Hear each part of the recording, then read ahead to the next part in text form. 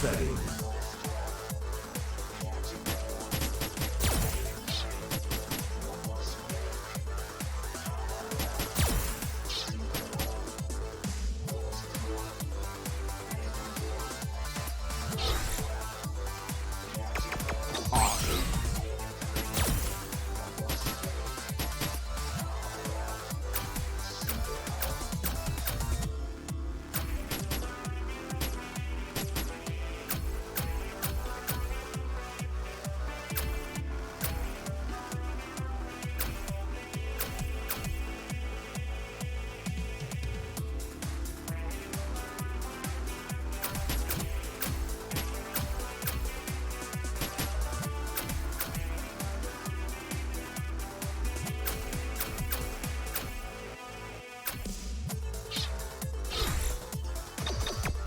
Battle Lounge.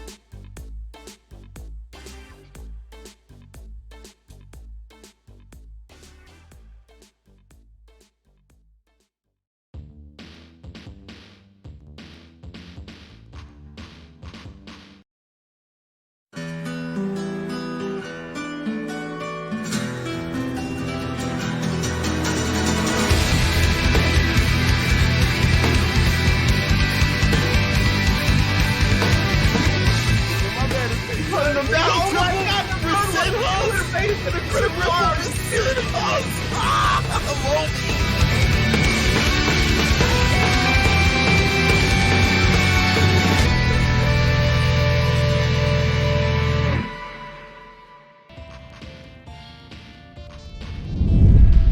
If you enter, like, shows isn't anything else. Ah. We're live. Oh, let's go, people. Saltmine League with the spice that ain't so nice. We got something different on the menu. CPT, WorldWarrior, European West, bro. We about to see who's going to get the qualification spots, at least on the dot, as we get through and through the months. But take you through the action. First of all, it's your boy St. Cole, but more importantly, I'm joined with the homie, Shivs. Dog, how you doing? How you feeling? I'm ready. I'm actually so ready to see 5 weeks of, well, this is going to be a crazy 5 weeks for every single European and every region in general in terms of the WorldWarrior event. If you were like me and your CPT qualification had already passed and you were thinking, maybe that's it. Now you've been given a second chance and there's new life breathed into the game. So, yep, it's cool. It's cool to have this opportunity with the WorldWarrior. Yeah, shouts for Capcom. I feel like it's great that they get to highlight all these, different regions and things like that, all these players, especially on such a big stage that is, not just the Capcom Pro Tour, but on Saltmine, kind of splitting people up a bit. You get to see more of the players. And speaking of one of those bigger players, we have, for many people who know this person, Takamura, the god, the Ken Akuma god in the bracket, where I think there's many people's pick to kind of do it. But also Ross and a few others that, maybe are quote-unquote lesser named because they're maybe not as consistent in tournaments, or maybe not even just placings, but just, showing up. But just, they're not out as much, but they're still out there. They're still strong, so you're going to still get some good competition out here. Do you know what? I think this WorldWarrior happening before their actual qualification event as well is going to be interesting, because let's say Takamura's in a prime position to qualify. Maybe he won't feel as pressured in a position like in the qualification event, and that does change for a lot of players as well. I think a dark horse in this is going to be Geeck-O. I think Geeck-O is a very strong. I know he used to play Jury, but now I think he's exclusively playing Kami. Geeck-O is very strong. I would say if anybody is going to rival Takamura in this entire WorldWarrior event, I think Geeck-O would be that person. Ross is up there too, and then we also have Garnet, which is like the young gun out here that has been doing a lot of work with Bang, actually been able to kind of go toe to toe with Geeck-O. So definitely interesting to see how they operate. And you bring up a good point in the fact that they have their qualifiers coming up. Do you hold tech back? Do you hold that back to not get got? If you pull out just the Akuma and then qualifiers come through, you say it's Ken all the way, baby. I'm going for the top tier shoulder out here. Or do you just play everything like Daigo and say, well, maybe. You know what? That's the thing, is having 5 chances means you get to try certain things out, but also the momentum early on is really good. So like last week we saw Ender Walker take the first CPT event for the UK. And that's like put him in a really good position, because if he doesn't have a great weekend, like say in the next or the weekend after, he's not immediately feeling that pressure of, I might miss top 8. Because now he's in that position where he's leading the pack. He might even decide, I don't want to play Ed in the next event. I'm going to play whoever else I can play. I play Ed, but I don't really know who else he might bring out. Right. Yeah, that's actually a good point. So, Indian Walker, if you want to go a little bit easy, is that what Shift's saying? If you want to go just a little chill, go, 11 and random select. I don't think you can do 11, but if you want to random select, you can do that. You just want to just feel things out. You can do that. But you're definitely right. You can use some of these to feel things out. Obviously, you don't want to take too much time, but if you're in the top spot, you get a little more of that lax. Bert, I see you up in the chat, bro. Good luck to you. Shout outs to Bert. Hold it down for the Italy scene out there. I know that y'all had an event. What was it, like last year, I believe? It was something for Milan. It was an online event. If y'all do something like this year, let me know. I'd love to watch. Our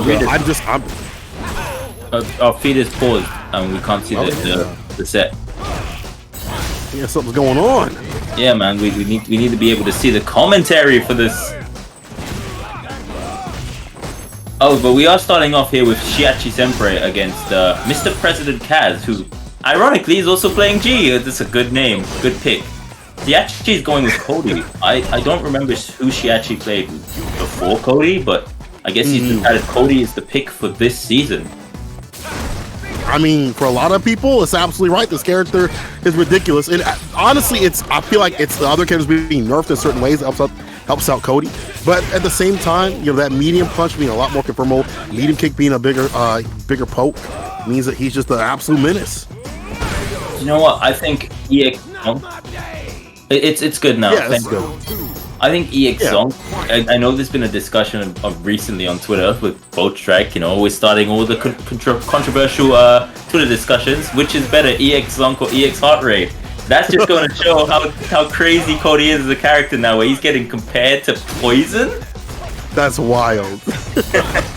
You get compared to like one of the top 2 characters, top 3 as many would say. Like, that's you're doing something right with. And that EX Zonk is so strong, as you see right here, applying the positivity plus frames. Oh, don't whip, get hit. Man. Sempre. See, actually, Sempre taking that first game very convincingly. Cody. And one of the cool things I like about this whole WorldWarrior thing in general and how they've split the regions is you get to see a lot more players showcase themselves and probably get that motivation to grind against players they don't get to play very frequently. So I've never heard of Mr. President Kaz, but he's getting his chance to play on the Saltmine stream, and he's probably going to get the chance to play against a lot of the high level players. This is a great opportunity for everybody involved.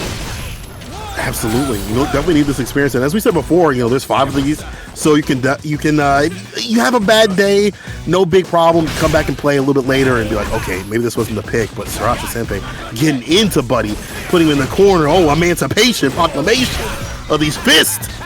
Yo, the stun, Cody does crazy damage and stun so quickly as well. That's the thing, you can't get hit by this character, and he has some of the best neutral. It's a bit Karen-esque in a way. The crouch medium kick confirm, of course. Yeah, that crouch medium kick more for like the plus frames, but he's got other ways to access the plus frames. Oh yeah, right here, caught in the corner. Oh my god, bro. Oh, G was activated in V trigger and everything, and it was just like, no, I'm Cody. I'm the V trigger character. You don't get to play. That's how you know that Cody is good, when you don't fear G in V trigger. Like, you don't have any fear of like EX slow, you have them caught up in the corner, you just pressuring them, you're like, it's my time to be top tier out here. I feel like G has been a character that I've seen fall off the wagon a bit recently since the introduction of V-Shift as well. I don't see very many G players over here, at least. I don't know what you guys in NA think of G. I think that Idom is one of the ones that thinks that this character's so good. Shouts to my boy, No Good Cessa, also playing the character, but right now I ain't gonna see No Good G, because it's a wrap 2-0 Sempre, moving on to the bracket with that fantastic Cody play. But, you know, back to G though, I still think the character's good. You just have to play neutral now. Like, you can't just rob people and rely on people on V-Trigger, and that means you can stock up with the presidentiality, which we didn't see in Cody. The least set off the table. The EX Zonk knocks you down, and it's so easy to access that tool. So, I think in that matchup as well, G's fireball nerfs would probably make a big difference, because now with the recovery on that, I'm guessing Sway with V-Skill 2 is just a very viable option against it to go through and get a big punish now. Yeah, you know, lingering a little bit too long, and I'm assuming on block, it's pretty minus on block. I'm not sure what he can get at some ranges, but it's still like where you used to be able to kind of throw out that fireball a little bit airlessly. Now it's like a medium into light ruffian into Oki into like you're holding a lot of Cody pressure. And again, Cody, a super strong ass character. Not that G isn't, but he's a good character. Sempre been a good player for a while. I believe they've been streaming for God knows how long this game, taking multiple characters up to Grandmaster, stuff like that. Finally getting the tournament scene, so shouts to them. I believe they might, I don't know if they're streaming right now, but they do stream quite a bit, so catch their content, give them a follow, give them some love, and we're going to give y'all some love in terms of hitting up this match arena. I need y'all to contribute whatever you can. Make this pot pregnant. I want to see this thing 9 months. I want to see this thing launching. Hey, let's go. Hey, yo. You gotta be sus on the Capcom stream. Can't take Saltmine, baby.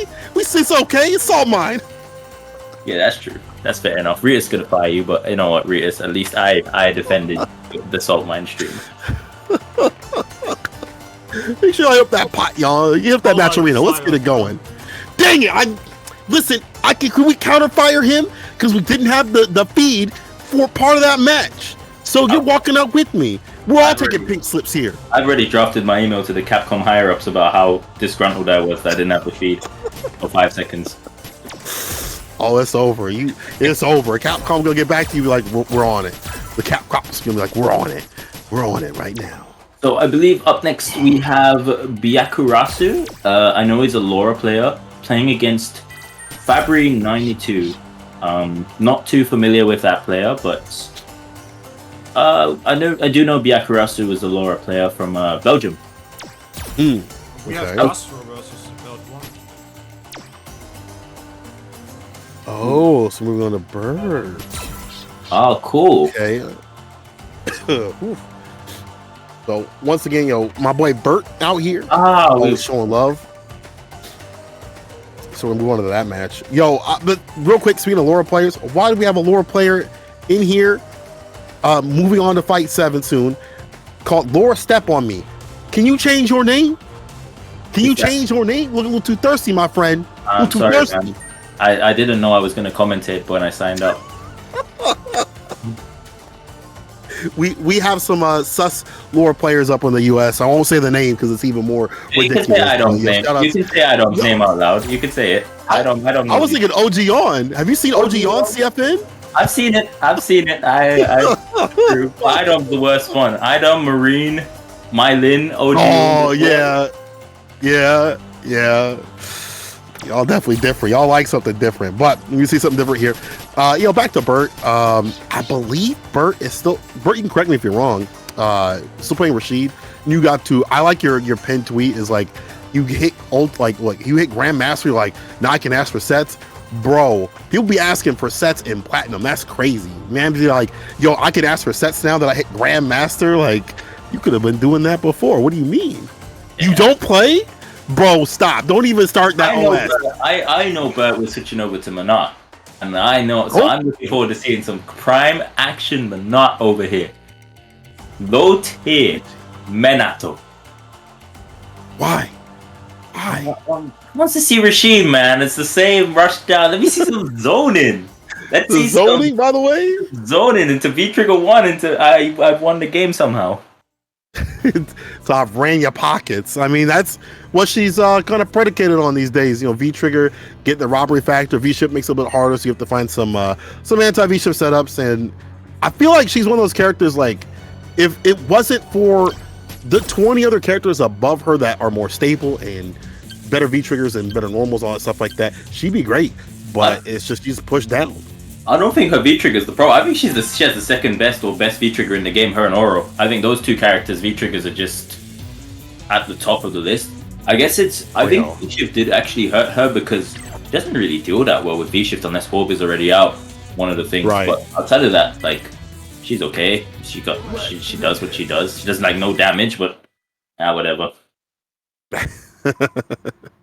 Why should he play a really bad matchup? Listen, sometimes you want to play to the crowd. Sometimes you want to play for the fans. Maybe that doesn't get you, money, but what it does is get you a lot of admiration. And I'm just kidding. Play the strongest that you can play in your repertoire. Yeah, Rashid against Luke. I don't blame this man. I'm with it.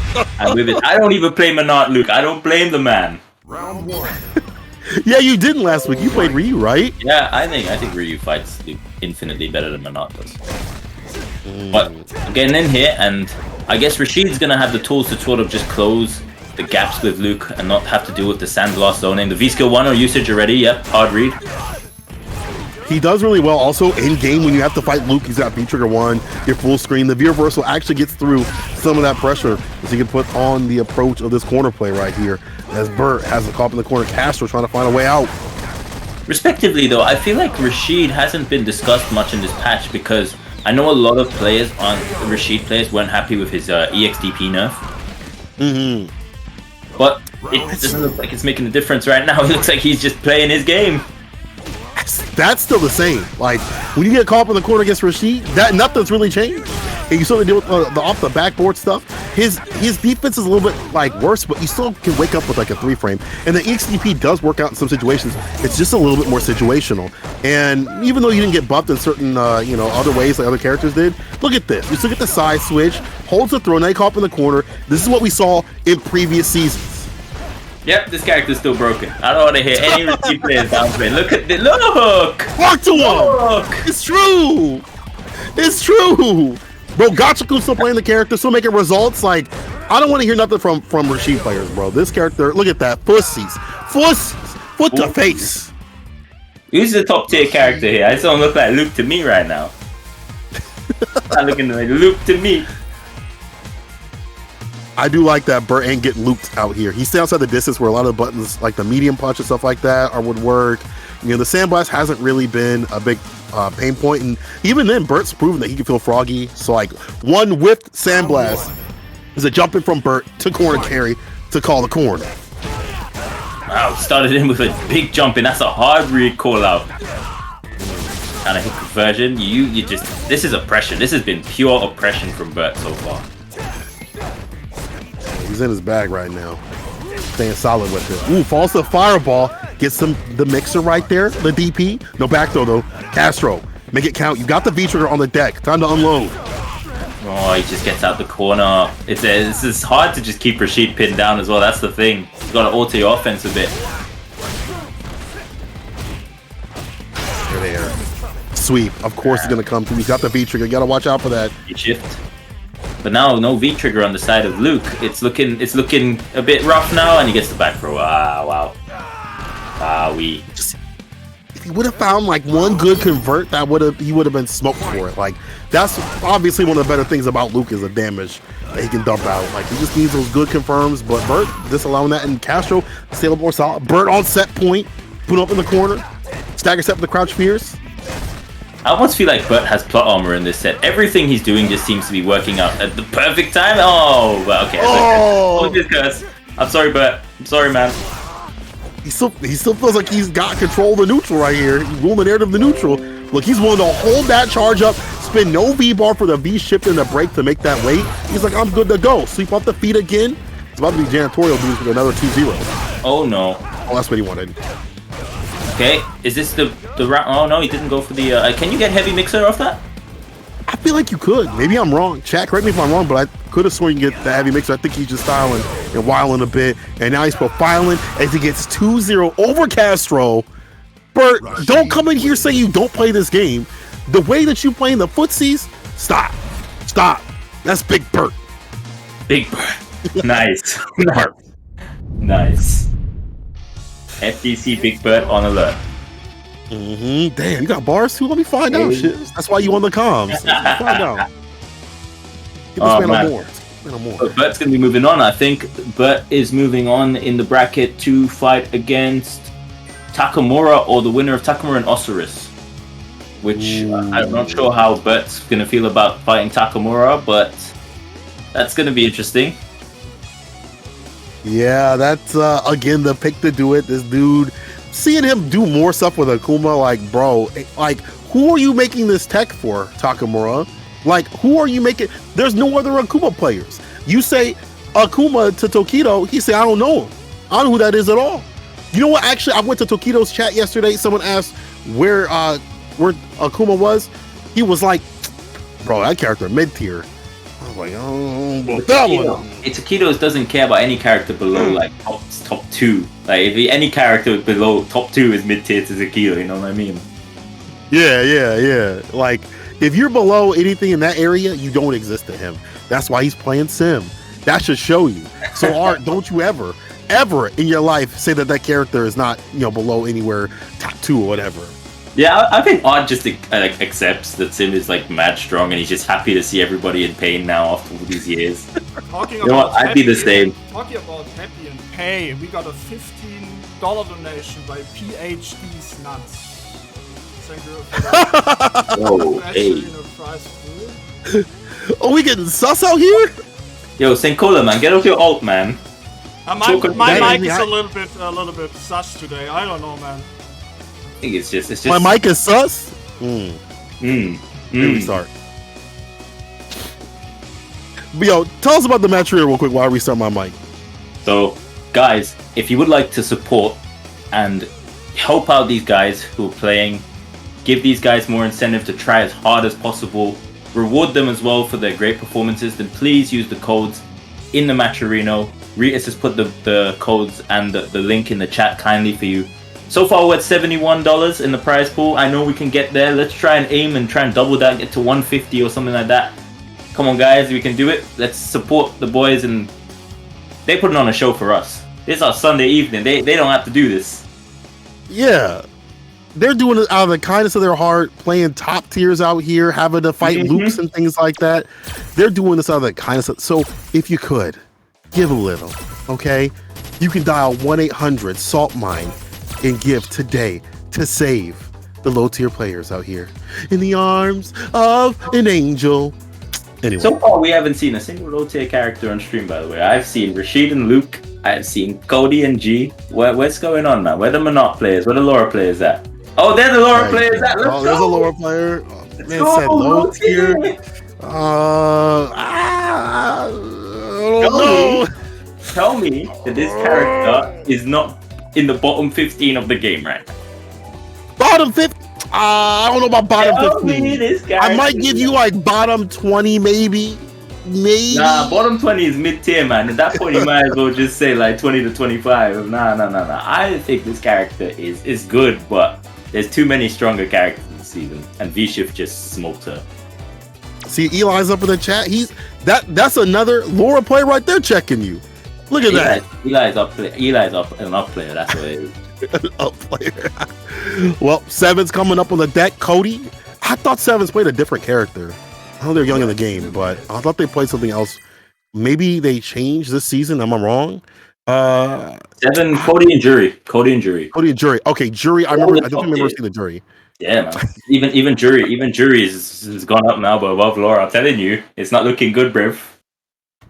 Hey, a lot of people. I mean, Cody shut up a lot, and I think that partly has to do with people understanding how to play them. Like Cody's neutral is kind of different than other characters. Yeah. Dealing with Zonk and stuff like that. Zonk switching is like something that you have to have. You want access to the big boy damage, and it definitely takes a while to kind of collect yourself with the character. That's why you see people who are playing the character have been playing for a while. Like Momochi doing work, and John Takeuchi, all of them dudes definitely did work before the buffs, and right now, Seven's like, let me pick which top tier I want out here. Let me go with the Jury. I'll take the Jury right now. Jury does a lot better against Laura than Cody does. Like, I don't think Laura specifically beats Cody, but Jury definitely is one of her harder matchups, in my opinion. I agree. She got the neutral really well, and the light fire was very good against Laura. A lot of answer tools as well. Having a 3-frame, being able to be reversal, and also being able to give some love to an anonymous gifter, dropping the big 5. I see you coming through. Let's go. We showing love to the Saltmine. Oh, wow. That was a rapid first round as well to just sign off the 5 gifted. Jury's a crazy character this season. A shout out to Just a Kid as well with the big performances of this character, showing how broken she is. Thank God. I mean, he was never one to cap the character. He always thought the character was good even before the buffs, and now she's a lot more consistent. The fact that like Pinwheel leaves you for that strike throw mix-up is such a good thing for like mid-screen. Like I feel like she can access damage without having to stock up as much, and now when she does stock up, she's got more damage. You cap though for sure when you say Just a Kid ain't the down players. You mean Jack, the Seth, and who else was he playing? Rashid, the Seth Rashid player? That I guess that's true. He did make videos saying it was good, but in the US we had a lot of cap stars out here. Seven's showing you why the character is so damn good though. Look at that strong performance. Yeah, looking very strong so far. I don't know, I haven't seen Byakurasu as I don't know how active he is at the moment on the game, but Seven definitely is someone who's very, very active, plays a lot of the game, very strong player as well. What do you think Byakurasu has to do with it right now? They kind of get steamrolled. What's the best option, like especially round start against this character? You kind of, as Laura, the game is lost if you let her just level up and get the space to get those light fireballs and her strings, and because she has better normals than you. So you need to be on her from very early on in the game, and this is what Byakurasu is doing. He's not giving her the opportunity to just start playing the game. He's getting her life down out. This is where things can turn though. Yeah, unfortunate my situation, allowing Sevens to get stocked up, locked up and loaded up, came through out a fireball. That B skill flashing, showing you that you don't even throw out a clap like that, but Sevens sensing the hesitation. And the corner carry is so good as well off Jury's V-Trigger 1. One more touch. I like that. You can't throw out the fireball for free either. Yo, he didn't take the +2 after the EX shoulder. He went for meaty stamina kick, and Seven just woke up with crouch medium kick. He just said he knew he was gonna just do something not legit. Yeah, you can't be backing up your plus range. You done spent the bar for it. go in. But again, maybe that's part of the hesitancy that we see from Byakuya. Like just the fact that I feel like maybe too many minus frames right here, getting punished for things that they shouldn't, and then easy dashing gets caught from sevens. He knew what to do. I think, at least from my experience as a Laura player this season, even when you get in on a character who has V-Shift and an EXDP available, it just feels so intimidating at times because you just don't know what option your opponent's going to go with, and you just end up trying to be as safe as possible. Just get that reward. Hold on now. V-Shift, look, broken mechanic. Idom was right. I'm telling you, Idom was right. Idom has never told a day in his life except about poison. Grappling players, of course, would hate that mechanic so much, but I praise it. Woo, what an anti-air right there, and the two-piece. You know what? You praise it. You praise it, and that's the reason why Sim and Poison are top 2. That's because you praised it. No. You praised it.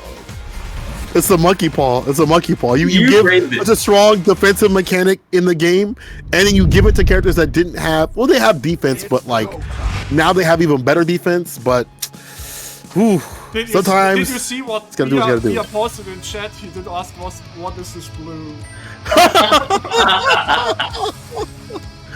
What do you mean? This is the first time you picked up the game in this season? Welcome to V-Shift then. Brookie, read the manual. You know what Eli is saying? Oh, you've got to see the pattern. We have actually an emote to answer this question, though. Here we go. And it's Ed too. Like Ed would ever use. Well, like Ed would ever V-shift. They're too busy. Oh, that's Ryu. Oh, I couldn't even see. I see the blue on him. I thought that was 11. I'm not gonna lie to you. I thought that was 11. Maybe I'm blind. I guess we're leaving together out here. I guess we're leaving together as we were trying to commentate some CPT World Warrior stuff out here. European West. Yo, Cosmic, I see you. You have 5 hours of Street Fighter 5 in the last 3 hours. Well, 5 hours in the last 3 hours. Months. You probably mean years. Yo, nah. What to say? Dude, 5 hours and 3 hours is kind of OD. You know, I don't think I've ever played that much. That's actually breaking the laws of physics right there. Dang. I think we need to make that a quote in the Saltmine that he has 5 hours. Give me a sec. Give me a sec. We need to do this. Yo, why you gotta be a Laura player to do that as well, man? It's making us all look bad. He was grinding in his sleep. I love that. And he's just dreaming of setups and things like that. But Seven's a little bit too strong. Moving on, jury player, showing you what to do with that character. Can't wait to see how they stack up against that top spot as we move on in the bracket, bro. But make sure I tweet this out. We have 277 of y'all. I know that there's some other stuff going on, Street Fighter 5 style. Like, there's top going on for Japan and stuff like that. So we appreciate y'all being out here. I promise you'll get some good ass action. And I can't wait to see what Takamura picks overall. I think that's like the marquee matches are definitely going to be Takamura's and Rass's. But we're going to see. Oh, man. Oh, you just got quoted, bro. Bruh. That's actually. Nah, Rios is too quick, man. That's way too quick. Literally too fast. That was too fast. That's a consolation prize. You get to play in losers, but also you get a quote. So you definitely won something. You definitely did win something. Oh man. Do you know what? So good. That's a double L for him. He gets quoted in chat and it'll be immortalized forever. And he had to play that 9-1 matchup against his favor. 9-1 matchup. It's just horrible. It's horrible. Terrible, man. So you can look at me however you want. I said it. 9-1.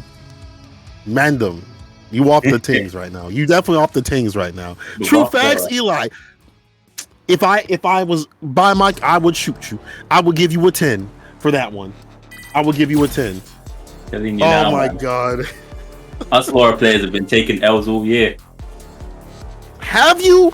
Because I seem to remember a Laura player winning Combo Breaker in CEO. That's I remember a Poison player winning Combo Breaker and CEO, but it depends on how you watch the stream. If you watch with your eyes or your heart. I definitely was watching with both, and I definitely saw Laura come up. I saw Laura quite a bit in the pools. Also, I'm saying. But the pool play, you play pool play with Laura. That's fine, isn't it? You got to get the quick dubs out of the way while everyone's sweating and waking up in the morning. They probably don't even remember what their V-shift input is. 5 years of muscle memory to rewrite. Then you play Poison when you get to the real side of the bracket to finish up the job. I mean, she's still doing the damage. That to me sounds like a mid-tier character, not a low-tier. You're right, actually, Eli. I agree with Eli, and I agree with both of you in terms of like the matchup being pretty bad. Like, it definitely looks like one of the worst matchups, like in terms of getting anything started. So, I think as a Laura player, that's my least favorite matchup to play, though. To be honest with you, Jury Laura. Damn, the whole game. Yeah, no, for Laura, just for Laura in general. For Laura, yeah. My least favorite matchup to play in the whole game is Boxum or not. I'm good. So next we have Xeven versus Eurospin GambaNera. Gamba. I just saw AKA Jones in the chat, and now we're about to see some Ken Masters. And if you guys know about AKA Jones, he is the #1 Ken down player. #1 Ken down player. How can you downplay this character this season? I remember I was on Discord with Jones like a week or so, no, a couple of days ago, and he's like, right, outside of the back throw, what does Ken even do that's good? And I sat there just like so angry for like 20 minutes before I could answer, because he said, what else does Ken have that's good? Bro, no shot. My boy was saying some wild stuff. I know your ass did not also participate Rebel Kumite knocking heads around with that Ken and say, look at people will say, yeah, my character, he's not that good though. I do think Ken players are probably the biggest down players on the whole though, in general. You actually might be right, but what's wild is Jones, you can't downplay that character anymore. And here's the reason why. I haven't heard my boy Chris T talk about Ken's inconsistencies in a long time. That's how you know that character is messed up. That's how you know that character is too good. Oh yeah. Ken, he's probably the best shoto in the game right now. Oh wait, I'm seeing Dan? Okay, Ken sucks. Is this for the downplay? Gamba. Okay, Ken sucks, bro. Ken sucks. Okay. I will say I had the privilege this week for the first time of playing against a real Dan, a Kainu's Dan, and I didn't understand a single thing that was going on. And this character's crazy. Honestly, he is. I feel like if you don't know the gaps and things like that, and they're so good at hiding those gaps, and the character additionally is so good at sticking to you. You're not doing a lot of damage, he's sticking to you. He's got a lot of ways to stick to you. It's hard to like fight back, and then all of a sudden you're just dead after like 6 combos. I think this is the first character in the game that after a set, you literally have to just go into training mode, pause every couple strings, and just look for the gaps of what's minus and plus, because depending on the range he's at, it changes a lot of the frames for his Dan kicks and how you block it. It's very, very weird character to fight in general. You know what's also weird? Akram going with V-Trigger 1? I'm not seeing that. I know they've been buffing it season after season for good reason. Ain't nobody using that. But I'm curious to see how that option works out. I think we saw one at CPT also recently in South America. And maybe they're just comfortable with that option, I guess. Maybe because Dan's not so fireball heavy as well. He doesn't need the V-Trigger 2 to go through projectiles the way he does with V-Trigger 1. He can just kind of throw out to get in immediately. Actually, V-Trigger does that as well. I can't justify this. It's strange. Eli says, this is like V-Trigger 2's drain so fast, but I feel like the corner carry is what she's really looking out for right now. You're looking out for that crouch fierce fist to face put him in his place with the EX finisher, the Dane hands on the man. Gamba doing something with the kind of working with his Dane. They actually kind of looking pretty crispy. Yeah, Dan looks really good. And one of the things I learned from fighting against Dan is he actually, no meme, can get 3 to 4 or even 5 V-triggers around with that. The way his V-skill 2 cancels work, and the fact that he has a 1-bar V-trigger. Sometimes you hit Dan with a B&B and he just got V-trigger. So character is a bit scarier than you'd think. And that also plays into his defense. I let him V-shift a lot more, access to defensive options a lot more. Yep. But here we go, corner carry. He's getting scary. Well, my man ran with the heavy kick. And as you said, already has the chase down. Hold up, Gamba. Bro, already ready with the Dan kicks? Oh boy. Plus frame. Oh right, so he blocked that standing, so I believe that makes it minus. If you block it crouching, I believe Dan is plus. That's what I've learned about fighting Dan so far. That crouching kick, meaty with it off the fears. Oh, Dan. This character is actually real in this game. Great V-shift. Get some distance. Great life on the side of Akram. I would like to see Careful now. Akram test his anti-airs a bit more, because I feel like Akram's losing quite heavily on the ground, and I don't know how much GambaNera is looking out for the aerial approach. So it would be interesting if Akram put that in his head as well to try and close, or just change up how he plays. But so far, Gamba looks very comfortable when he's on match point. Seems like just having an option, that Dan kick already going over the cross knee kick. But Akram has these good round starts. Like, he does a fantastic job of putting Gamba in the corner. It's just we see ways out. There's the back heavy kick, crush count, wicking up with violence with the jabs.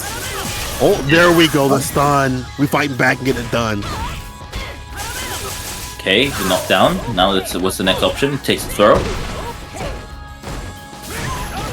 Okay, this is the EX out.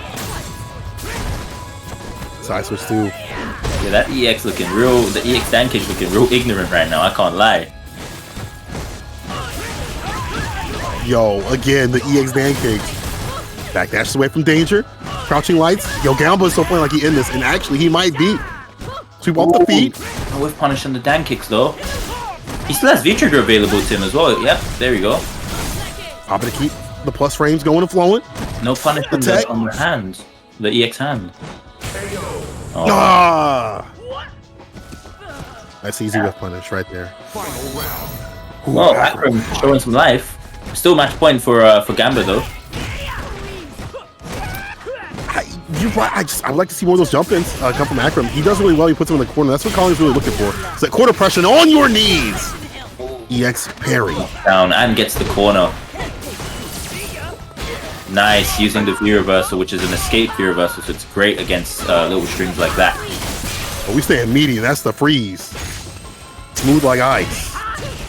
Back heavy kick. What we got? Ending it with the target combo. V-trigger wakes up with violence, but now Akram putting him back to sleep. And you know how Akram won that match? He said, "I'm gonna stay meaty with it." I saw so many crush counters on wake up from Gamba. And honestly, he's been getting away with wake up light punch for free. So like, that's the cool thing now though about this set, is that now that he's established that from a defensive perspective that he's meatying every time, he might just introduce V-shift and EXDP. That's also the first not 2-0 fight today. All right. Yeah. We fight back. Let's go. Having a DP is such a good defensive option though for like this kind of situation. Look there now. There's a V-shift. Talking about how you get that V-bar so quickly back. Look at already building that V-bar back. Bro, he did one combo, got the V-bar, stocked up and locked up for more defense if need be. Wow, that light DP just came flying out. Welcome to EU. You weren't even anywhere near him. He wasn't even near him and he just did it light DP, bro. He believed, man. When you believe, you can make magic happen. Just like this, a finesse. Oh, he didn't finish the combo, bro. Too far out though, Yo, EX. I'm gonna go as far as to say that DP won him the round. The mental damage was done. Round 2. Emotional damage.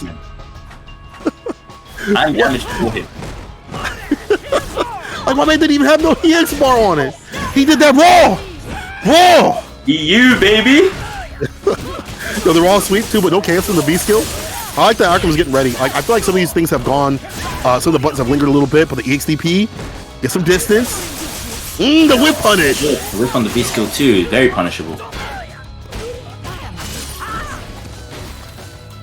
Yo, the crouch counter again.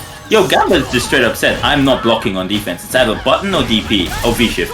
There is no blocking." This is definitely the most European player I've seen of the day so far, and I love it. I'm here for this. I'm not in this tournament, so I can now just watch this with my water in my hand. I mean, it's a dangerous thing. Even like a person two, you don't know what they're gonna do. Like, this person can be like, "I'm here to ruin your day," but Akron staying solid. Oh no! As soon as I say that, crouch fierce V skill cancel. Gonna be a punish. No, didn't get the timing. Answer back with the EX hands.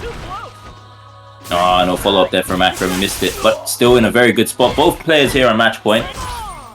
V skill 2 raw and then parry raw. Hey, yo, St. Cola, this is just. I have to tell you right now, this is the most swinging I've ever seen.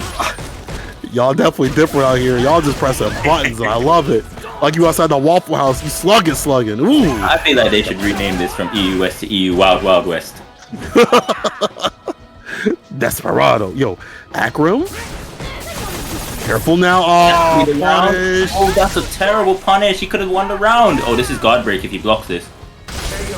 But he falls with the V-trigger fireball. We didn't time the jump right, and that's good night. The way Gamba approached was almost checkmate because he couldn't jump. He would have got anti-ed, and he neutral jumped into the fireball. Couldn't block it. He would have got guard broken. GG's. Shake my hand. What was the? Where is it? Our Gamba. That you are the sun, that DPEXP sacrifice. Come on, Yellow, your pressure is done. As in lounge, so it is in rank. Give us today our daily confirmation and put us back our EX Tatsumaki EX, just as we also pass them on our adversaries and do not abandon ourselves to yellowness, but deliver us from stun. Oh, you got too much time on your hands. That's honestly. wild. This is where the touch grass statement comes into play heavily. You need to go outside, you touch some grass. Never full of that. Go outside and touch some grass. Gamba, you one of my favorite players, and I like the fact that you didn't switch. You stuck to the Dan, and we saw seeing Akam find some punishes, but a little bit too late. I think V-Trigger 2 is still good. Like, it does get used up a lot, but your purpose with V-Trigger 2 with Colleen is to put them in the corner. She still has some of the best corner pressure in the business. Like, so it keeps you locked down with the air throws. Her buttons are fantastic and damn near brainless still. The rewards that you get off the crush counters are still fantastic. You're not spinning V-Trigger to rob the mid screen. You're just trying to put them in the corner.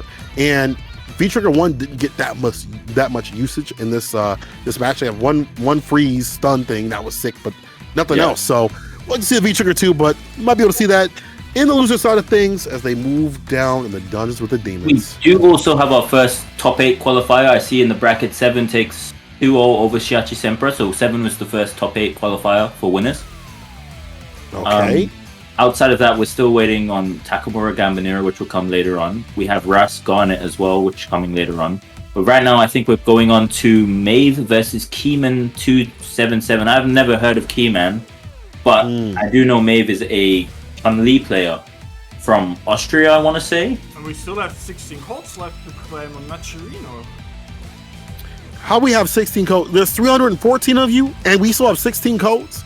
Can you do me a favor? If y'all put in the codes, everyone that puts in a code, me and Shivs will bless your next match. Ranked, money, it doesn't matter. We will bless your next match. If you don't put in the codes, we will curse your next match and you will lose your next match. It'll probably be something important like a CPT WorldWarrior thing or whatever that you're trying to get through, and you go down and loses immediately to some gold. Do you want to be like that? No. Then claim them damn codes. Yeah, and if we get to $100, we pay out the top 2, and if we get to 150, we pay out the top 3. So it's up on you guys in the chat to make this happen. I agree. You guys should pay out the top 3. I think that's a good way to go about it. And stop making up these damn copy pastas and claim the codes. It takes about 5 minutes to think of these copy pastas and 2 seconds to claim the code. What are you guys doing? Yeah, look at Cosmo. He's trying to look out for me. You don't want us to be fired? Claim the codes. I'd like to keep my job, okay? I have kids to feed. Odin to feed, okay? Please, claim the codes. Shiv's got to go out on another date. Dog was out last night on like 5 dates. Yo. You want him to go empty-handed? Don't let it happen. Why are you exposing me on big Twitch, man? Come on, man. Yeah, I gotta be careful because your dates might be seeing this and be like, oh, that's why you left at 10, and that's why you left at 3. Hey, that's okay. It's okay. You gotta do what you gotta do. Oh man. Well, next we have. It looks like Karen versus Chun-Li, so more top tier. Yes, I love it. This is what I've come to see. Well, to be fair, we had Dan on stream, and Dan's definitely not top tier characters. I don't know the way that Dan was playing, dog. I just feel like we need to revisit that character a little bit. But as you said, Chun and Karen, both still strong characters, especially Chun-Li, who was still brainless. I remember when Fierce got nerfed and they dropped the patch notes, and the Chun-Li player was like, she can't be used anymore. It's impossible. She's dead. She's dead. No, it's you just use the button better. What if you just didn't whiff the button and intersperse it in the middle of your template of buttons? I'm glad you said that, because that is the same for the Karen players with the crouch medium kick. Oh no, I can't whiff this button for free anymore. I am dead. Karen is it. Magic way of puts it. That's wild. Oh my. So we're gonna see some good neutral here is what I'm expecting from both of these characters, right? Some clean nooch. No Gorilla Lee. I'm betting we'll see no Gorilla Lee. Oh, don't let that whip. You can get that hit with the crouch medium kick from the side of Mave, but does get the anti-side switch right there and the fireball follow-up. You know what's crazy? We just talked about the stand heavy punch and the crouch medium kick with recovery, and they both whiff those within 3 seconds with each other. Sometimes you gotta get comfortable, but yeah, don't get too comfortable. It might be smart for Mave to stay outside the distance and let that whiff again, because we've seen K put that out in their play like consistently. Here's a sweep activation. Locks him down. Nice. I don't know who. I think I've heard the Chun-Li wins this matchup from Karen. Well, I've heard Karen players say that. I don't know how much I can take that at face value, but I can definitely see this neutral being difficult for Karen, the way Chun-Li covers space with heavy kick and heavy punch, and how good she is outside of that as well. Chun's so strong this season. She really is, and this is one of those matchups where like you have to spin bar to deal with the fireballs too. So as we saw previously early in the round, the fireballs come through. Oh my God, Gorilla Lee with the fierce three times. Oh no, that button's bad. No. Where are your Chun-Li players at? That button is bad. Look, Chun-Li players wanted to just have one button work and just keep winning with just one button for the entirety of the game. And they said, no, you have to think when you press that button a little bit more. If you use 1% brain, now you use 1.5%. And that's a big problem, okay? There's no exclamation mark about Valmaster. I'd love to see Valmaster defend that. But, you know, we do have to see K stay on that distance to let that whip. That lets Mave just access that tool. Crouch the kick, spinning bird, gets the Oki, heavy kick, good blocks here from K. Oh, he tried to call out the tech or the V-shift with the stand heavy kick, but very good discipline here from T. Activation though. Bump the fireball, try to get meaty with it. Didn't get the last hit, but off that fierce reset, wants that one touch situation to do it. Ooh, went for the reset. And he gets taken out. Gets taken out. That's lucky for K, because he can move on this next match with a full stick of butter to cook with. Punish on the sweep. I think Chun can EX legs sweep on block. Pretty sure. I feel like that's like the easiest punch that you can do with Chun-Li. Ooh! A hit confirm? Is it CA? You don't even want the 10 codes and stuff. You just want to CA. Let man know. No bar. I'm gonna beat you without bar.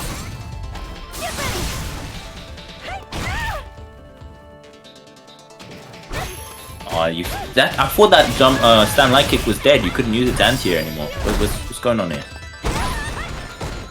It's looking pretty bad here now. Chun. Oh, Karen gets the hit. You might die. You might die. Didn't get anything off that crouching medium punch. That might have been close to sealing it. Sweep activation. K-Man routing it back with the EX legs. It's the back dash. It can't pass. Oh, that's over. That's death? Man. Wow. Yeah, she gets a lot of juggles from that. Chun-Li wins. Yeah, Chun-Li broken. Chun-Li's broken.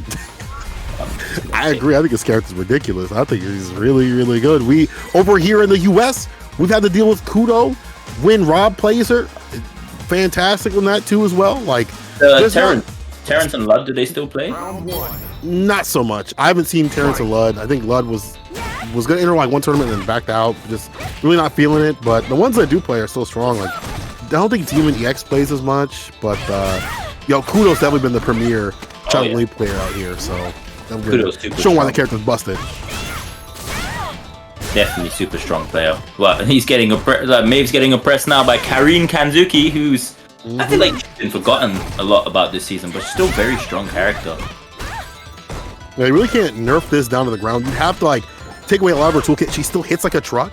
She still has fantastic normals. You just can't whiff them out like horribly, right? And even in this situations right here, he has been doing a fantastic job of not getting got until I say that. Commentator's curse, the minus. Yo, the heavy kick follow up against the V-shift. Yo, that's so He might sick, lose man. the round. Oh, but the meaty fireball whiffed.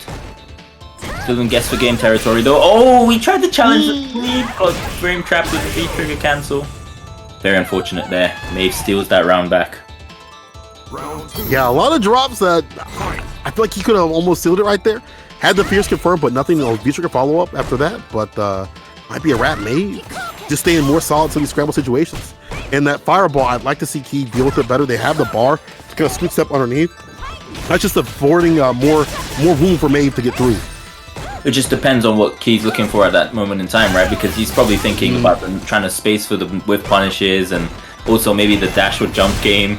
It's really hard to react to everything at once, but saying that, now he's got the V-trigger and he's making good use of it. First EX bust out of the set. Finally comes from Mave. He got to do something different. Oh no! Man. Only a back throw took the screen positioning instead of the damage there. I mean, you could have got Oki off the EX, Katsumi kicking the EX or anything like that, any EX legs. So either way, Mave looking strong, but the jump in cross-up situation, EX is he gonna puts make it on him in the throw. Wow, is he gonna make him regret not punishing the CA better? Mave's in a position to chip now. Yep. Oh yeah. You spin to win is definitely over. Right, that last hit to do it. No health at all, no V bar to go for the V reversal. Made the 2-0, but I will say that could have been a different way. That I'm looking at the different parallel realities right now, and there's one where Key brings it back from the brink, all from that back throw. We call that Chicago punish. We go for a throw against like a fat punish. You're like, oh, let me just go for the throw.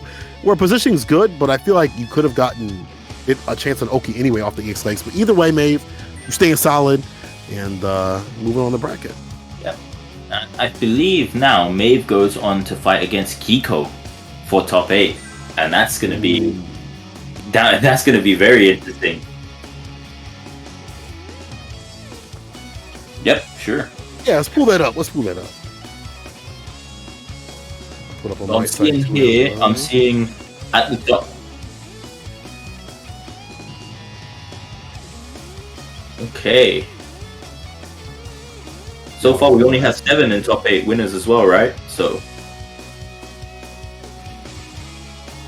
I mean, this tournament, like so far, at least the names that have been a little bit more known, the people that you expect to be in top 8 or positioned in the top 8, it makes sense, right? Sempre moving down after fighting 7, probably be able to make that losers run though, and a few other players that we didn't get to unfortunately see play. We'll get to see play a little bit later. Of course, we're all waiting for Takamura. We're all waiting to see how he deals with Gamba. We're all waiting to see how he deals with the Dan dog. Can he deal with the wildness of that Dan? Like that Dan was something different. My man was waking up with buttons. That man was waking up with everything. Not just, he's waking up with everything. But you were waiting for Takamura. I personally was waiting to watch Laura step on me. I'm very heartbroken. I am personally very heartbroken that Laura Step on Me has been eliminated from the tournament. It's a player name. Chill, chat. Chill. Yeah. Listen, I'm not saying anything to that person. I'm sure they're great. They just fought a lot of strong players. But it would be so great for someone to have that name and be such a strong player, like just so they can make it in the brackets. Okay, well, but that's the name of the player. There was Joey's CFN name was wild as hell when he had that displayed on the stream last year. So, it is what it is. Some would say certified freak 7 days a week. Yes, sir. Yes, sir. Oh man, I see a lot of the people in the chat coming through for their homies. Shouts again to Capcom for putting this on WorldWarrior. It's good that we have more of these qualifiers, so we have more representation at CPT. It feels like it's for the last year of Street Fighter V. It feels good at least to have multiple regions come together and converge to fight it out. It may not be what y'all are typically used to seeing, or maybe you want to see at first. But I feel like the variety is going to be fantastic. It's still going to be fun to watch. And hopefully a lot of these players also get to go out to EVO, get to go out to other tournaments. Everything's opening up again. I'm going to be at EVO. I definitely want to see a lot of these regions that keep saying that they're better than other regions kind of fight it out.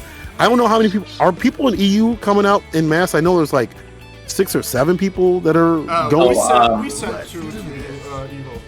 Yeah. Yeah, it's RE2. And MQS is going too as well. Yeah, I believe so. I believe Problem X is going. I think St. Cola did tell me that he was going to fly me out on the SC Shivs.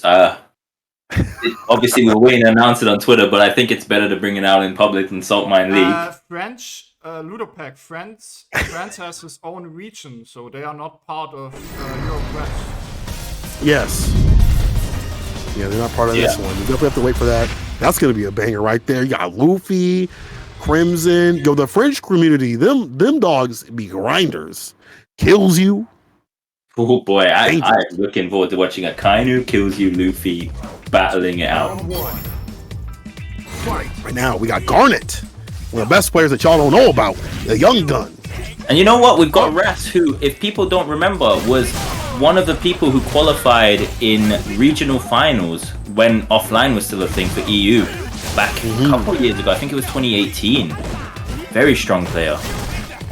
It always has been, and even when they take breaks, they still come back very, very strong, smoking like people who do not take breaks. It's actually kind of wild. So these have like that good mind for fighting games. And Rog, even though he's been like slightly nerfed, he's still so good this season. Don't let nobody tell you different.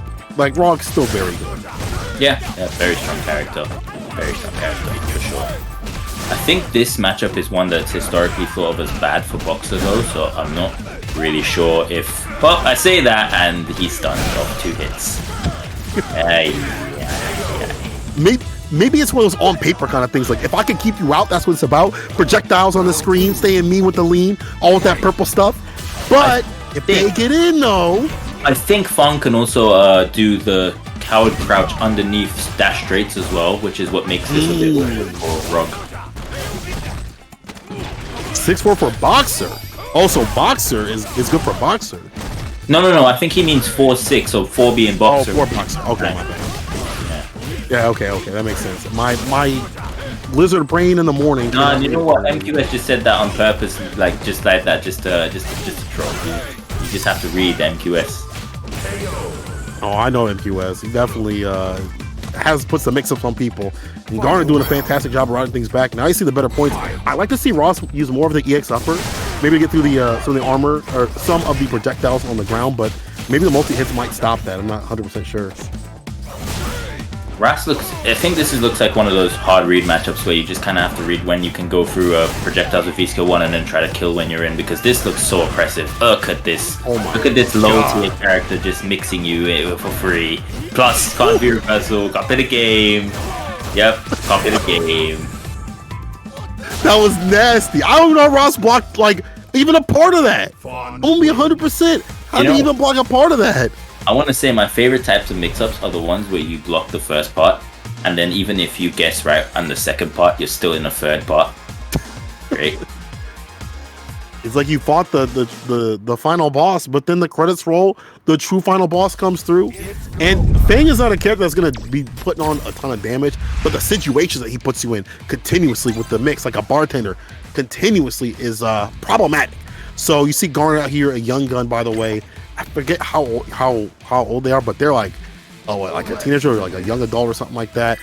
Making it work with this character. I'd love to see Garnet travel. We talked about how one of the other players, Geeck-O, out here, they go even with them, and that person's pretty considered to be top spot out here in this bracket too as well. So you see why. A lot of the mixes, a lot of good neutral, and Ross not able to get anything going. I wonder what the options are going to be for defense. I want to see some more attempted V shift. If he's going to switch to V trigger 1 as well, just to get the corner pressure quicker. Oh, he's going to Evo? He's 19? How are you 19 and so good, bro? I'm 34. Yeah, V trigger 1, V suffering. We saw the V trigger 2 give him some like quick stun in the first round, but after that, it just didn't pay off for him at all. That's true. Ooh, overhead. Definitely helps out.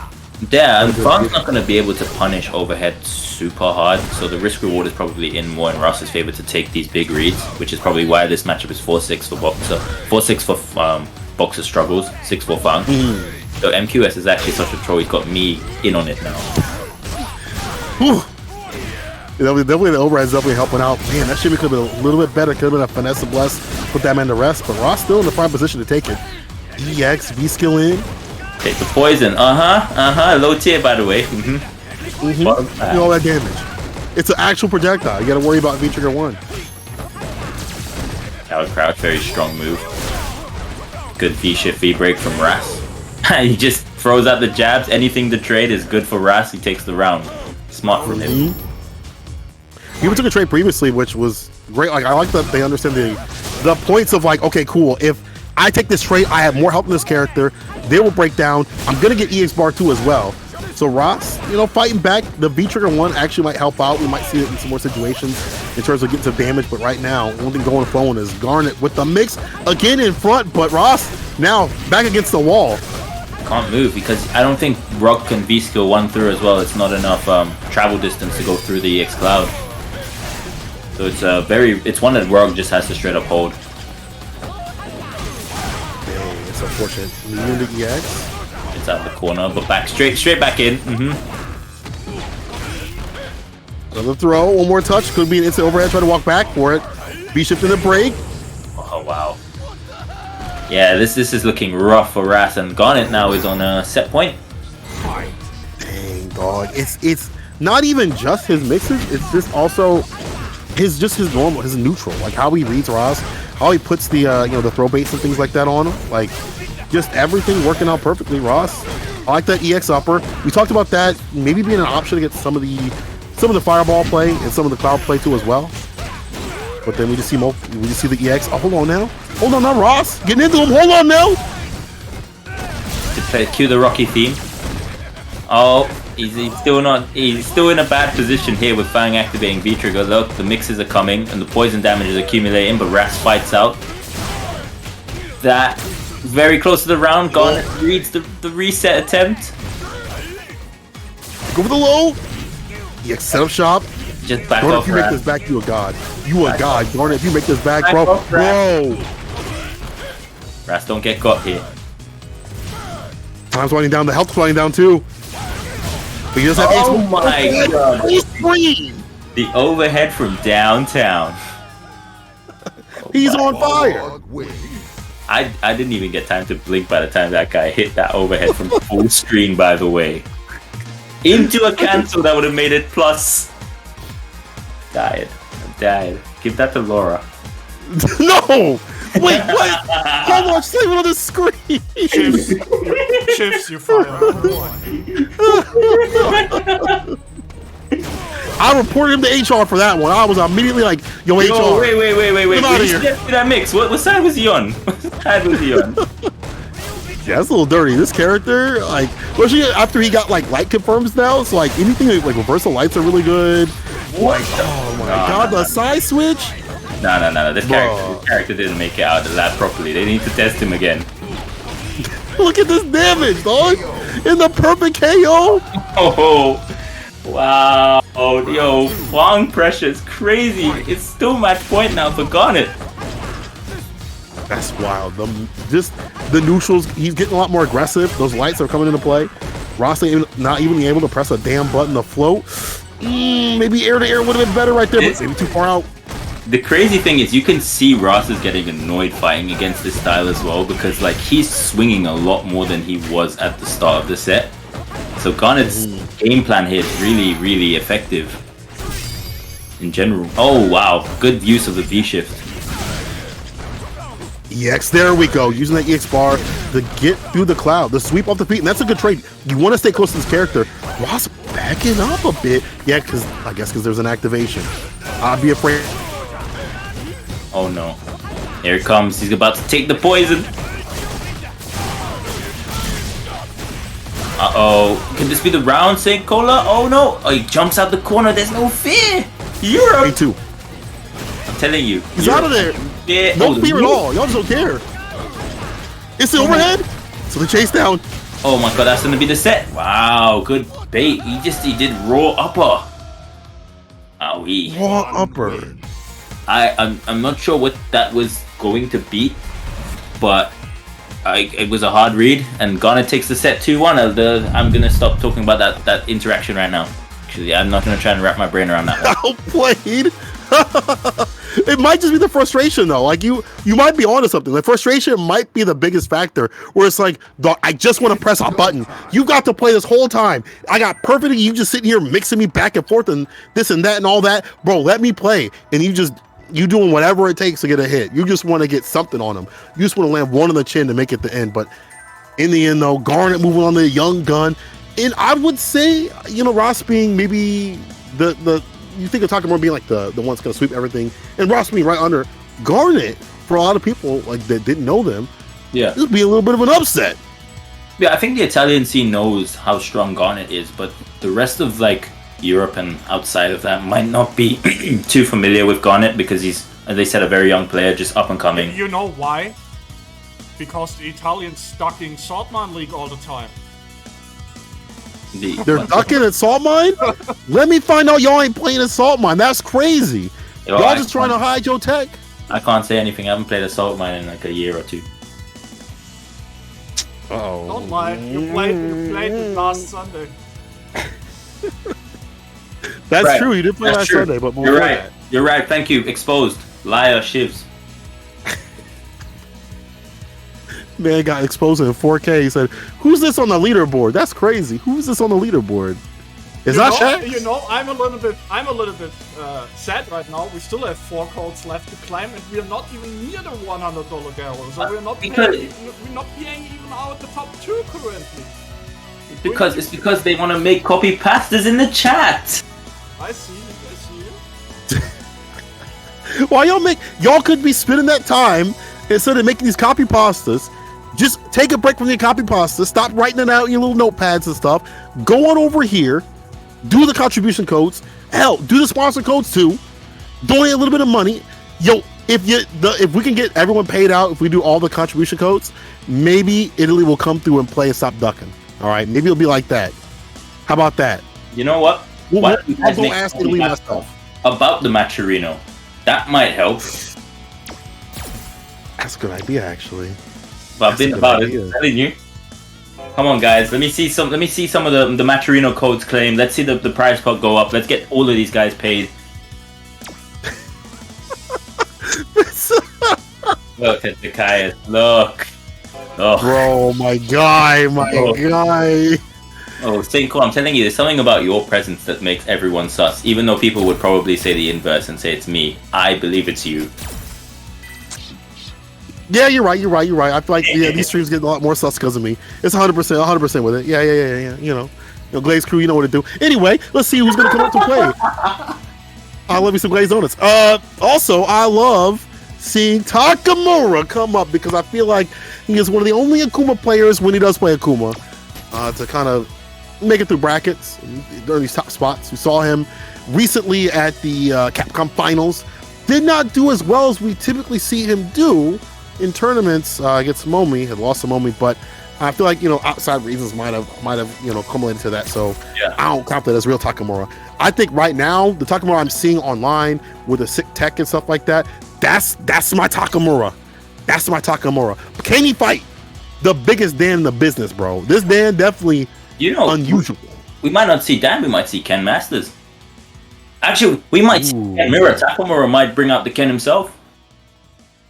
That's true. But dang, I hope you don't. I will say that I'm very much looking forward to seeing Takamura compete again.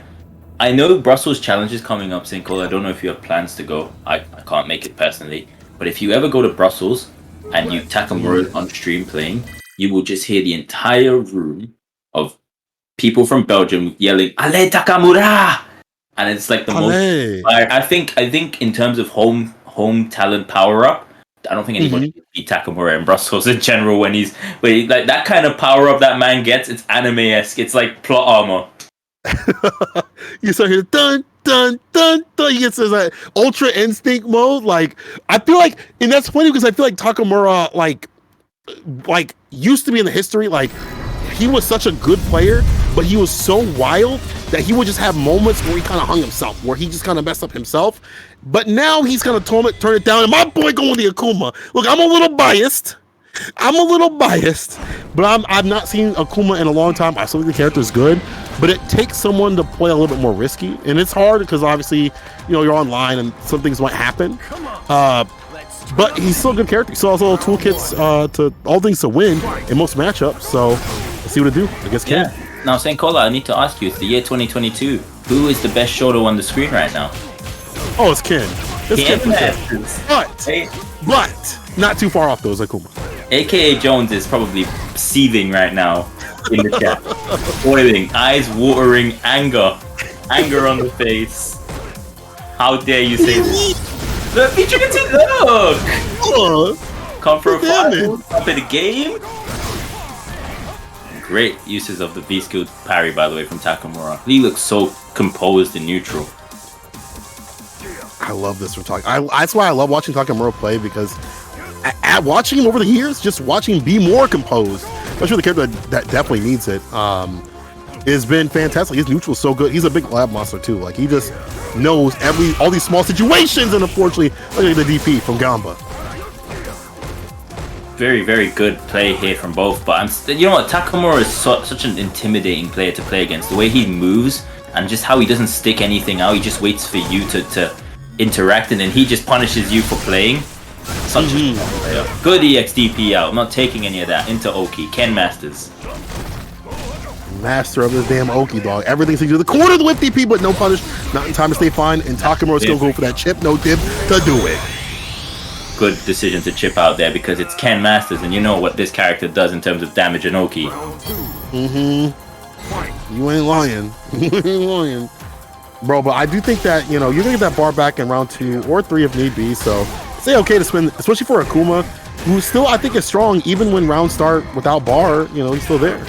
Oh, you thought, Takamura, you so nasty. What are we doing there?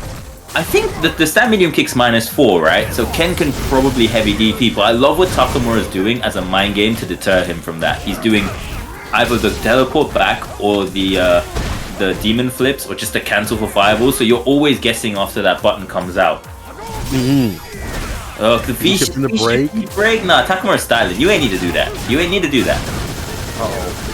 You be styling when you get caught up in the corner against Ken, though.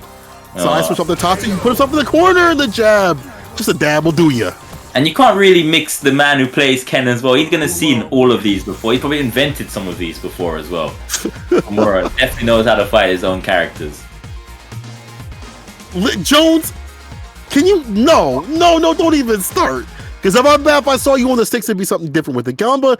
They'll be taking some risk and not winning the reward. And will we see the Dan, though? Are we gonna see the switch to the Dan? Nah, this is just adding fuel to Jones's fire that Ken is not good enough, though. He's going to switch from the best shoulder in the game to Dan, the worst shoulder in the game. Ken's clearly not top tier. That's Jones. I can hear him. I can hear him in my head. We need to look at the chat. That's literally what he's saying. I can hear him in my head.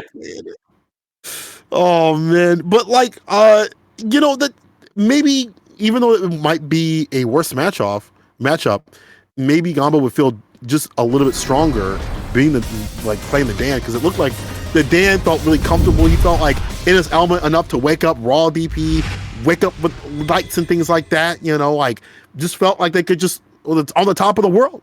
So might be seeing a switch here. We gotta, and it's still the kid. And he just B trigger 2 V skill 1. Maybe he just wanted a moment to think. Oh wow, he's been making those DPs with a lot, but he's not been taking full advantage of them. Now we gotta do something about that. That's free damage on the table.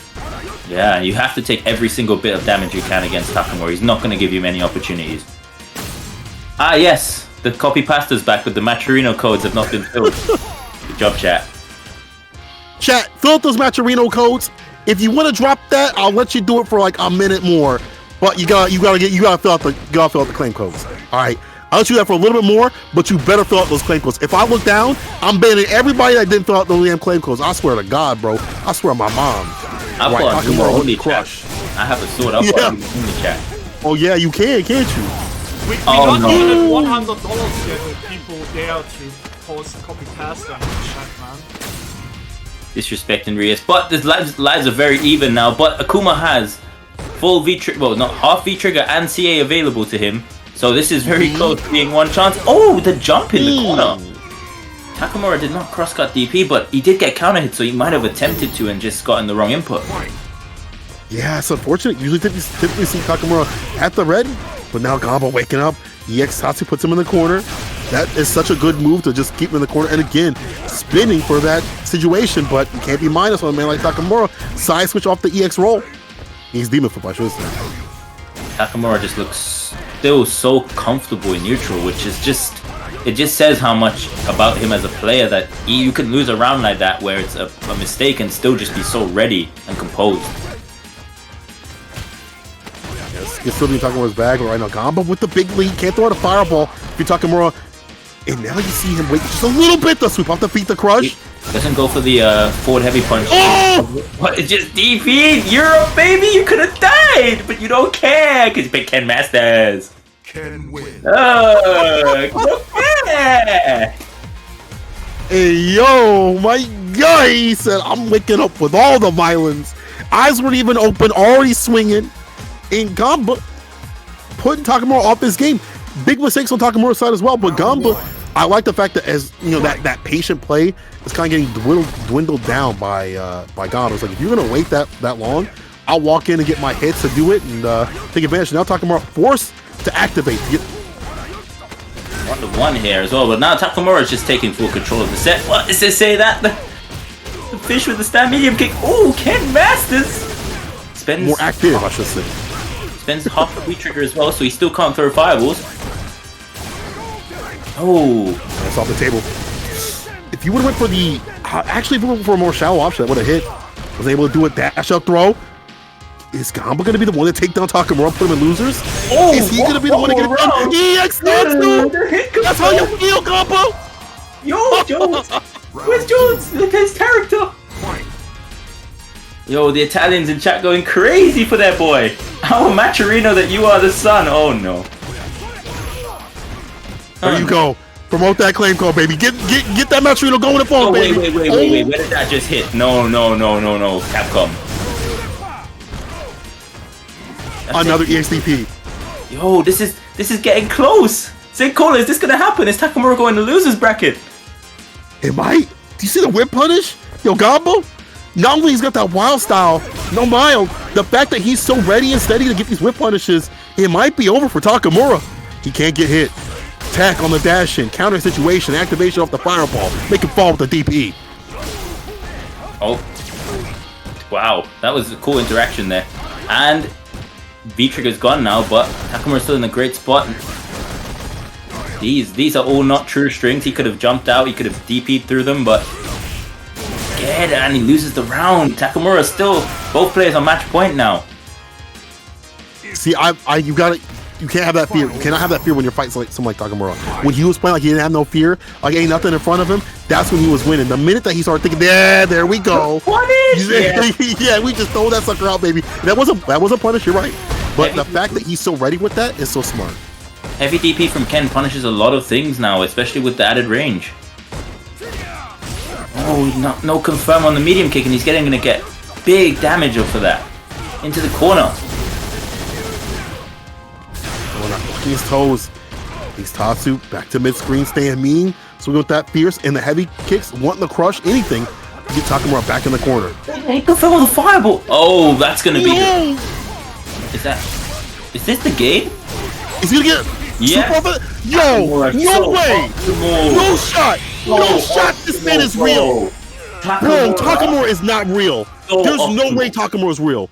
There's no way. There's no way this dude Takamura is real. There's no damn way. Tell me right now, to my face, that Takamura is real. That's not a damn machine. You can't even whip against Buddy. You can't even, bro. I've never seen that combo. I've never seen that perfectly placed up in the space with that. That's insane.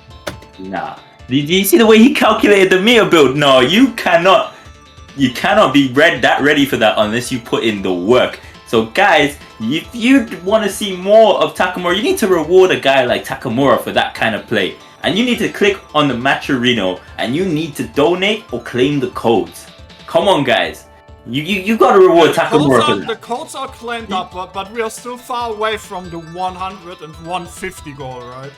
Come on guys. Think about Takamura's bank account right now and what it deserves to happen after that.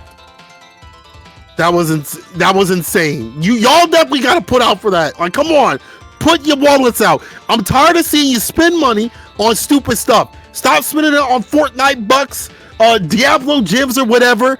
Get into the Maturino right now. Give them some money.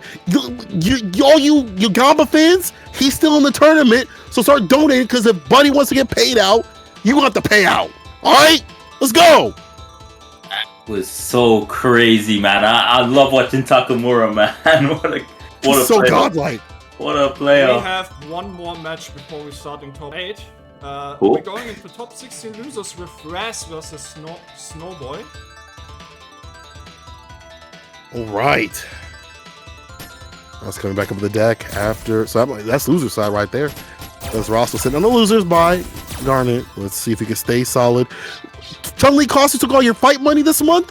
What do you mean? That's how I know you lying to me. Because everybody already bought all the Chun-Li costumes. You already got the complete package. If you're a real Chun-Li fan like that, you don't already bought that years ago. So I know you. Let me see your bank account. Give me your PIN number. Give me your debit card. Give me your social security. Give me all that so I can check and make sure. Let me make sure. Well, you're sounding like my emails right now. The spam folder. And it'll work too. Exactly. They sound like my emails right now, bro. Oh man, this has been sick, bro. Oh, I'm dying. Y'all different. Oh. Okay, so we're gonna have Ibuki against Balrog here. I'm not too familiar with Snowboy, but yeah, this is gonna be a good set. Is this 4 top 8, right? This is 4 top 8 loser side, yeah. Okay, let me just see Snowboy's route. He beat Castro, who we saw earlier on stream. He beat Cardboard Box. Who did he lose to? Lost to... Sorry, chat. I'll review you shortly. Shiachi Sempra 2-1, so it was close in that set as well. Okay. So they never got a little heat behind them. Okay, so they real. They didn't make it up here for no reason.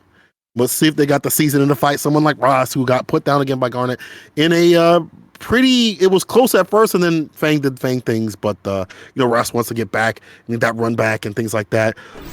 This matchup is kind of weird. I feel like aerial approach is pretty good for Ibuki, but grounded cannot be that good because their neutral probably not as good. No, Ibuki. He lied. It's Mika. Okay, It's Mika. Okay. That makes sense. Okay. All right. We're about to see something fun, chat. When these two characters are on the screen, it's basically a mirror match. It's just a little bit different. It's like a little, like you see the Where's Waldo thing, or like they compare the 2 pictures or whatever. Like one of them's got a hat, one of them doesn't. The only difference is one of them's got a command grab, but it's still gonna be steamrolling. I mean, they do because both of them have. Balrog has V-Trigger too. Mm-hmm. Oh, you're right. Does got the grip. I can play that game too. And you think about dropkicks basically dash straight, right? Yeah. Don't react, you eat like 30 damage, corner carry. Same damn thing. Uh-oh, Nadeshko's coming, the assist. No confirm on the stand medium punch though. That dropkick come for free. What happened? Also, like the mic, 711 armor. The mic buffs are good, but with V-Skill 2 active for Balrog, it will go through the hit of armor on the mic, right? Mm-hmm. That's true. At that distance, it's going to be hard for Mika to kind of close that gap. She's got to be close enough to threaten the approach, and we're getting threatened with a dashing EX grip. Oh down you go. Oh my, hey, yo. Robbery Mika is back. Telling you guys, character's not bad. This character's still okay. She's kind of mid-low, but she's still annoying to fight. I feel like she's not low enough because I haven't seen Luffy complain too much about her. That's how I know the character is good. Because other people seem to be doing it for him. Luffy's smart. Other people are complaining for him. Oh, you were right. That B-skill too. Eat through the armor. Yeah. They do that for free. The Deshko coming in. Ooh. Could be reversal there from Ras. Out of bar on the side. With that medium punch, the hardest hit confirmed in the game, according to Luffy. Mm-hmm. Done very well right here. The chase down, double time on the B shift. Stay fine. Side switch. Yeah, that's the typical season 1. Ross stays solid with it. My turn to party. You can't get greedy. Look, Ras is so aware as well of Nadeshko that he's like, I have to just back off. Yep, and he waits for the side, the crouch heavy to whiff to just whiff punish. Ras super solid to even it up. So looking for those access points where I feel like some people haven't done so far up in this bracket, looking for the V-trigger activation. You know what they want. As soon as they got that going, you know what buttons they're looking out for. You know the crouch fierce, things like that, their access points. So you stay away, find a whip punish and play. And now Ross staying solid. V-skill 2, -2, so backs away, doesn't want to get gripped up. So smart, Ras. Oh, didn't release the mic quick enough. Could have got a punish there. V shift there from Ras. Man, he's willing to hit that. Even without the V skill 2 armor. Oof, careful now. You guess right. V reversal definitely helps out. V shift though. -2, yep, can't press there anymore. And even though we've seen Mave get, some of the health deleted off the V skill, they're still able to get it stocked up. So all these could lead to like a big damage and conversion off a command grab if they are able to land it. Oof. And you see there, Snob also using the fact that Mika has the splash to mess up Balrog's anti-air, so it's a bit of a guess game for Balrog. And the drop kick too far, so he just gets the jab punish. Ras takes the first game. Balrog super solid. Just talking about the fact that you don't want to get got by the pain points. Drop kick, stay outside the distance. When it comes time for being caught in the corner, we see a lot of jump backs, dash backs, and things like that. V reversals, not as many V shifts as Ras has been got for that. So maybe we'll see possibly the Mika, but typically in that match, Mika does beat Rog. I think Mika does fantastic against Rog.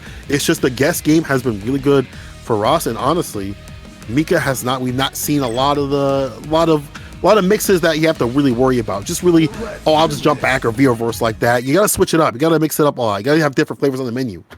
Yeah, for sure. But it's going to come down to the reads, right? I think it's just a very big read-heavy matchup because Balrog, if he gets his round on a command grab or something, he gets big damage. And if Mika gets it right, she gets big situations as well. So, I'd probably call that like a very 50-50 kind of style of a matchup. See if they switch to Ibuki. I think it's really just run the Mika, and as we said before, just stay solid with your mixes, Switch it up with the mind games. Yeah, there we go. Switch up the costume. Yeah. Round 1. Still going V-Trigger 1, V-Skill 1 as well. I know people have been using a lot more V-Trigger 2 with Mika recently. It's odd because I've seen it, but V-Trigger 1 being accessible like with that 2 bar is so good at the same time. Like you're not dying before you get it. But V-Trigger 2 definitely have its uses with the chair. Like having 2 of those is damn near unfair in some situations. Like you're just holding that pressure. Good V-shift there from Ras.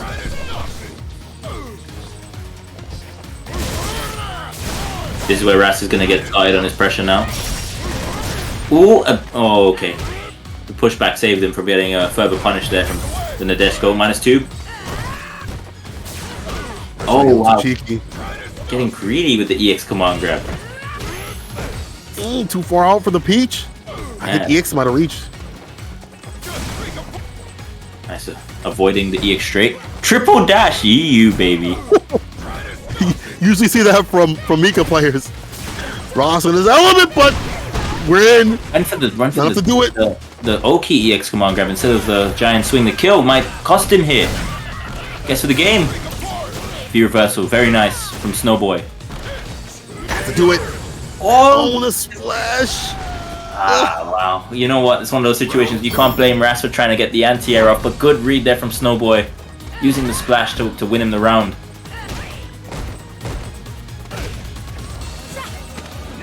Oh, another whip command grab and a back throw. Just positional damage right here. B shift in the break. But Ross just needs to be a little more careful. I'm curious of why we didn't see a punch from Ross at that point. He went for the V skill.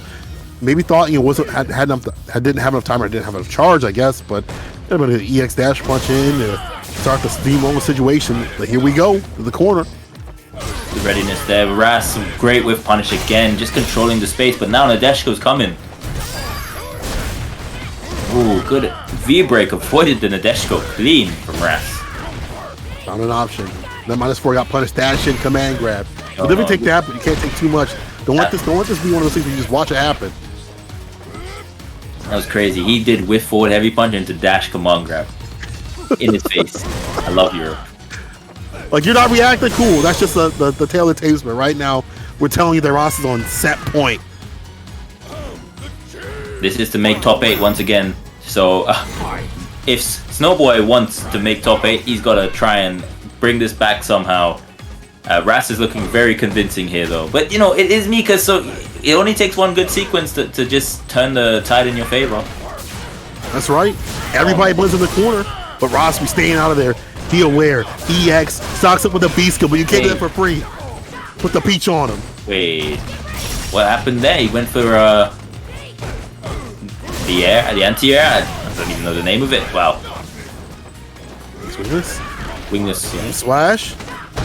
Or Fears. Airplane. All right, everybody blends. Everybody blends. Oh my lord. Oh, the V shift so smart there from Raz. He's still one EX command grab away from dying, by the way. So it's still a very scary, precarious position to be in, and that's going to be it. Yep. Oh. Very unfortunate there for Snowboy. Good performance. Raz takes it 2-0 though. Raz moving to the top 8, and that solidifies our top 8 in totality right there. That means we are moving on to the first of 3s, and we're about to see who's going to take this very first tournament. I'm excited to see it. I know you're all excited to see it. So if you're super excited, go ahead and drop a little bit of money, drop a little cash in that Matcherino, bro. Go ahead and give some love. All the coupon codes are used up, but I know there's some change in your pocket. I know you got a little change railing in your pocket, jingling in your pocket. Time to get rid of it. Drop $1, $2. You know what to do. Anything helps out the prize pool. Let's get these players paid out. Think, Colo, you are the best. You're the best. You just said, give me your money. We'll see if they actually do it, though. Let's see what they actually do. Hold up. You get the virtual shakedown. The virtual shakedown. You got any pennies? I'll take that. And obviously, we will have more regions to come. Next Sunday, Europe East. Ooh, okay. Joining the action with the first event. That's going to be an interesting tournament as well, Europe East. I expect to see a big turnout over there. A lot of regions involved, as far as I know. Let's see some new players and new faces come up through Europe East. If you're from that region, you haven't signed up, then please do. It is next weekend, so you have an entire week to do so. You should be expeditiously moving on to sign up ASAP, and also sign up in the Nordic and Baltic regions and Germany regions. That's split up, you see, on the 24th and the 31st. There's a lot of Street Fighter V action. Make sure that if you are in those regions that you sign up ASAP, go today so you can go play. Because I don't want to hear nothing about me. I didn't get a chance to qualify. I could have been there. Get off the stand. Stop being a fan. Go play. Go swing out some fists. I'm trying to see some violence, okay? So let's go, chat. Right.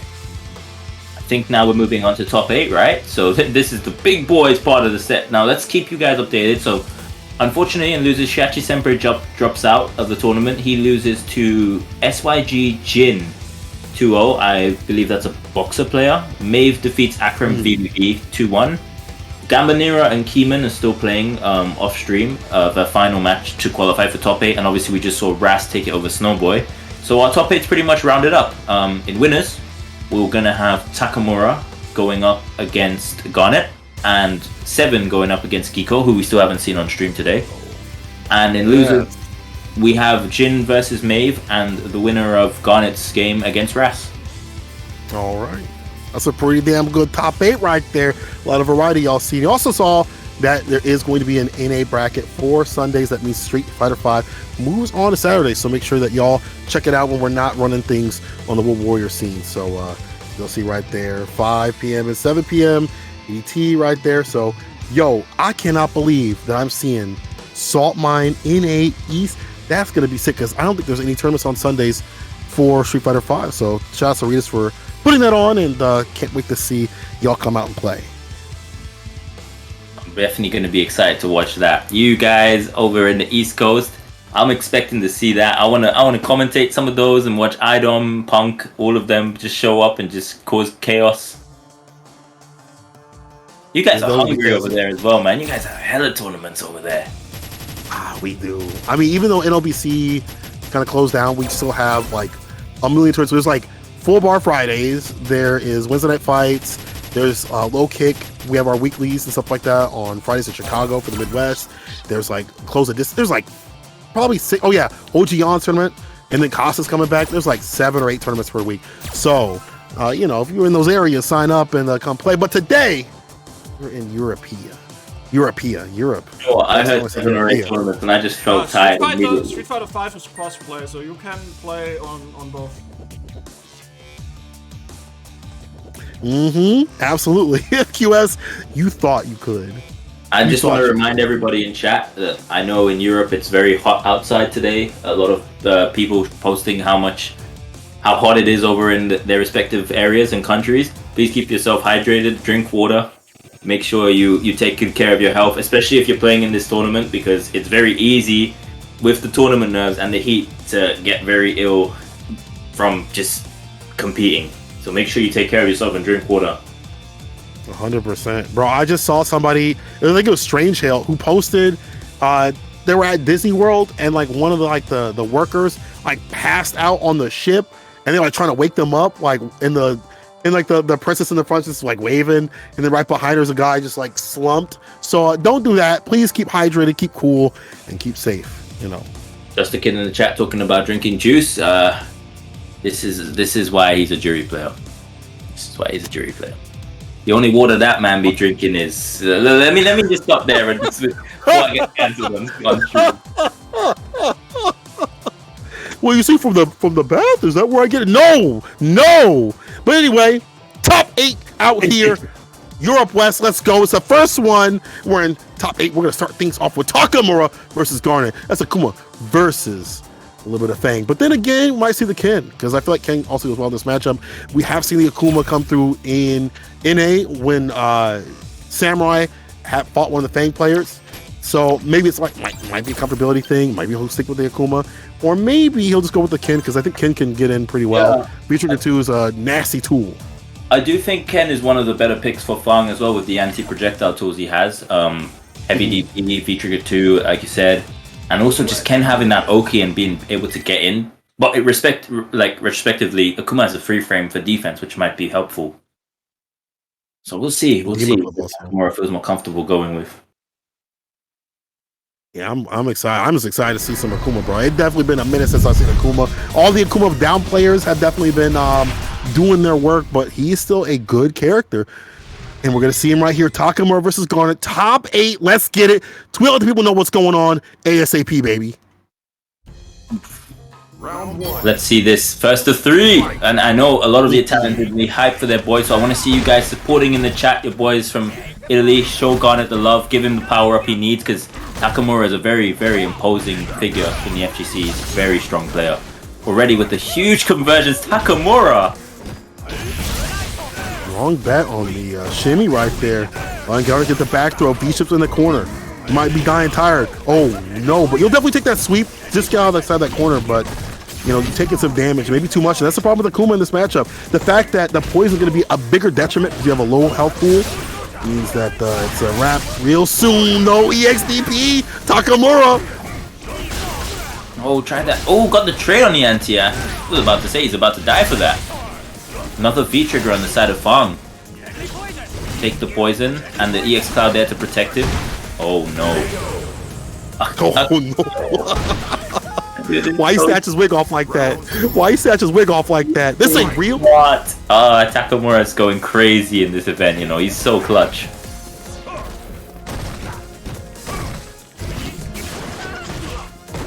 Great anti-air there from Garnet. Ooh, the neutral jump call out on the coward crouch from Takamura, big damage. Yep, and now Garnet's getting his pressure off. Jump back, EX air fireball. Great defensive option there, Takamura. Garnet closing the space, great. Good job. Into V-trigger activation. Coward crouch takes the plus frames. Throws him in the corner. Garnet has to make the most of this situation now. Plus frames on plus frames. Ooh, the escape option there. Found the gap.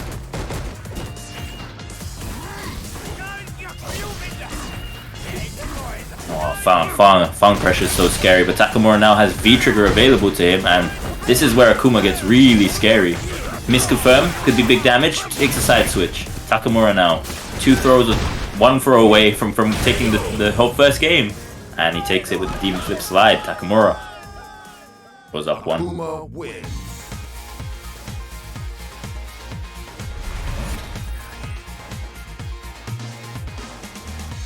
Yo, Cola there? Cola's gone MIA chat, so I'll be taking over for a bit.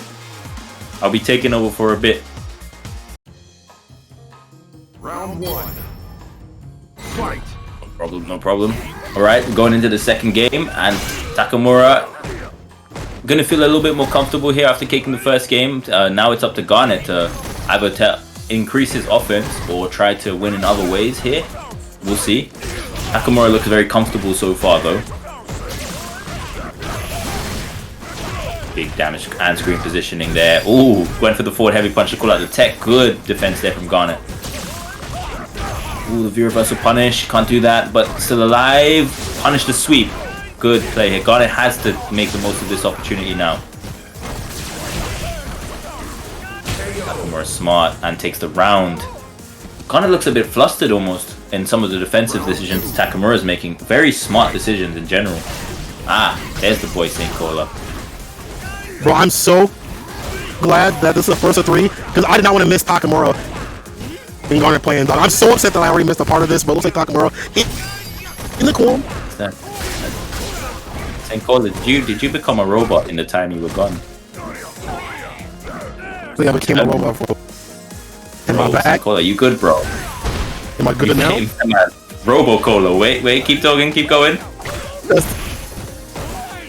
You're not back. You gotta go back. You gotta go back and fix that. Anyways, we're seeing Takamura versus Garnet here. Garnet gets the V-trigger activation off the crush counter sweep, but no conversion. Again, a lot of drops here from Garnet's side. Great whip punish here from Takamura into the V-trigger activation. Now he gets the OK set up. With the command grab, unfortunate for Takamura. And what was that DP? DP from half the screen away. That.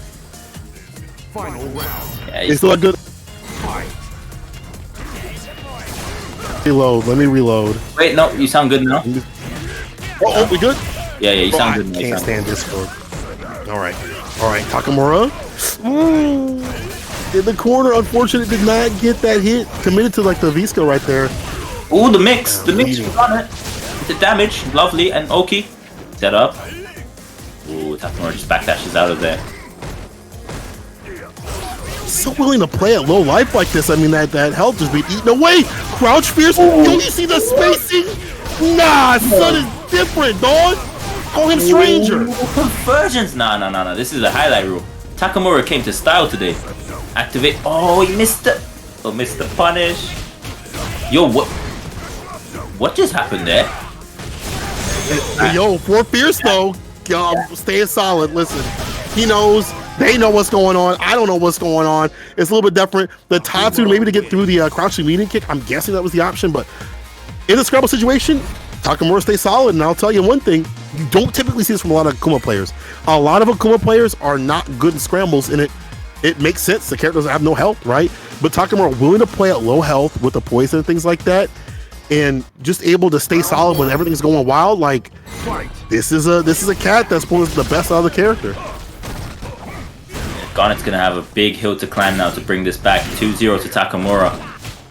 Still, I think he can do it though. Like, he's been very impressive so far in these sets. He's been very narrowly losing in a lot of these rounds. So we'll see here if Garnet can pull this back.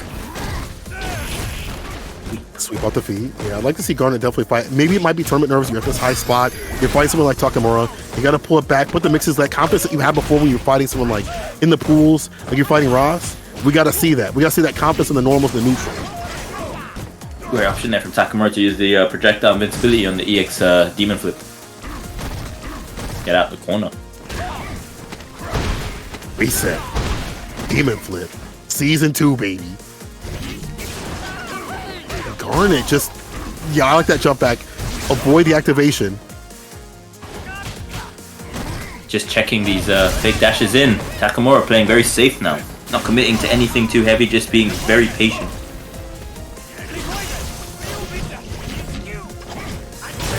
Compass of the dive kick deletes the crouching medium kick. Takamura on set point.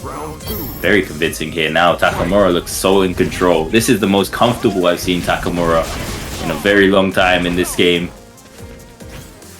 This matchup, just it looks like he's lab. I mean, he's a big lab monster.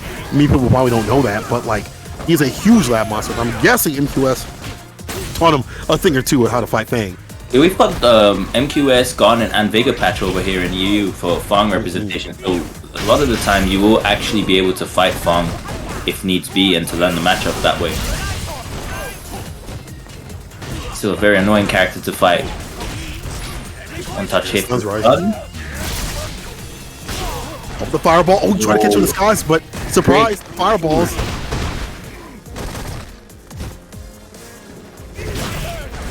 Wow. Two. I'm just playing Street Fighter 4, bro.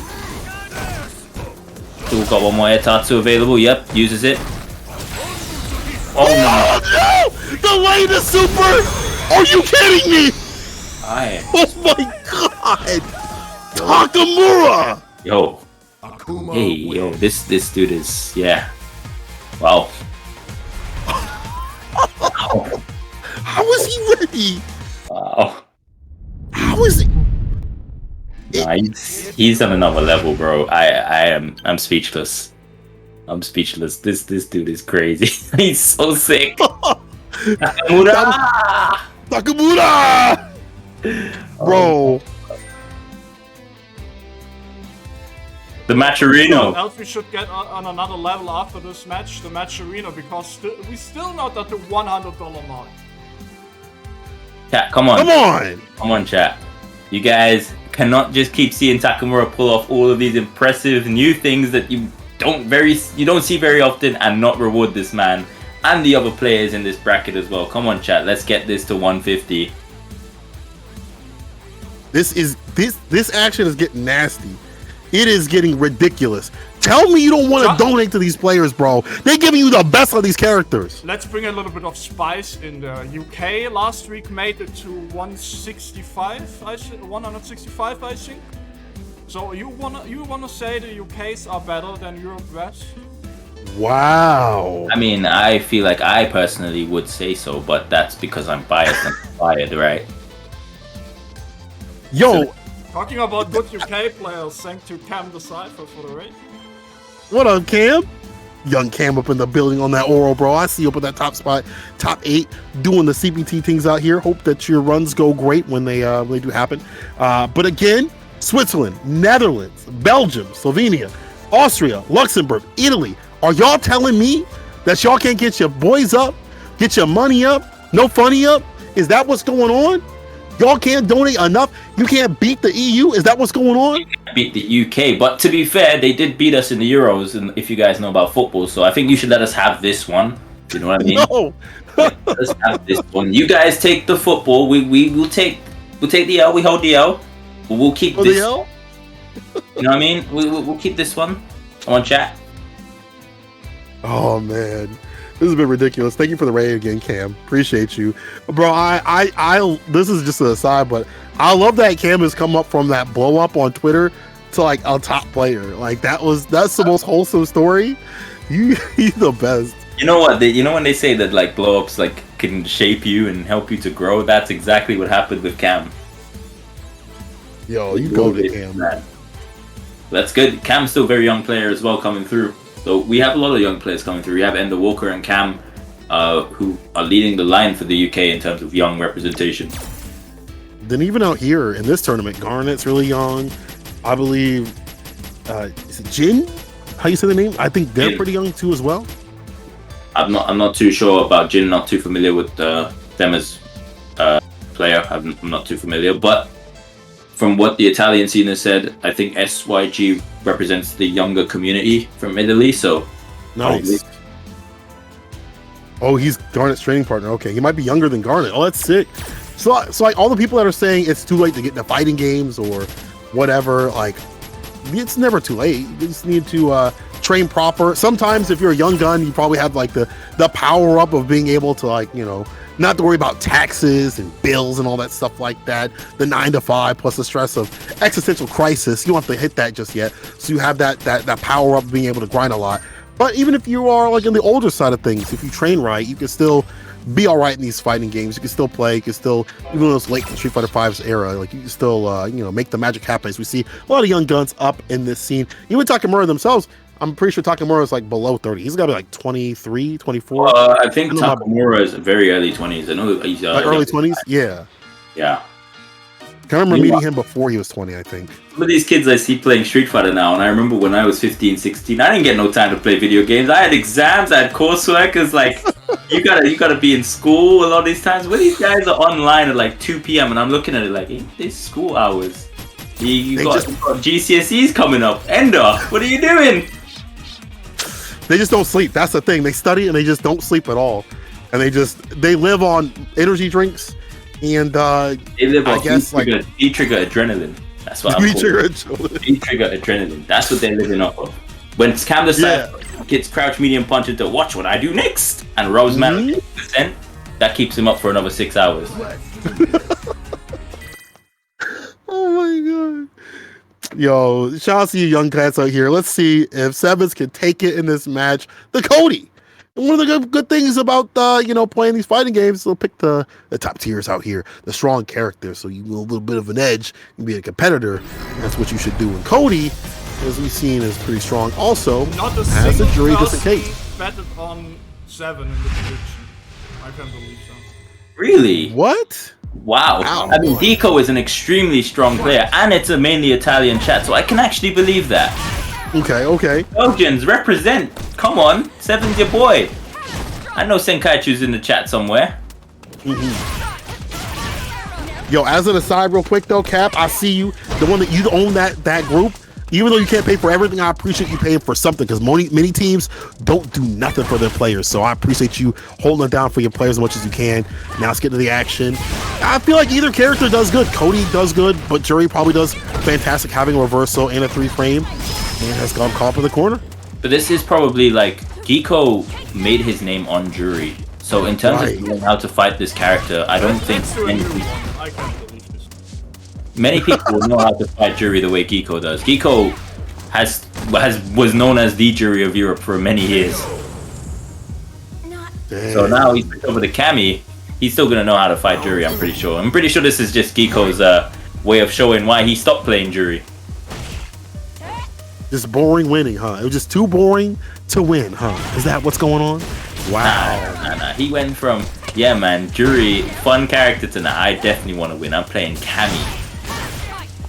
Cammy. But, she's a little bit lower this season, but she's still strong. Like, you still have the jump in mix-ups, as you see right there off the empty low. There you go. Oh, the XDP. Giving 7 a chance to come back into the round, and V-Trigger Jury is very capable of doing so. Big throw. V-shift from Geeck-O. Still in this, though. One more back throw. Oh! More touch. What? Yo, EU. I'm so scared of this continent. I am saying, Seikola, get me out. Help me. Seikola, help me. Get me out. Oh no. Alright, we're going into the second game, chat. I'm shell shocked. I'm actually shell shocked. I'm so upset right now. Oh, he's upset right now. Can you hear me? Yeah. I'm so upset. Well, I said I was definitely screaming in the back, but I guess Discord cut out my words. I guess I was getting a little bit too mean. 7. You gotta relax, my brother. It's fine. Geeck-O almost paid the ultimate price though for dropping that stun combo. Imagine you get clipped like that. Like, that would have definitely been bad. But Geeck-O, Geeck-O, he knows. He understands. He's played this character before. He understands all the little nasty tendencies that Jury players love to do. But a big, unfortunate drop allows 7 to get out of the corner. Yeah. Ooh, and now 7's turn with momentum. Geeck-O's looked very dominant throughout, though. I can't lie. It's just now V-Trigger pops and it's a bit more awkward. And good check on the dash. Jury's dash is one of the hardest to check in the game, especially in V-Trigger 1. Good awareness. Very quick. You're worried about like dash up throw and things like that, and again the check on the dash you may not pass using the crouching mini kick and finishes it with the V-Trigger DP. So strong Geeck-O is, and he's gonna want to fight Takamura in the winners finals. Are we gonna see an all Belgian winners finals, or is Geeck-O gonna stand firm and represent the Italians? If this doesn't work out, I wonder if 7's goes to Cody. I wonder if that might be the move. I think he'd probably be more comfortable with Jury. Looks comfortable with Jury, especially when he gets V-Trigger. It's just that Geeck-O is so ready for most of the Jury stuff.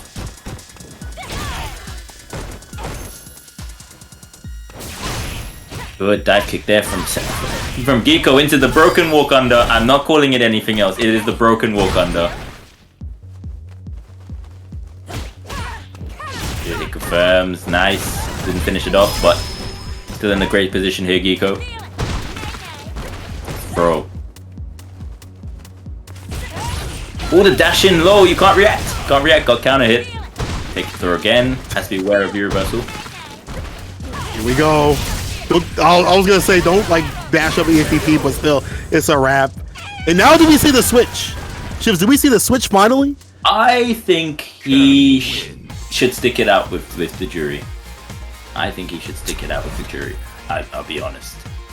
I guess. I think he's losing very closely, and this can change very easily. But I'd understand if he went to the Cody.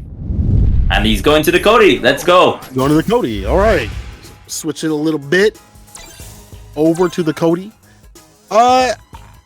Maybe a little bit late in the game to switch to Cody. Usually after like the first game, even though things have been close, if you're going to switch, you want to do it like game 2. Game 3, a little bit more testy to do, but unless maybe Sevens has a bigger hold on this matchup with the Cody, I don't know. I feel like it might be kind of late though. I think Cody was thought of, especially when Cammy was going through her tyranny phase of tournaments. People were saying Cody was one of the answers for Cammy earlier on. And now Cody's gotten better and Cammy's been slightly toned down with the low health and Cody's damage and stun. I would think this would be either slightly in Cody's favor or at the very worst even. Yeah, I think before it was like in question, but now it's definitely like, okay, this makes sense for these for someone to pick Cody gets his character. And we see the V skill 1 loadout too as well to deny the aerial approach, but not spinning it 7, not using the V skill just yet. I think if Cammy does like delay dive kick though, it can bait the V skill 1, so it's not like the most guaranteed answer in the world. Mm-hmm. I would have thought you something with those anti-airs though. Back throw in the corner. Cody's ground game is so good though at the season. My turn to party. The best in the business. Bull Strike out here trying to tell you different. Don't listen to him. He is here from Xeven though. Challenging. Not using the V skill really is affecting him though. Maybe the coming off the jury is not used to just pressing the V skill to deal with Cammy. Stuffing it's one of those things of you just didn't switch earlier and you were like, damn, if I would have switched early, maybe I would have had a better handle on this match. I would have had at least one more match to get like situated and like more solid. Like still looking really pensive. Geeck-O just looks so comfortable in neutral as well. He's just controlling the space really well, choosing his dash-in timings very well. Geeck-O's looking very good here to take this, but now Cody V-Trigger 1 brings out the knife. DP! Oh. Good DP, good DP. It could have lost him the round if it was blocked, but he didn't want to bait there, especially with everything that Geeck-O had available to him. He needed the timer and everything, so good DP from Geeck-O. Geeck-O definitely solidifying his spot, set point, do a fantastic job of keeping his Cody out, knowing that there could be an exhaust. So you see him stutter stepping a bit, walking and blocking, even walking back a little bit, letting Xeven just kind of like, waste that meter. At least if I'm put in a plus situation, rather than not get hit with an EX heavy zonk and get smacked around for 300 damage. Oh, might happen though. Poor unlucky confirmed there, and then he's just gonna do a lot of health. Oh man. This is looking really dominating. Dodge Fierce activation, of course. Corner carry. Try to get the backdash, but didn't happen. War throw attempt. He confirmed OTA. He would have won the set. Is that going to come back and haunt him, saying Cola? It might. Look at that bar at the bottom. A 1 EX bar and V trigger could be over for you. It could be over for you. Don't whip nothing. Especially with the enhanced neutral. The next hit confirmed either way. Alright, that's the end of the game. Yep. Chip. Yep, chip, no dip. There you go. That'll do it. 7 going down to losers. But I would have loved to see the Cody come out to play earlier in this set. I feel like they would have been a little bit more comfortable in dealing with a lot of the character's options, of Cammy's options. So if they get the run back, I hope the Cody comes out a little bit sooner. Yeah, I agree. But to get the run back, he's going to have to run it all the way back to minimum losers finals. 7 dropping down there into the losers bracket. Geeck-O moves on to winners finals to fight Takamura. That's right. Remember that all these players, this is going to be different than a normal Saltmine because everyone's getting points. So you're going to get points for being in any spot, but obviously would be a top 8 spot for the most points, but you want more. And you definitely want to be comfortable. Yes. Sitting in the top spot, so be first as much as possible.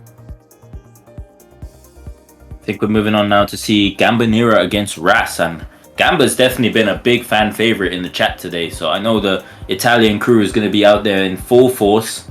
So far, we've only seen 3-0 St. Cola in the winners' side of top 8, so we're looking to see some new, more 3-2s, closer sets. Talking about force, our prize pool got forced up by Milk Toast. Thank you very much for the $10 donation. We are now at $88.80. So we are only $12 away from paying out at least the top 2 today. Yeah. And from there, it's only another 50 to get to top 3. That's easy.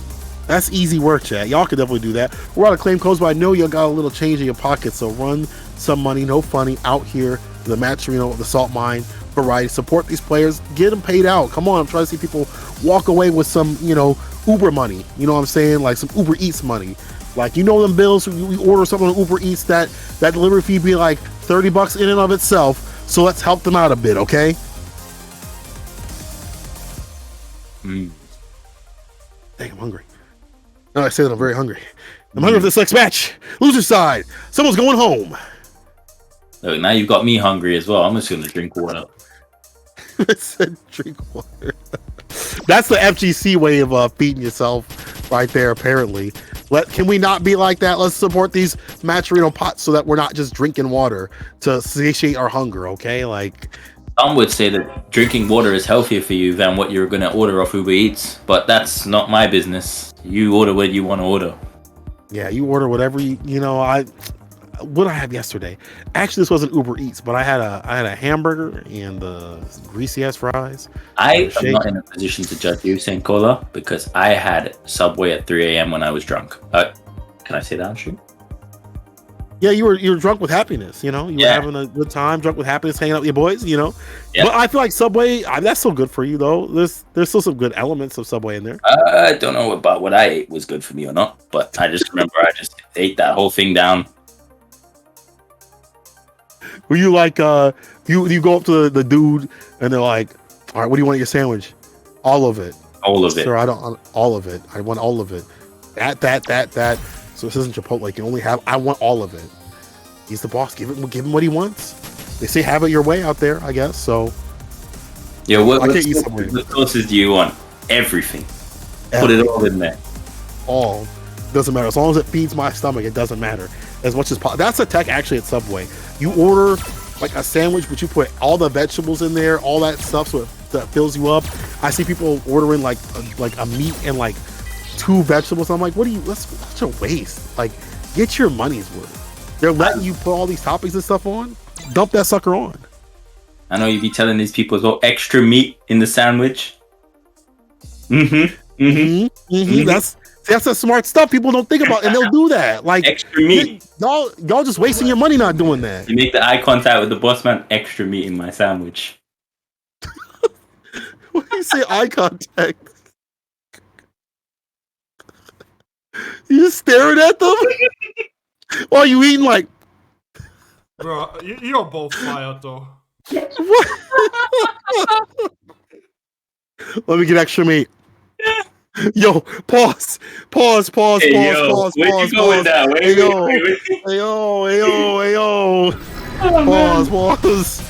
Okay. Anyway, let's play some more action out here. Saltmine, 3 out of 5. Loser side. Let's go. Vega's in chat Steven right now saying Cola. Hey, I already have one on my Twitter getting all upset that I was eating meat, and they're like, "How dare you?" Well, guess what? Hold that forever. All right, Dan against Boxer. Not going with the Ken. Ken is usually thought of as pretty good against Boxer. Some of the better 4-frame punishers in the game. Dan. Strange. I don't know what Dan's 4-frame punches are like, but the pressure right now doesn't look fun for Boxer. No, it doesn't. That corner carry and the corner pressure. We talked about Dan being really sticky with it. And it's an EX Dan kicks. Also, the addition of that B-skill cancel means it's hard to find a gap if you don't know it like that. And maybe that's what Gamba's making it on. This character looks like a Dance Dance Revolution machine. He's just pressing every single button and cancelling it into another button. Look at this. Well, I've just seen every single normal used in sequence like that. Hold on now. This is the reverse. Oh my god, the DP. This is, yeah, okay. You could have died. You could have probably died. You see the stun at the top? It would have been done. Hey, Europe. Let's go. You can't lie. This is the most entertaining region to commentate because you just don't know what's gonna happen. I really don't. They don't know what's gonna happen. Oh, the crush cap. Oh my god, yo, Ross took that personal. I took that personally. So now I'm gonna free you up. Don't press a damn button but the score. How does it feel? How does it feel? It's corner pressure. How does it feel? Oh, Punk was right. Final round. That's what I'm gonna say. Punk was right. That man's a genius. Absolutely. Oh man. You know what though? On the inverse side, you don't know how stressful it is playing in these tournaments. That's true.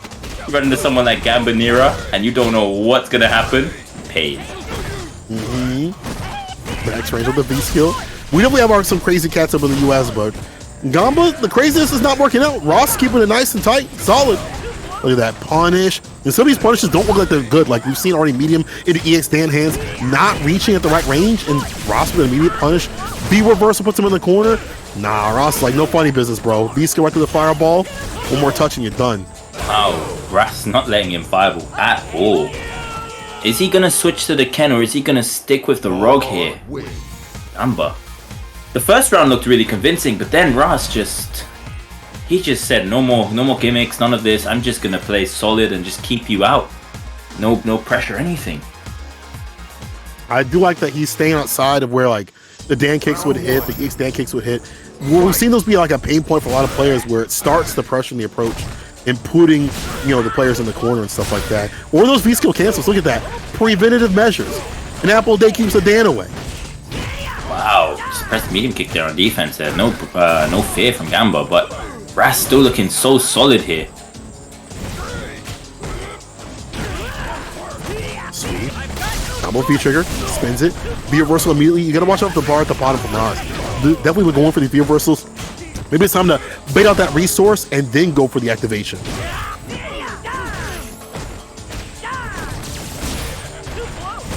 My word. I'm just seeing the swinging going on here, and he takes the round. Ras.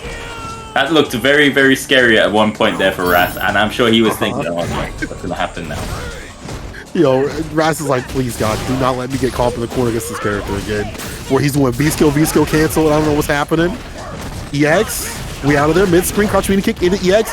Some ranges that doesn't reach, so I like that Gamba has like labbed it out to make it. Yo, the fireball conversion? Oh no. Hey, spacing. Oh, wow. Amber showing off some cool things here with Dan. Not a character you see very often, St. Cola. Not at all. Might be seeing more of them as they make Ross fall. I like that. Crouch medium kick into the EX. Caught him blocking high, went for the toes. Says I'm in the nose. Gamba. Get in there.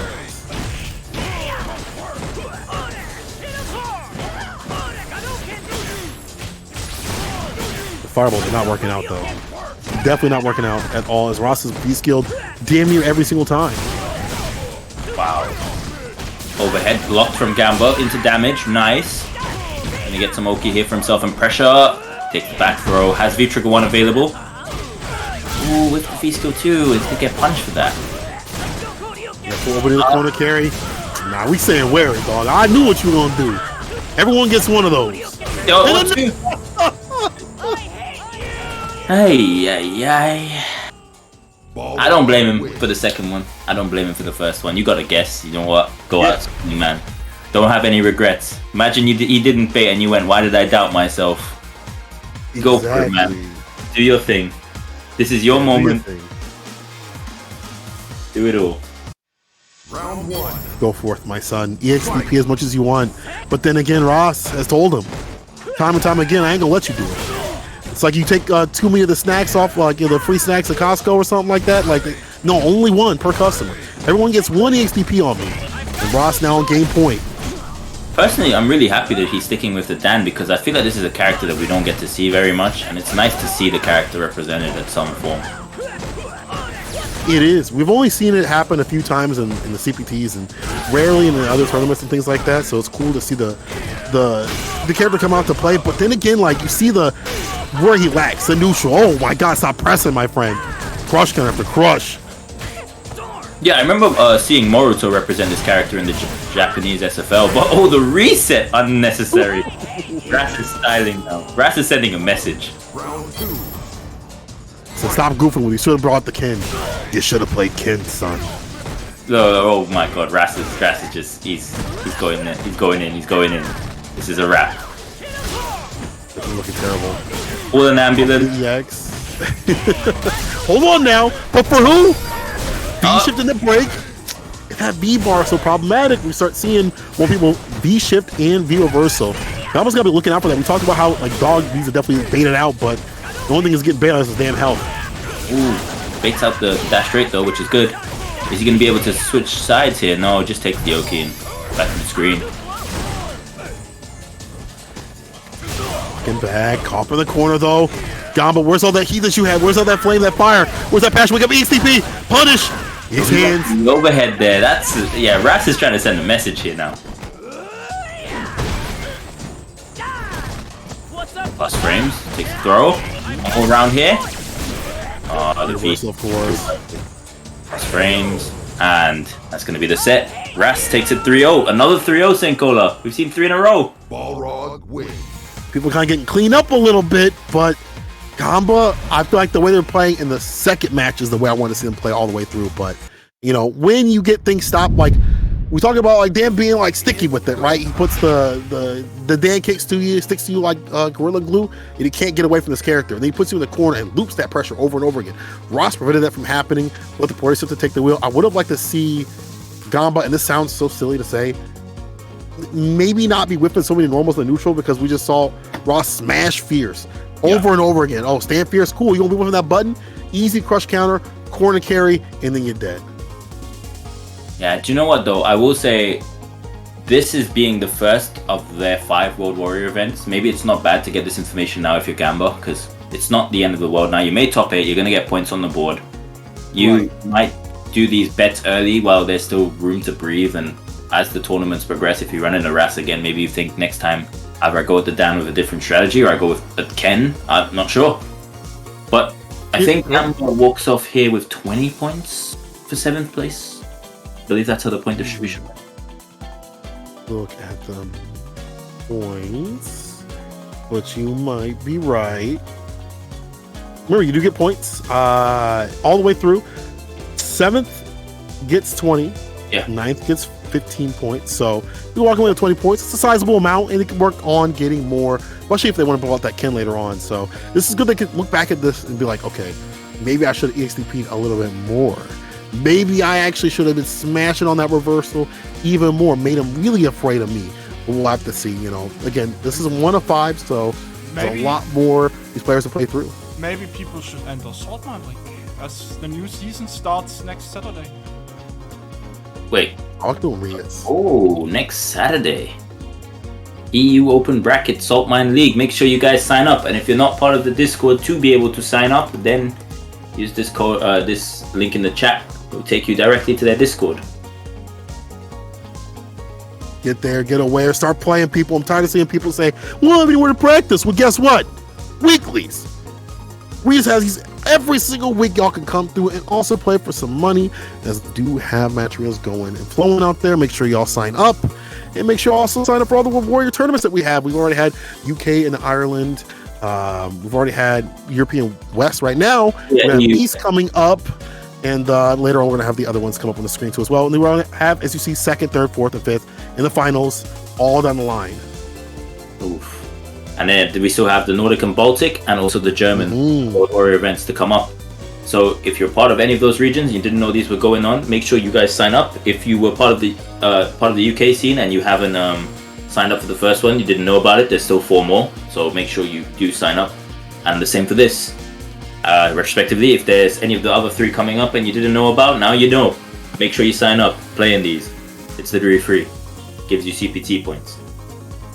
That's wild. You can sit there, and even if you don't make it, you can be like bragging to all your friends, like, yeah, I got some CPT points. What do you get? Last year, Street Fighter V. Do you have some CPT points?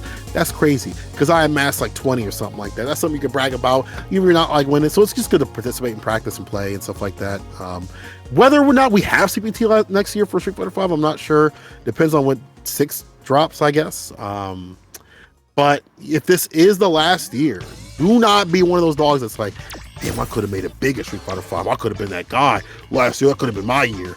Don't be like that. Sign up, play in these tournaments. They're free. They don't cost no money. So now, let's get into the fight that we have coming up here. I think Ross is coming back up on the deck. As they said in the chat, they haven't read the patch notes. What? Bro, look. Do you remember when Do said that he didn't even have Alex on lock as a character? It's just the way forward. We don't need to lab right now. We just need to play on fields. We don't need to read. Out of the heart. Like, who cares about that? Who cares about blocking? This is Europe. We wake up EXDP twice because it's nice, baby. That's what's going on out here. That's why I can't wait for like Evo and the other tournaments and stuff like that, and for these qualifications to happen. Is the world prepared for EU? Are they prepared for the Gambas? Are they prepared for Takamuras? I don't know. I'm not sure. But people only read patch notes, we get top 8s. And again, like, I'm so excited to be going to Evo on St. Cola's money. What? Hold on now. What? First of all, what money? Let me check my bank account real quick.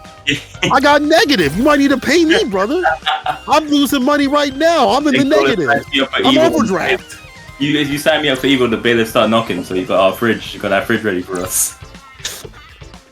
Bro, you will come through on Evo on Spirit Airlines where the plane just breaks down in any gust of wind.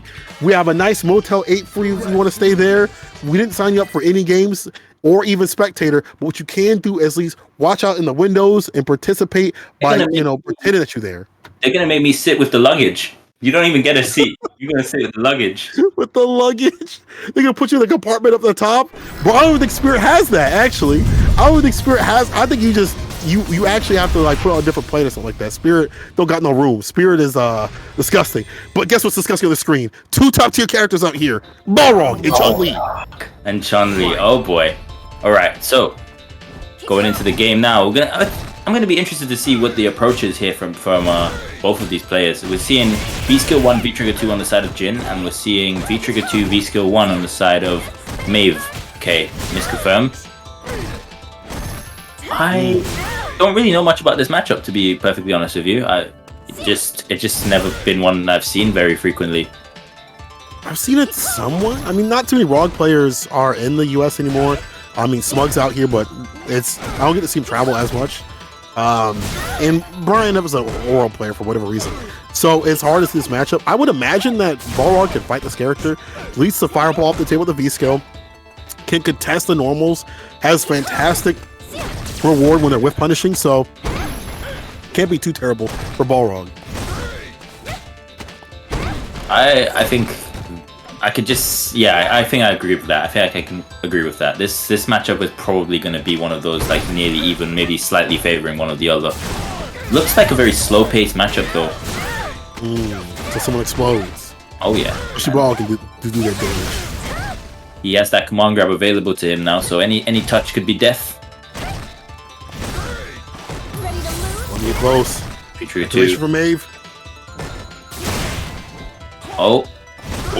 Mave getting into that chip range as well, almost has full CA, but he spends the bar on the EX. Trying to stop this character, trying to get any sort of damage going and flowing. Jhin just needs to back off, just run. Jhin, just run. Run, Jhin, run! Jhin! These people scare me, they scare me. It was 3 seconds on the clock, and you had the life lead. Yo, you're right, I'm afraid for him. Like, that looks like a horror film. Get out of there! Run! Run! Good question. In what other region do you see someone have a life lead at 5 seconds and dash forward? Okay, well the US does do that, so actually... Really? I don't know, you know. Some of the US players definitely are like, why did you do that? Don't know if Mave knows about the changes, because I definitely think I saw him try to punish a dash straight up close with crouch medium kick into spinning bird kick.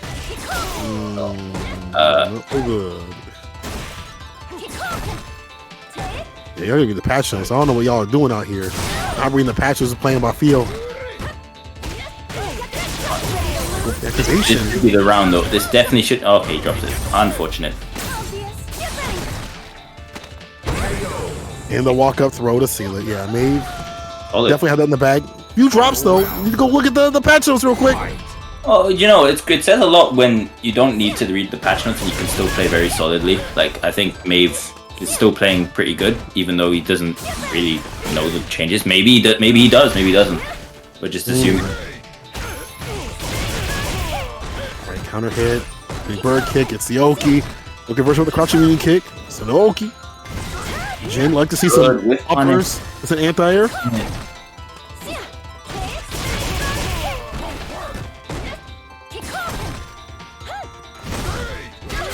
That's straight.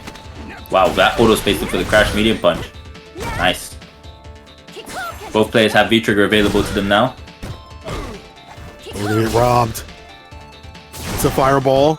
No damage. EXVN. Activation, of course. Target combo on the mark. V-reversal from Mave. That's so strange, but we'll still seal it with the super regardless. Very clean there from Mave. Very, very clean. Takes the round. First game on the board. Are we going to see another 3-0, you reckon, St. Cola? It's looking long.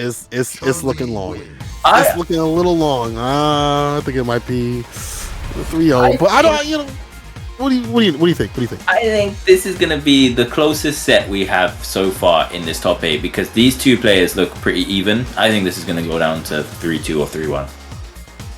I don't know which way, but I do think this is going to be the first non-3-0 in this top 8. I hope so. And someone's pointing out, you know, overheads might be doing some justice out here for Jhin, especially in these online conversions and online. Look, if you would have bet it, you would have landed it. Like, we see the stutter stop right there with the KKB, but not committing to the overhead. Honestly, we haven't seen the biggest punishes from Mave. Wow, what a crouch fierce. I guess they do know the patch notes, so I was going to cancel off the crouching heavy punch right there from Mave. Almost got the stun.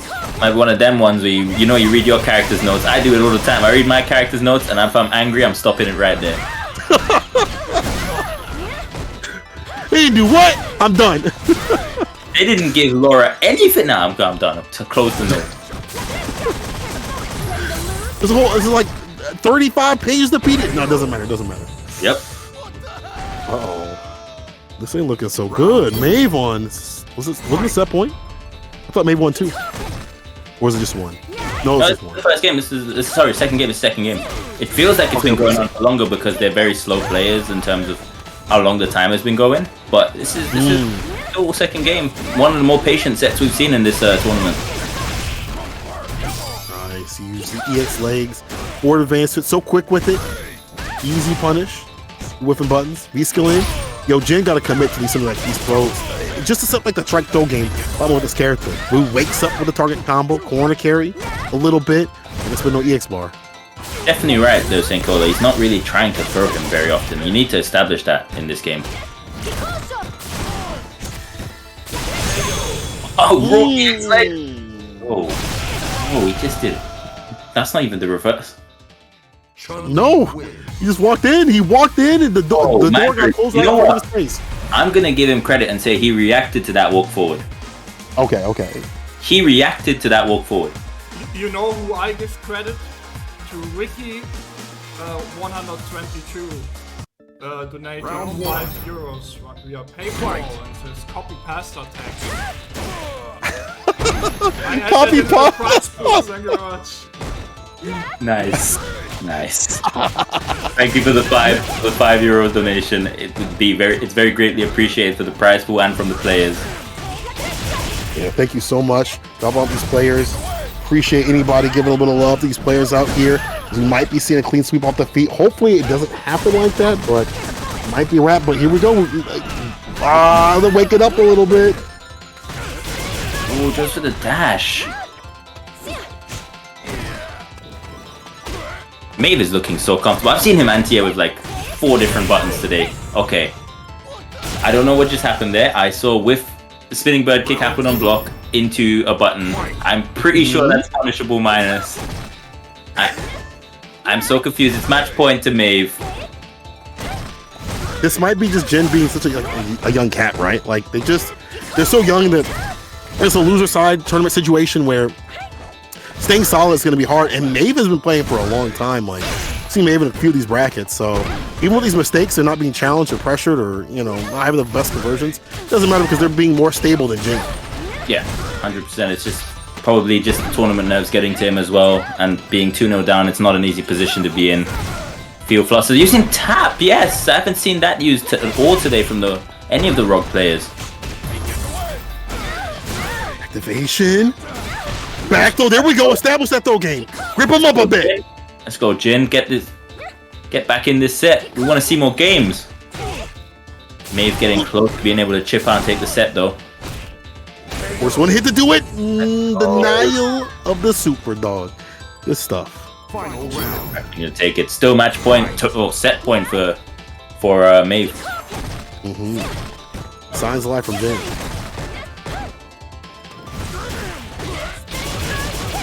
Oh, no, neutral jump. Now has him in the corner. Chun-Li corner pressure is pretty damn good. They don't talk about it, but it's having that fierce and those long ass limbs. Still match point to Mave as well. So this is very scary if you're Jhin.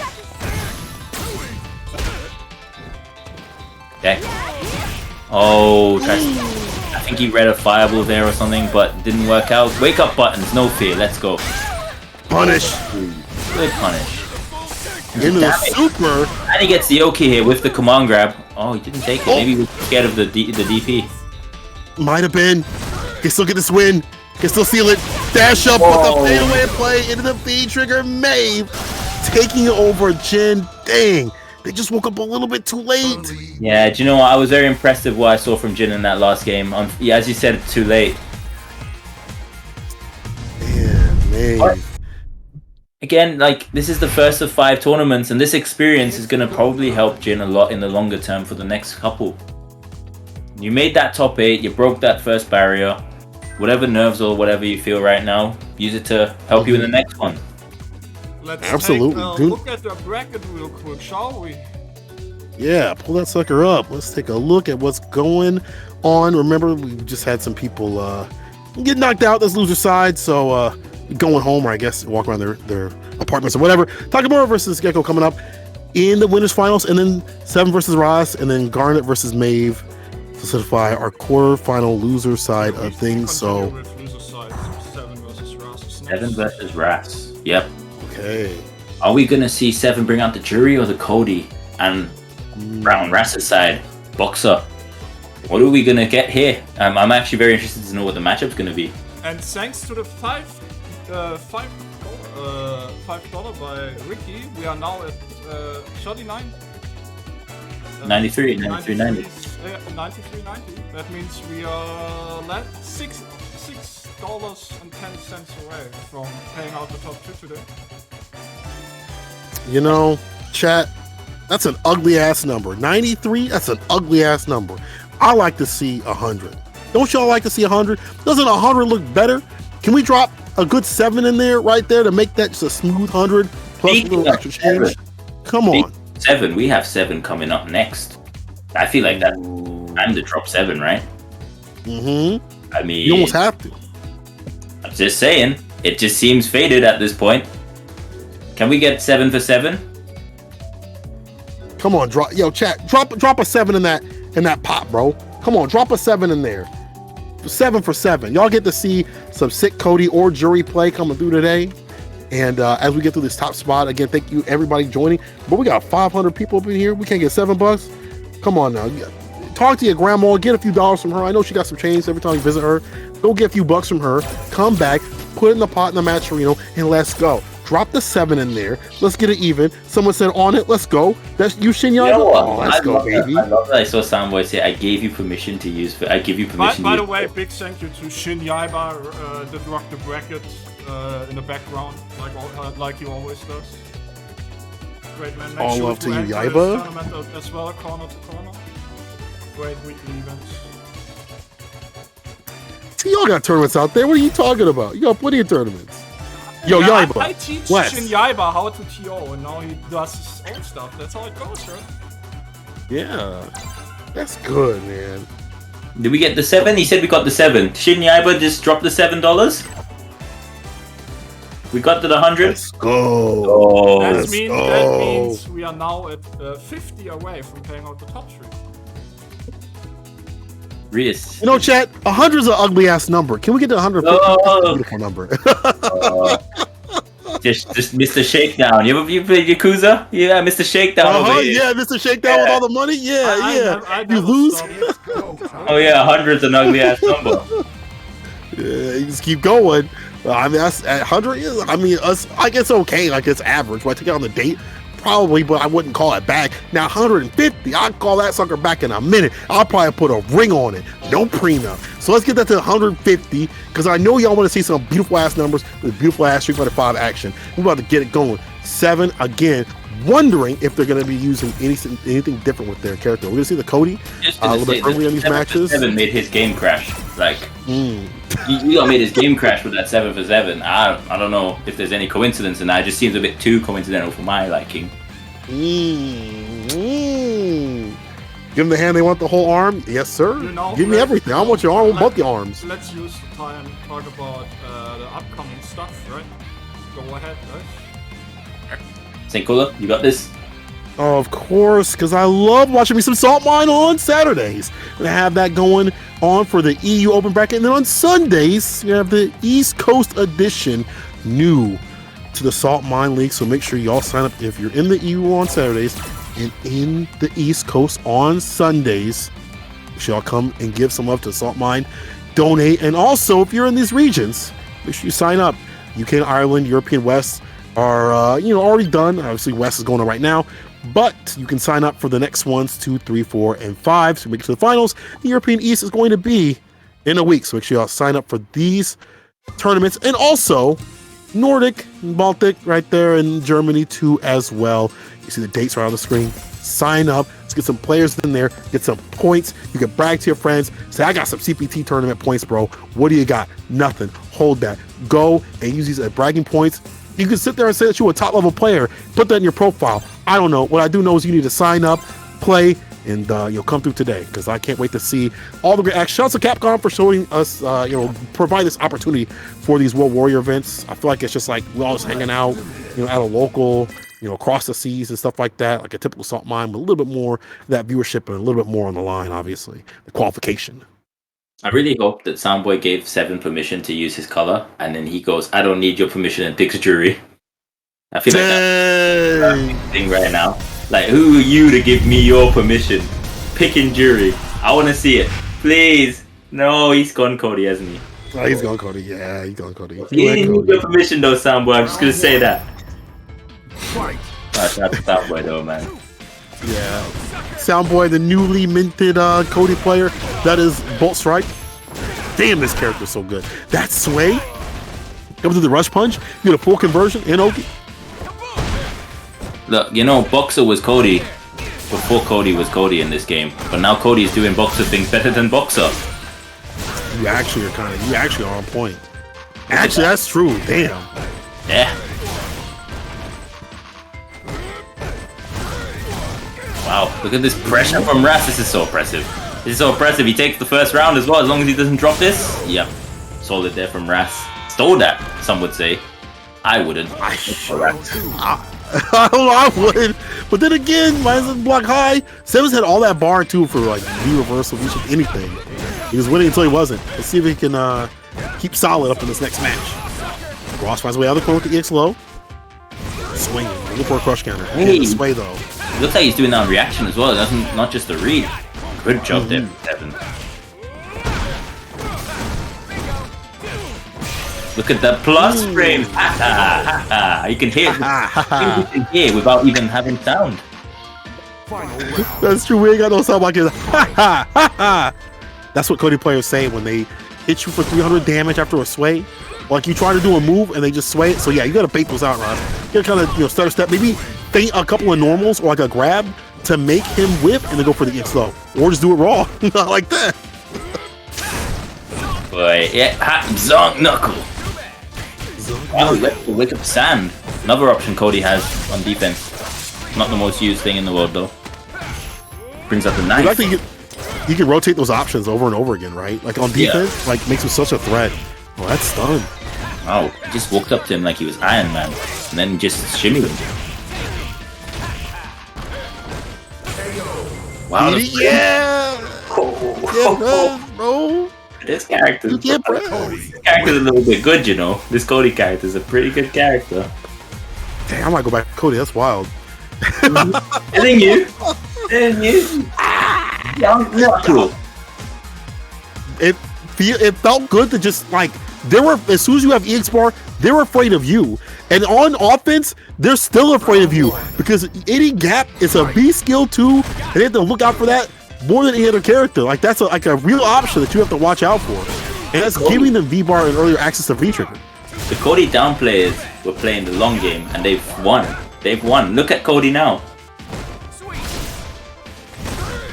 That's a good character right there. Goom. This sounds like St. Cola because it is me. And don't I play Bison? I don't know him. Look at this character right here. Look at this Zonk Knuckle character, dog. Look at how much damage he's doing. Uh-oh. As soon as I say that, though. He's going through the fireball. But look at how much damage Cody be doing, dog. I don't know Bison like that anymore. I mean, both characters are going to do damage. We're not going to sit here and act like poor Balrog. Oh, no, Cody's so oppressive. Look, hold that. Yeah, ha-ha. Good tech, though. Plus frames. EX fireball. Oh my god, when do you get to play? Right there. That's the way. Off the rush punch. Get the overhead. Cancel into the V skill though. Xeven was ready to call that out.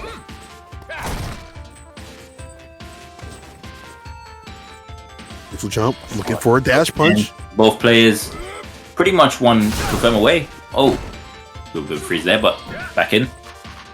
If you would have had that combo off that fireball, that would have been so sick. But it'll get it off the counter. Yeah, that thing just combos off everything, huh? Yeah, you know what? Cody might be the play, you know. He might be the play. I might be the play. I might think about some Cody after the stream. Yeah, now the calls on the V skill though. I mean, I feel like Xeven's getting that for free, and now we see the cost every so often with the rush punches. Look at that meaty, no vegan. You know, I'm seeing Buffett in chat. Can we get that timed out? Because yeah, this is just we don't need that. We don't need more of those. My God, why would you ever say after seeing 1, 2, 3, not get punished in that last Saltmine? Please no, please don't even start that. Bro, chill. Yo, Ender Walker coming in. Ed needs nurse, my hero. Yeah, there you go. There you go. Smart boy, smart boy. There you go. You know what? You know your character's busted. That's good. And also, Xeven, by the way, has been like punishing these -4s off the crouching light into the heavy zone. Max amount of damage. You so nasty, bro. Oh wow, the pressure with the knife. The knife pressure is so crazy from Cody as well. It's so good. Plus frames. You can't press the buttons.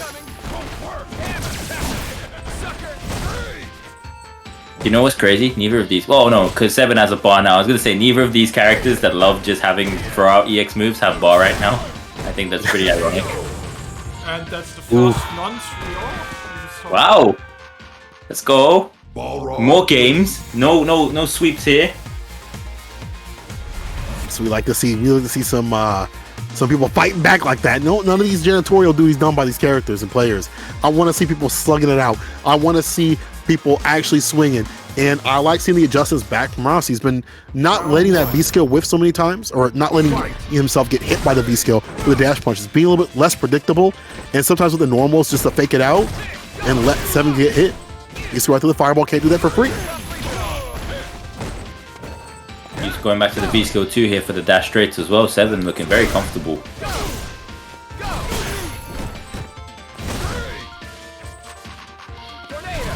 I was kind of lulling him into throwing fireballs too. You see him like backing up, he's like, do something else. Oh, okay, never mind. I got the exhaust. What if It's just one of those ones, right? Where it's just you gotta pick your poison. You gotta pick your poison. Do you want to fight the fireballs or the EX Zonk? I'm picking the fireballs every single time.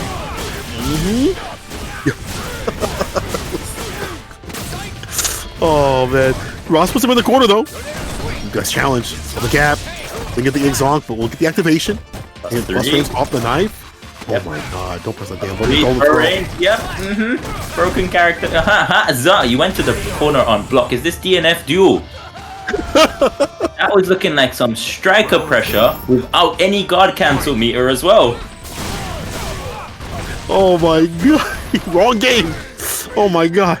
No guard crush to save you, brother. Oof. Went to corner on block. Nothing else you can do.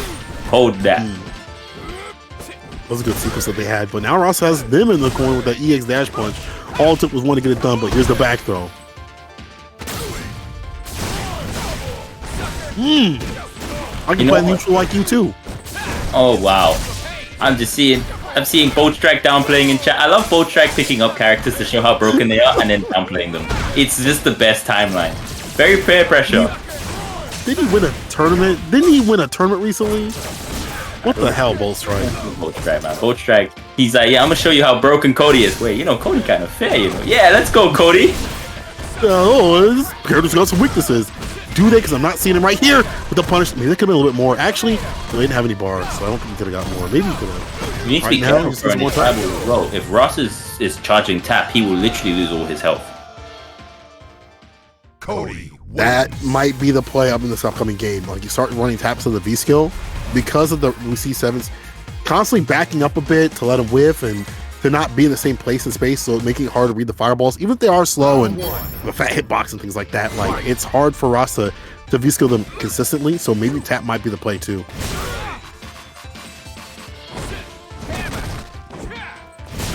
Oh, controlling the neutral here from Ras. Very, very, very disciplined approach to this matchup. I would love to see this go to 2-2 and see a final game with these guys. I would too. Try to see some more games out here, more action. EX, try to clip him low. Seven's down back for the down back, just blocking it out. Also, you see in Ras, I think, trying to go for the neutral jump approach now as well to try and get big damage on an EX zonk that might just be poorly thrown out. Preemptive buttons are also stopped until the EX moves, which they have to be zonks. So I like that from Ross to be in that distance to like stop it before it even comes out.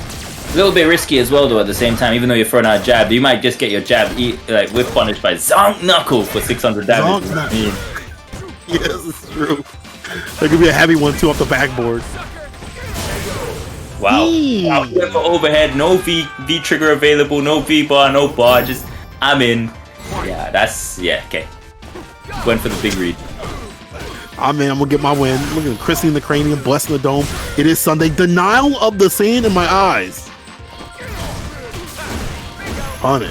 Here we go, finally. Aggressively here, changing up the style. Not taking the throw though, and kicking some big damage for that. Interruption on the dash punch. V-ship had to go for the V-ship break. I feel it. Great off on the deck. They would get tossed for like a call on a reversal. Still has the knife available, throws it off. Okay. Not gonna get another V-trigger this round. But Ras is gonna start working towards getting his. Oh, V-reversals. Okay, neither of these guys are getting V-trigger this round. Xeven does have the EX bar built up. Ross gonna send it to spin it to put him in the corner.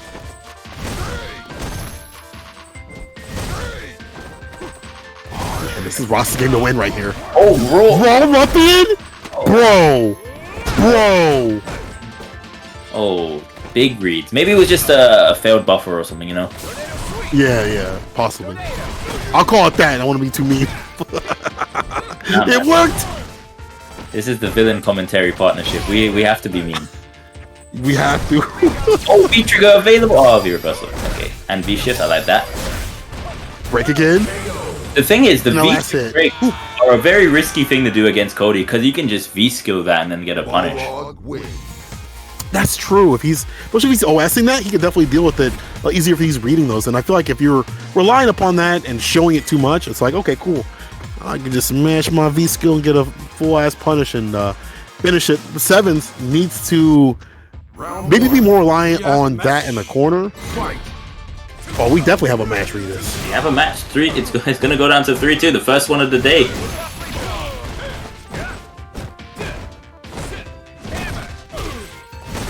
Chat, press the button. Who are you guys supporting in chat? I'm seeing a come on Ras, but are you guys for Xeven or are you guys for Ras here? Yeah, come on. Show up for your team. Walk up throw.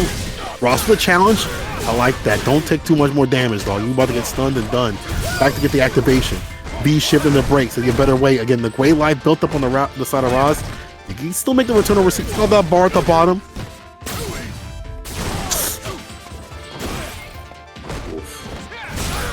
Gonna need a big comeback here from Ras.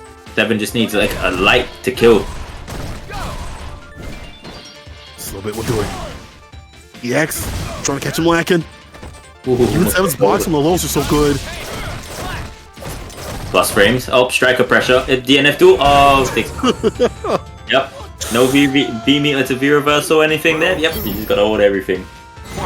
Literally at that last second, he got the V bar, but it was like, as he was getting hit in set point 7, back from the brink, this Cody play. The best parts of the character, much as possible.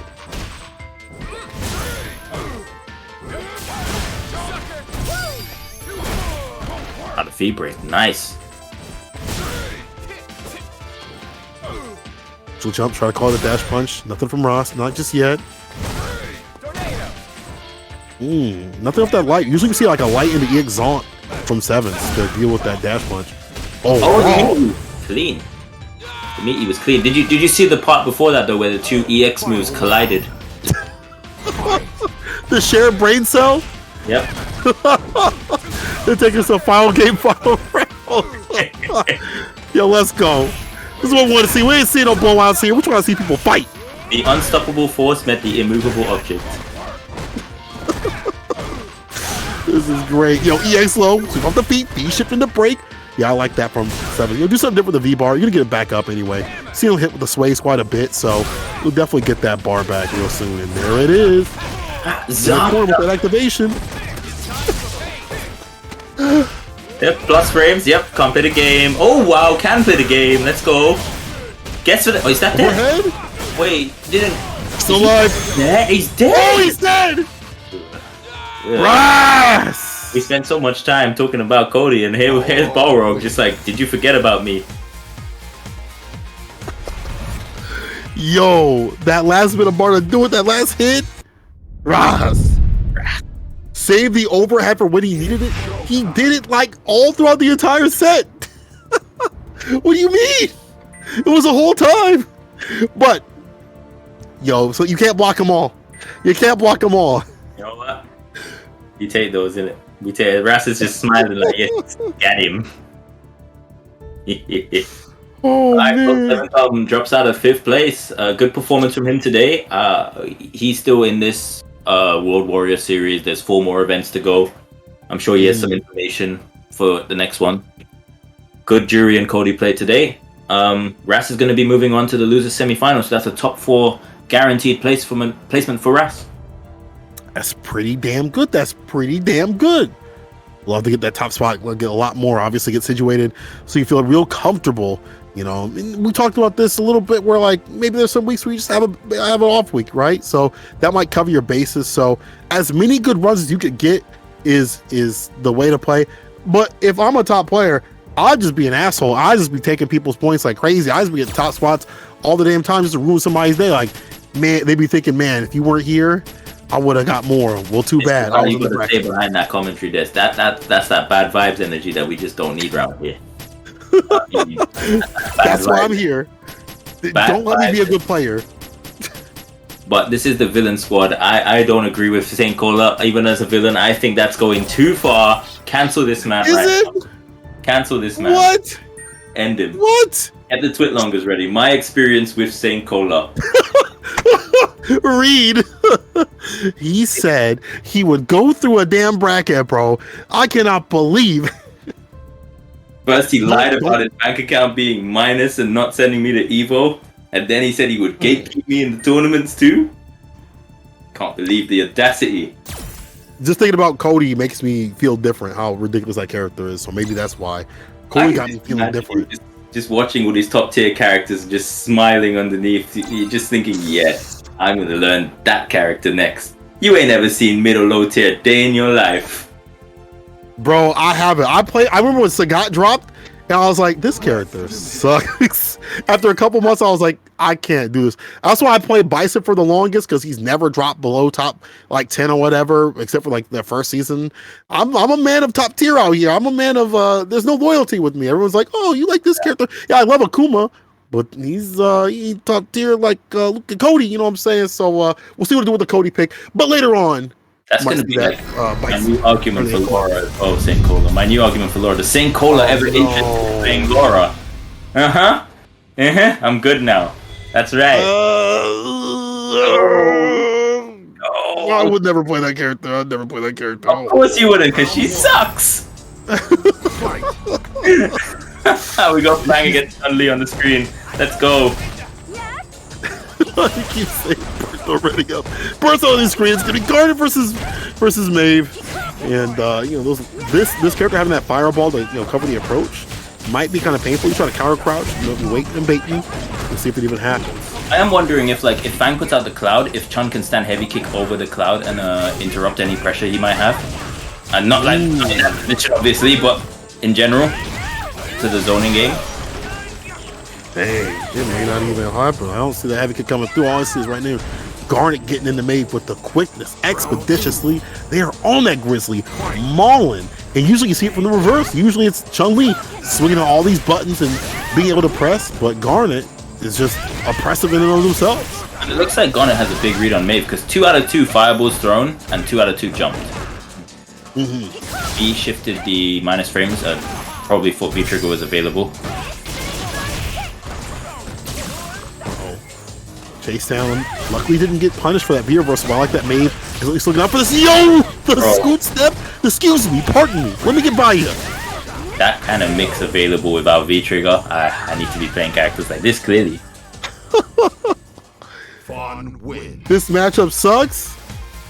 For who? I mean, maybe Mave isn't playing it correctly, but so far this looks like Fong is top 5. I'm just gonna put that out there.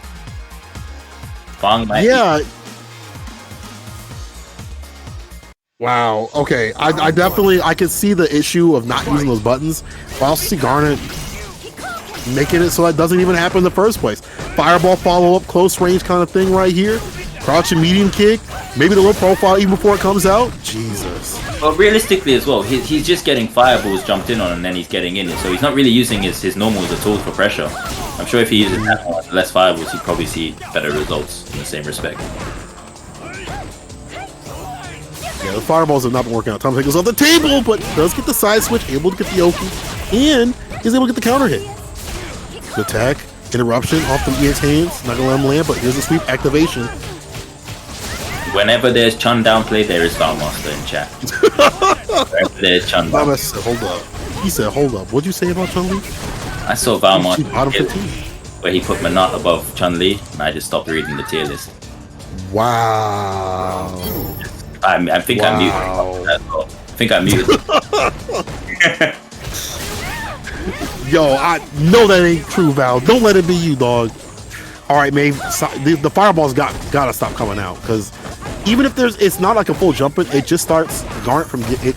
Garnet gets in regardless, right? I feel like the fireballs have only worked out like once, where one EX fireball got the side switch, but wasn't able to do the duty. But like, it just lets them apply this pressure and approach. And again, that light punch being able to be a convertible, normal into like actual pressure and damage. Like, you're just letting this character do what they need to do best, and that's the mix. I mean, Fang's pressure is definitely scary, especially if you don't know where the gaps are and how to like stay away from the situation. And even if you do, it's still a very scary situation to be. I don't know where that hit. That jump in looked. Wow. Wow. He said, I hit stand heavy kick. What do you mean? Wow. I hit the button. Yo, I'm loving chat right now as well, because it's an argument from who wins this matchup. The Chun players like, no, Fang wins this, and the Fang players like, no, Chun wins this. It's free. It is so funny that as a commentator, you're just trying to like you get a lot of information from the players.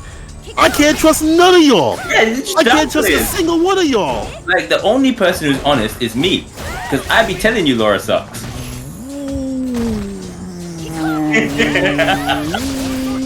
You and I are definitely different. Y'all definitely gaslit me. Well, listen, we're trying, but the problem is that Mave keeps throwing out the fireballs. You see more of the normals. The problem is you see more of the heavy kick and the fierce. Garnet just keeps getting into him over and over again. One more touch will do it, and you're so worried about the instant overhead. But there's a throw. There you go, Garnet. What's that point? Oh wow, this has been a very rapid set as well, by the way, because of how aggressive Garnet has been. And I think it does kind of show that even what chat is saying is true, because if Garnet could just play Fang's usual game plan, he'd probably be doing so, but he's been very aggressive this entire set, starting rounds with jump-ins and dashing in a lot. Yeah, and even with your option, so we saw the sweep, there was no activation at all to kind of focus on. Fantastic jump in, yeah, on the fireball.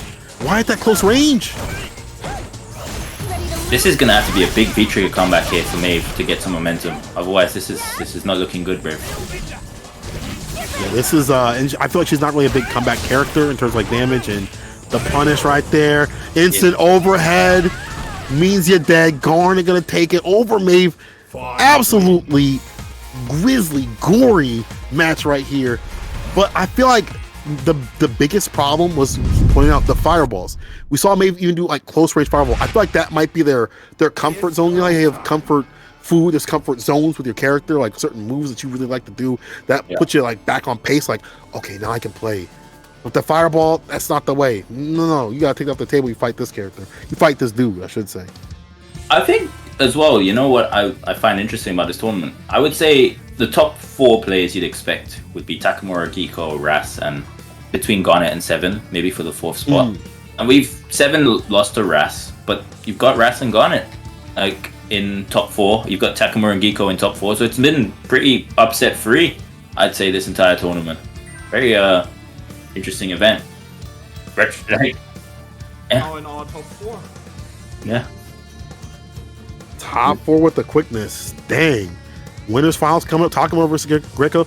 I feel like we did watch Takamura almost lose. It's like very last round. We thought it was going to be an upset. So despite at least early before top 8, some of this did feel like it was going to be a few blow-ups. Maybe some not so much. There's a lot of 3-0s and things like that, 2-0s and stuff like that. But there were some close calls. Let's see if Takamura can claim that very top spot. If that Akuma is strong enough, or he's going to go for the Kin Masters. Talking about blow-ups, maybe the prize pool will blow up a little bit more, so we get to 150 and can actually pay out the top 3 today. Oh, imagine paying out the top 3 and the 4th place match is the match for the money. Come on, chat, let's make this interesting. Give these guys in top 4 some money on the line to fight for as well. We'll see a crazy set. Let's do it. Come on. Yo, you know how much like people, you put money on the line, people start playing different with it. And they stop picking 11, they stop random selecting, they stop, oh, I'm just trying this out. They start saying, okay, there's points and cash, there's stacks, I'm gonna be a savage. So go ahead and drop some more. Remember, 101 is an ugly ass number. 150 though, that's a cute number right there. That's a number that you can take home to mom. So let's get this 150 and get it done, okay? Look at Mr. Shakedown over here. Just any pennies you have, just give them to me. Gimme. Oh, you're gonna use that money for rent and food? Nah. Give it to me. If I see you walking around the streets of whatever Yakuza, wherever they have it in Yakuza, I'm gonna get you. I'm gonna shake you down, all right? Now, we are down to the winners finals.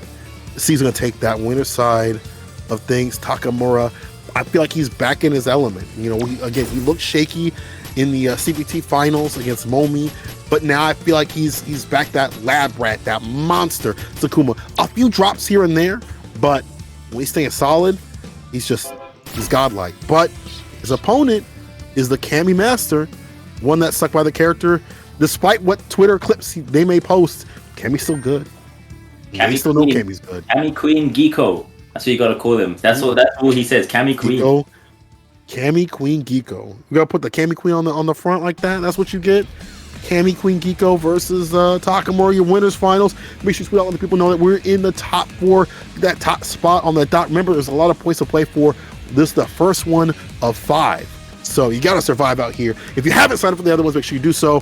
Get in this match. And again, fill out that match arena. Let's get some more money in that pot. I know you got a little scrap. I know you chat. There's 104 or 488 of you. Some of y'all got some dollar bills. I know you do. Let me see your wallets. Bold of you to assume that some of them have some dollar bills then, Cola. When you said you were in the minus earlier on when we talked about my Evo entry. That's because I'm a commentator. I'm broke. Commentators are broke. Players, they got tons of money. Look at you, shameless. Listen, you don't have to worry about me. Feed the players first, and I'll be fine. Don't worry. I'll be fine. You just feed the players. If you feed the players, I get fed, okay? The more you feed the players, the bigger this gets, and the more jobs I get. So, yeah, feed the players. Look at the food chain. Look at him playing the food chain. Look. Him preying on the lower parts of the food chain. Lower parts? I'm down there in the bottom, too. What do you mean? I'm a lowly commentator. You've just implied chat players, commentators. So commentators being at the top of the food chain. No, we're the same. We're the players are right here, and the commentators and the players are right here. So we eat it. You know what? Let's just move on. Move on. We're going to the finals. Same call as a down player of his profession. Never thought I'd see the day. I just trying to get a little more money. Anyway, I'm trying to see if Takamura is going to run the Akuma or if he's going to run the Ken Masters. I feel like either match or either character is going to be fine. V skill 1 on Akuma is absolutely fine to delete a lot of what the character wants to do from an aerial point. And I know that Takamura probably looked at the match with Momi and probably studied that studiously and was like, dang, this dog jumped in on me for free the whole damn time. This dog was jumping at me like a rabbit, bro. He will have something in his bag to prepare, whether it be DP, V skill 1, anything to prevent that jumping mix-up from happening. Yep. Looking forward to seeing how Takamura, Takamura definitely grinds with Hurricane as well. They probably play a lot together. Shax, very strong Kami player over here. We had Momi over here. Takamura and Momi, we saw the exhibition in the Capcom Cup exhibition online.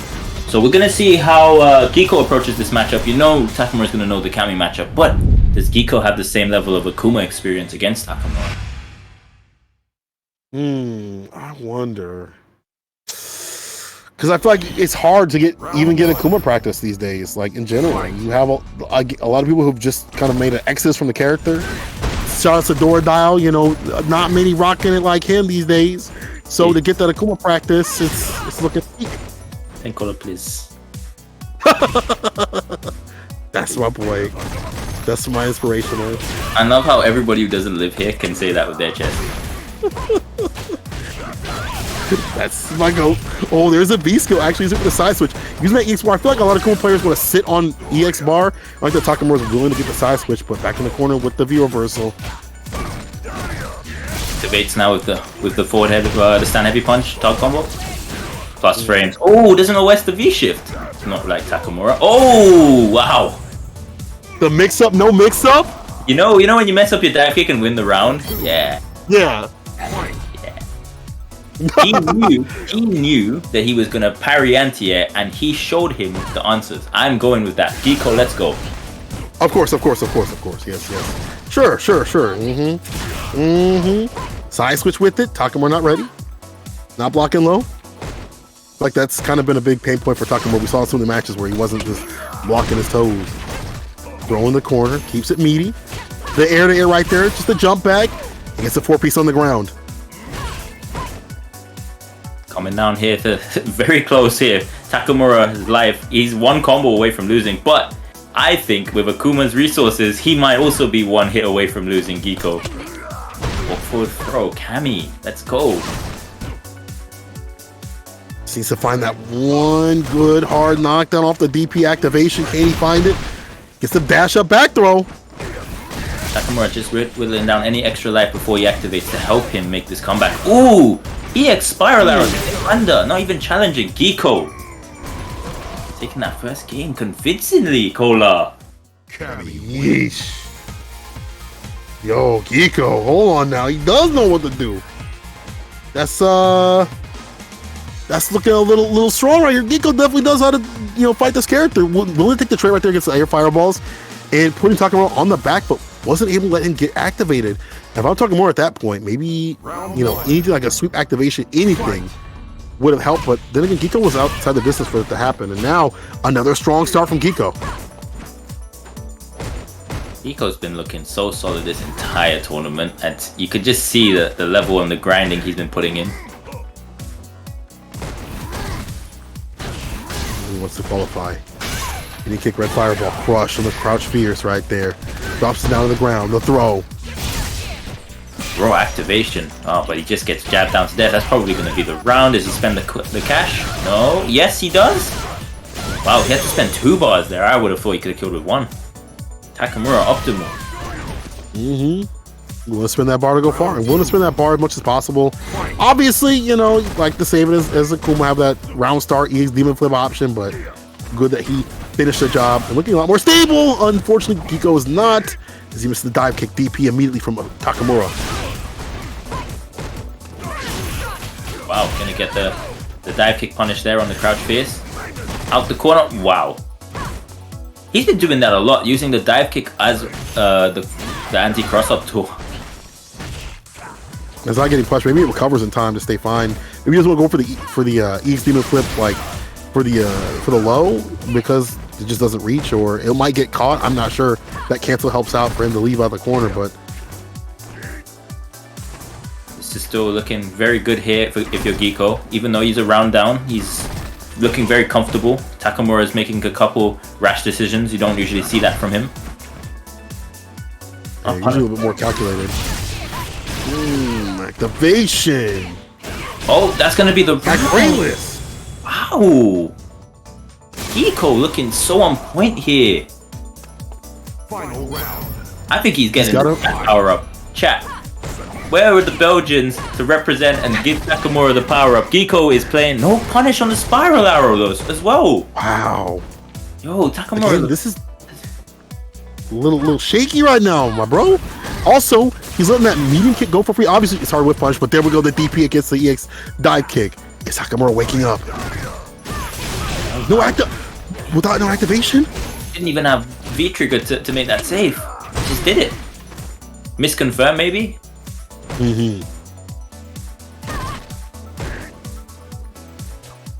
Does have V trigger now. Trying to find the right way to activate. But this, we see Geeck-O just back up a bit. He's like, I don't want to get, activation, sweep, activation, medium kick, fireball into activation, none of that goofy stuff. Yeah, especially this close to the corner where back throw could be a very real possibility. Geeck-O's very aware of his spacing. Debate now from Takamura. Back throw. Has been some bar for it, but well spent though. Because you know that Takamura, few confirms to seal it in Cameo less health this season. Okay, it's gonna hurt. Hard knockdown. Wow, nice from Takamura. Oh, no, that could have been the round. Oh, the jump back fireball. DP super. Oh my word, Geeck-O, did it. That's ridiculous. Geeck-O's so sick. Geeck-O's so sick. There was involved on the DP, I get it, but just to send that out, knowing that you were gonna get smoked and possibly give Takamura that chance to come back. You know what though? DPCA there, the CA might have put him full screen, even if it was blocked. So that might have just been a very safe option in general. You might be right. Takamura's on the reverse things, I don't know. If you're talking more, I feel like some of these mistakes are not like Akuma based. Like it's not like, oh man, Akuma is messing it up for me. Like it's the drops from his own. Like we saw him not punish a spiral arrow. We saw him, not convert every single time. Some things letting it whiff a little bit too much that Geeck-O has like proven he will punish on the standing medium kick, which is hard for anyone to do, to be honest. So I'll be surprised too. But the solidity though, King Masters. King Masters coming out to play. No, he sticks with Akuma. Okay. Maybe just needed a break. Round 1. Still with V-Trigger 1, V-Skill 1 as well. Those are perfectly fine options for this character in this matchup. So it's not, I feel like it's not a character thing. It's just he's got to tighten up his game plan. There we go. Crouch me kicking to Tatsu, Oki. It's now these walkbacks. Ooh. Geeck-O looks so comfortable as well, using his lights so well to just check any movements from Takamura. Gets out the corner with the EX spiral arrow. He says, you're not going to stay meaty. That's A-okay with me. Side switch from Takamura.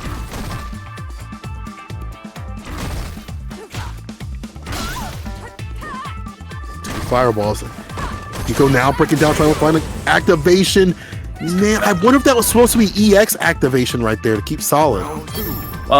Maybe, but I think he's not really been using that activation route. He's been using crouch medium kick roaring to activate, so maybe it just was a misconfirm on his end. Thought Takamura would be walking back there and just committed.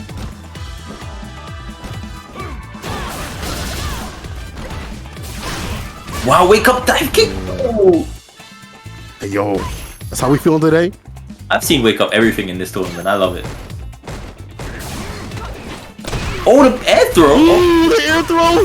Yo, the chase down with the beast shit. Geeck-O's geeking out right now. Oh my god, nah. Nah, this might be. Nah, this boy is different. Different today. Different. We're running different. I knew Geeck-O was sick, but I'm more of a fan after this. Ooh, the escape. The ruffle copter. Oh my god, I cannot believe we got to witness one of the worst moves in the business, but keeping the air approach down to the ground, solidifying the options that Takamura would love to do. This might be through, but here's Takamura in the corner. I like that. Keep it immediate. We've seen a lot of reversal wake up jabs from Geeck-O, but he gets outside the corner with the V reversal. Takamura has to be looking out for those options. Geeck-O's now on match point here to go into grand finals winner's side. This is not expected. Oh, the cross cut! Whoa! Oh, Geeck-O, is that enough? That is 3-0 over Takamura. Bro, what? Cammy wins. Yo. Geeck-O, I feel like a lot of people, when you talk about Camis in Europe, they would say Hurricane, they'll say Shax, they'll say Momi. Not many people would say Geeck-O, but getting this opportunity to see his Cami and see how clean he is, they need to start putting some respect on his name. Big up Geeck-O, It's time. Just clean. It's time. Yeah, Let's Geeck-O go. also recently started entering Saltmine tournaments regularly and always making like top 60, top 8. So this man clearly improved a lot. Right? Yeah. Good player, Geeck-O. Alright. We're going to be moving down now into the losers, and we're going to have Ras against Garnet. Man, this has been some good ass action already. Ross going up against Garnet's going to be super sick. Garnet, I feel like, is back in the mode that he was before when he started winning. I feel like when he fought, Takamura, he was kind of like breaking down a bit, but he's back in that driver's seat. Hands it to a 10, trying to get his win, trying his best to stay heated. And again, he's a young gun out here, so he doesn't really have that tournament practice of years and years of experience that some of the other players might have or be in those positions as often. So I like the fact that even though it's a loser side, it's like, I'm back, I can do this. I feel that I can only a few more matches I can win. But Takamura, if he does win, if Garnet does win, we'll be able to fight Takamura once again. So that might be a hill they have to climb, but we'll see. We're trying to prophesize no demise. See if they make it first. Prediction is up, chat. We're seeing the Kami Lord himself, Hurricane, giving the blessings to Geeck-O in the chat as well. This is a good day for Geeck-O. He's gonna get all the clout from today. Dang. He has no local, by the way. Geeck-O has only one, born as an online only player. He has no local. That is a grinder right there. We've seen that with some of the other players like the Birds. That's one reason why Saltmine League exists, because a lot of people actually have no local or can't travel. Yeah. It's a good thing. It helps out a lot of these players as well. Gives them a chance to play. Yeah. We appreciate you, Saltmine, all the other people coming through that are, put on these tournaments and stuff like that. That helps build a scene. Like, when there's nowhere to play, like, it's hard to be like, okay, well, I haven't seen whatever. Maybe some stuff can't happen offline for whatever reason. Maybe distance is too much. So online supplements that. It is what it is, depending on what region you are in, with the online, whatever. But at least having something is better than nothing. The Birds, they don't really have like a huge scene over in the UAE. They do have a lot of strong players, but it's not like as massive as like the US or EU or UK, I should say, or any of that stuff, right? So like they have to find other ways to stay solid. And someone that's doing that, like Geeck-O out here, who's staying solid by themselves, I'm sure they play with maybe a few others, or at least talk to other people, but not have like a huge scene is very impressive. Well, we're gonna see how Geeck-O can close out this tournament in the grand finals, whether it be against Takamura or the winner of this set coming up now. we have Ras, who's been very impressive today in his own right against Garnet. Very strong Fang player, very aggressive Fang player as well. Is this a run back from winners? Wasn't it? Yeah, Garnet that took down Ross. Yeah, it in was. the bracket. Yeah. Now it's first to 3 though, so maybe we'll see a different result. Or was this No, yeah, they played earlier in first to 2 parts of the bracket. Yeah, you're right. But as you said before, first to 2. Yeah. Yeah. So as you said before, I mean, like, this is first to 3, so you get a little more time to think about what was going on, and I think that Ross was starting to find answers at the end, but we'll see if this is still a bad situation. Garnet bleeding. Ross leading in health. Wow, the V shift into the punish. That's a very good tool against Coward Crouch, V shift. Oh, just overhead. Ras has been going to that overhead option a lot today.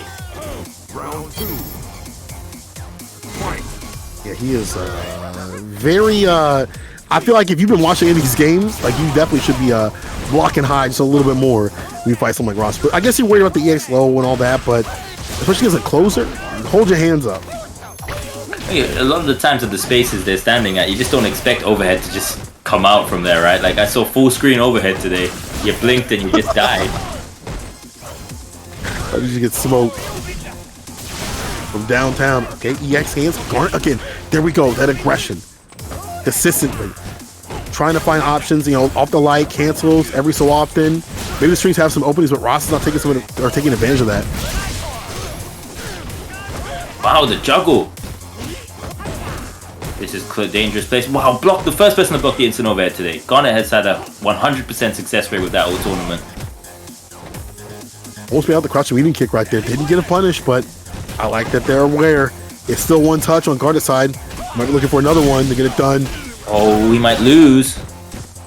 Oh wow, block low again. And the escape, nice from Garnet. Clean. Ties it up. Go for Garnet to not even just go for like a block, but actually find an escape option to get themselves outside the corner. I like that, finding the gaps. Super smart stuff from Garnet. Looks like they lapped up this matchup. See if Ross has got some answers. They looked at the patch notes. Whip punish on the upper, puts him down. Ooh, neutral jumped the cow crouch, but didn't get the punish in time. Dash crouch, max range. So I put a little bit of tank on him. This is the most patient I've seen Garnet as well. Been usually a very aggressive Fang player. There we go, dash sweep. There we go. That's what I've been expecting. Something different. Medium buffer right there at the low. Puts him in the corner. Garnet, of course, has the activation. You have to watch out for that. Ross has been getting got by that sweep of the feet. Oh, falls with a fireball, anti-V shift. Wow. Tech. Good V reversal there from Ras. Not gonna have V trigger for any comebacks here though. Yo, the coward beat the EX dash straight. What? Yeah. Damn. Fun with the tech right now. That's good stuff. Garnet avoiding that. I was gonna talk about how, like, the EX bar could have been like V trigger is important, but the EX bar has been a multi-purpose thing. Way to get in, EX upper with some armor, but Garnet scoots up underneath the EX the dash bar, scoots up underneath that. Already putting the attack on the deck and looking to double Jeopardy Ras. It's only the first one though. Gonna be interested to see how Ras replies to this. Obviously, it was a very close set in the first time they played in winners, but now it's a bit of a different situation. Will any adaptations be made on either side? Is this going to be another 3-0? We've seen a lot of those today, Mr. St. Cola. I mean, it might be. I don't want it to be the same sort of way. I want Ross to find a way to fight in this match. V reversal, get some distance with it. He's got the lead, but Garnet, I feel like when they've got everything is working out for them, obviously with EX bar and V trigger and stuff like that, that's how they find the win. But when Ross has got these big leads, this is how they're able to come back. So I feel like it's doubtful that Garnet can come back in this match. It might be looking kind of difficult. It's like a one-touch. Bars with the bullet bar, with the build-up EX bar. Wow. Yeah, it's looking difficult. Went for the dash straight into the free frame target combo. Ras.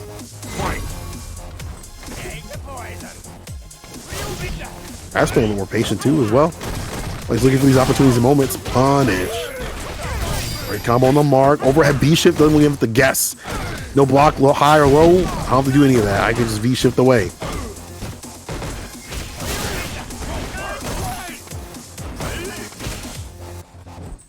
It's such an awkward looking neutral this matchup is though. Feels like they're both kind of just trying to fish for either a crash counter or just go in with a special move. Feels weird. Yeah, light looks like light in the hands doesn't reach at all distances against like the rush punch. And Ross has been looking to space that up pretty well. But as soon as Garnet gets a knockdown or anything, that's when the damage and the mix-ups get going and flowing. Like that's when things get stupid. Wow, using the fly and just completely blowing up Rass's attempts to anti-air. Instant overhead again. Oh, this character's kind of scary, you know. When you're like one touch from death, it's like Dulcim in a way. You just like, anything can kill you. How do you even play? And any of the setups and stuff like that, they're so dirty. Strike, throw, instant overhead. You have this cloud right in front of you. You can't press a damn button. You have to like wait for it to dissipate or you get that hit right at the right range. So you see right there, Ross. But he's still in the corner. All stained up. Using the neutral jumps a lot more to try and call out the coward crouches. Not getting the exact timing he wants, but at least he gets to start his pressure. Stop blocking for a bit. Not a punish. No punish on the V reversal as well. In the corner. Wow, sweep for the V trigger activation. Jhin. Wow, still no punish. I feel like he's timing those well, the neutral jumps as well. Uh-oh. That's unfortunate. A little bit of connection issues. Going back to the long distance relationship. Garnet though just needs that one touch. And the easiest anti-air in the business, bro. That crouching medium kick seals it. Has so much range. And now Garnet on game point. Are we going to see the same thing? Another clean sweep off the feet? I'm going to just check the bracket here quickly. I've closed the bracket accidentally. Let me reopen the bracket. We've had one set that wasn't a 3-0 in this whole top 8. And it was 7 versus Ras. So can Ras do it again? Can he run it back? Just looking peak. Looking long. As soon as Garnet gets enough of that, that lead, it feels like it's hard for Ross to come back. And you gotta be so careful about how they spin V-bar, but especially EX bar for EX upper or a dash punch at the right range or like a right confirm to get like at least some Oki. But this is good. Have him in the corner. Defense like Garnet as well. You can't really establish a throw game. He's either doing a jab to stop you from doing jab into throw. He's just jumping about. You really can't establish a throw game on a style like this. It's so hard, and he's at these right ranges where he's looking to place out cloud or just perfectly anti-air with the medium kick. Set point Garnet to do it, dog, is just dominant. This is looking very bleak here for Ras. If you're a Ras supporter right now, you're probably not feeling the most optimistic.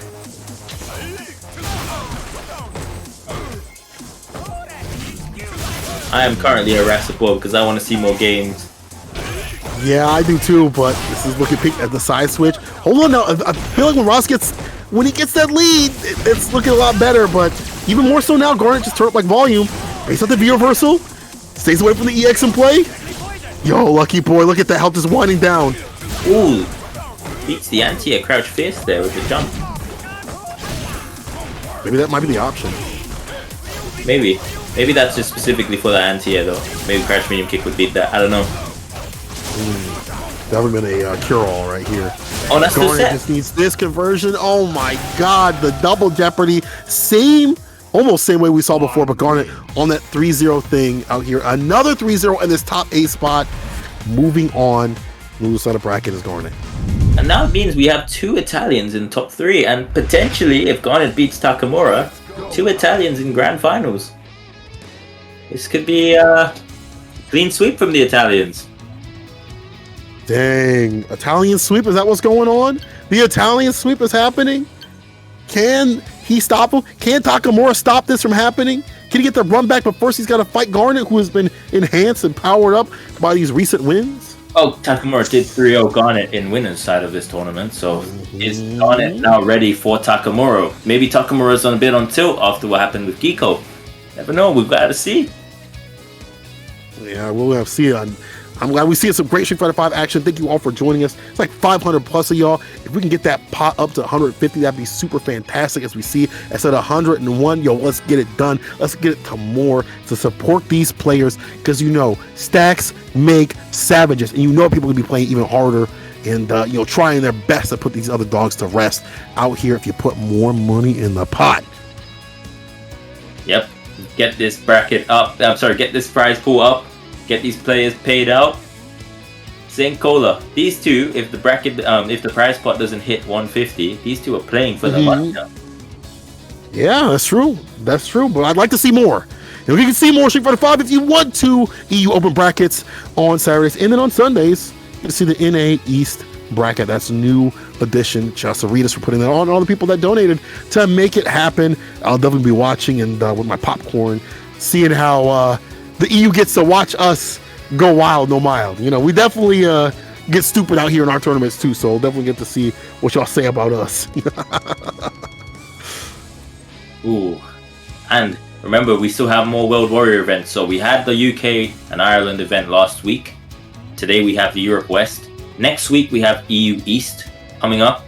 And we still have 2 other regions, Nordic and Baltic region and German regions. So if you guys want to be a part of those, make sure you sign up, especially for the EU East, which is next week. You have a week to sign up. Make sure you get yourself signed up if you're from the eligible regions, and come compete. You can get some CPT points just for signing up.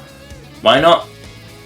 Get your name out there. Be like, I am a Pro Tour competitor.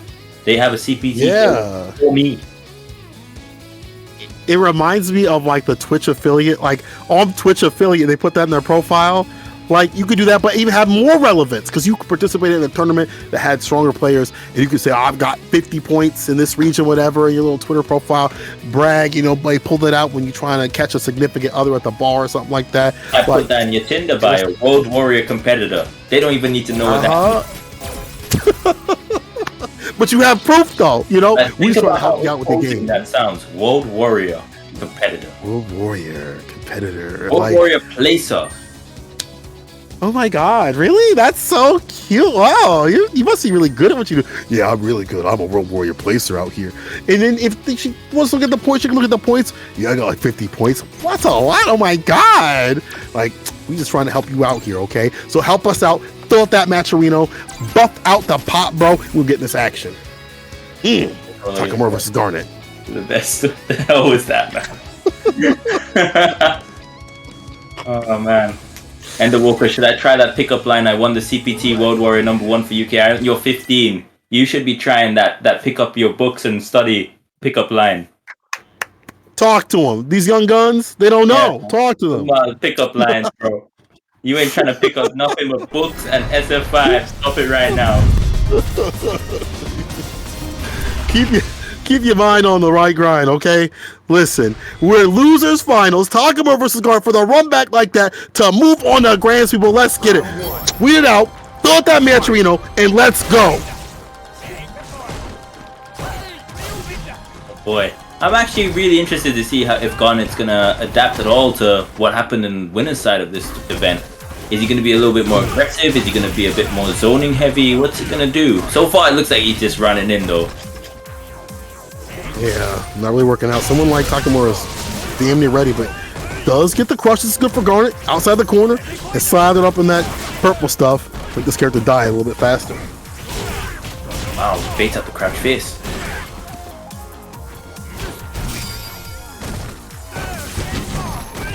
That V shit. No punish though, too far out. Maybe crouch media kick would have worked instead of fierce. Yeah, I don't even know what would have worked there. I think even if Fierce probably has more range than Crouch Media Kick, right? You might be right, actually. You might be right. I feel like Crouch Media Kick had more range, but maybe Fierce actually has the most. I trust Takamura. You're right. Maybe it's just they set up. Maybe they set up and you just can't punish it unless you're like Ken with like heavy DP. I don't know. If only with that Ken Masters. May not even need it though. No bite on Crouch Media Kick. B reversal. B shift. Oh, no punish. Ooh. Wow. Wow, Garnet takes the first round. Okay. Round 2. That was really good. I like that V shift to a V shift. Reacting to stay away, taking a page out of Takamura's book. Wow, dash forward sweep. Garnet just calling out. Stop walking around in my neutral. Haven't punished me yet. I'm gonna keep doing it. Maybe he really, yeah, maybe that's just a safe setup. Yeah, I have to see. It's such a distance. Maybe it's hard. Takamura bleeding. Tried to check the dash, didn't get the second jab, but still gets the conversions. Let's go. Takamura in there now. Activated. Try to EX slide out. Ooh, Takamura doesn't confirm. Rare for him. Yeah, didn't finish the job. Don't let this kid stay alive. Back throw. Oh, wake up. That meaty fireball. Yo, but it worked out because he knew Takamura was going for a fireball. Like, that was a good call out. Not able to get the poison, but falls the fireball anyway. Well, I wonder what that was, what he attempted.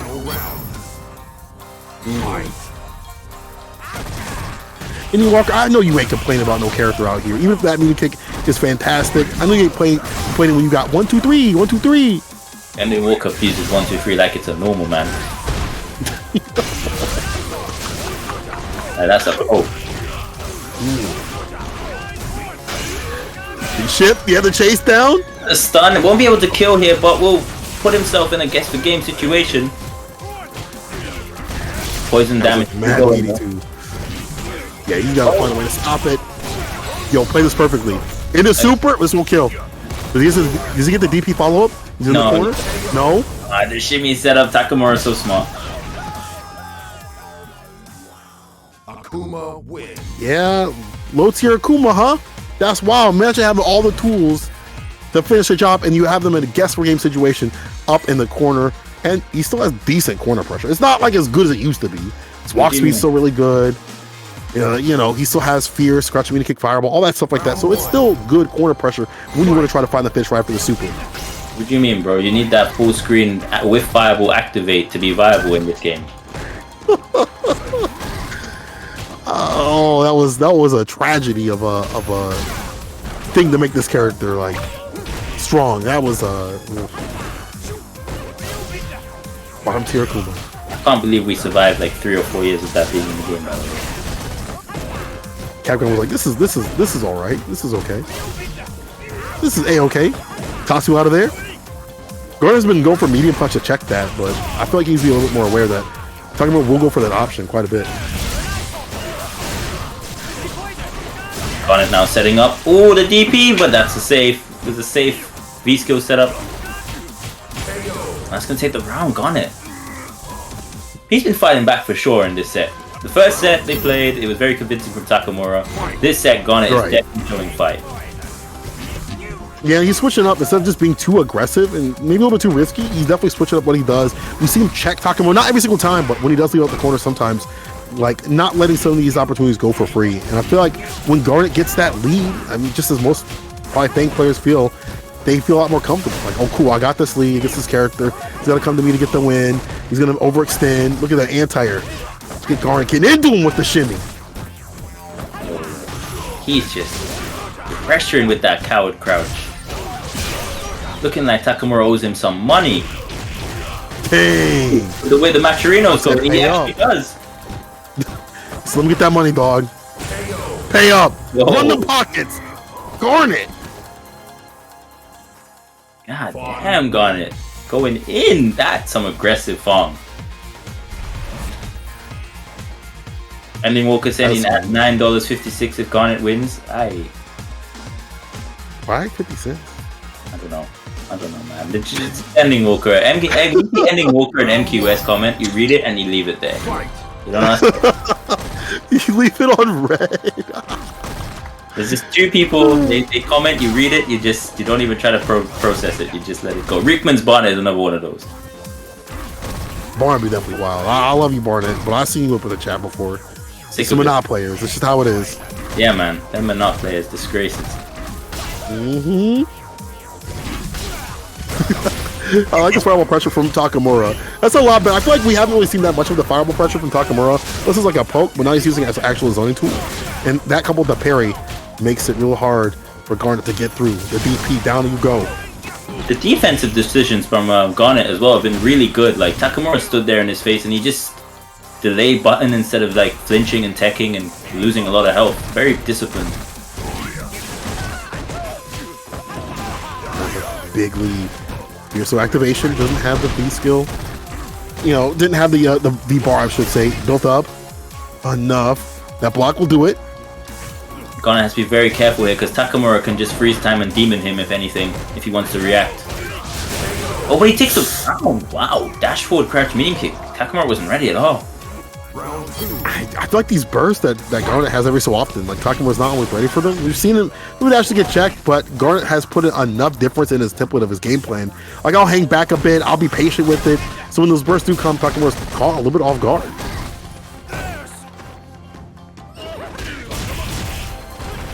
Nice way to punish on the sweep there from Takamura.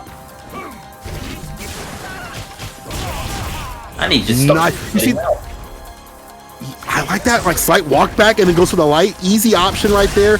Super quick with it. It didn't punish though, because that's kind of hit. So Garnet must have tried to press after that, but still good awareness from Takamura. Yeah, safer option than, you know, swinging something bad out. Oh, here we go. Game to game, round to round. We fighting. We fighting.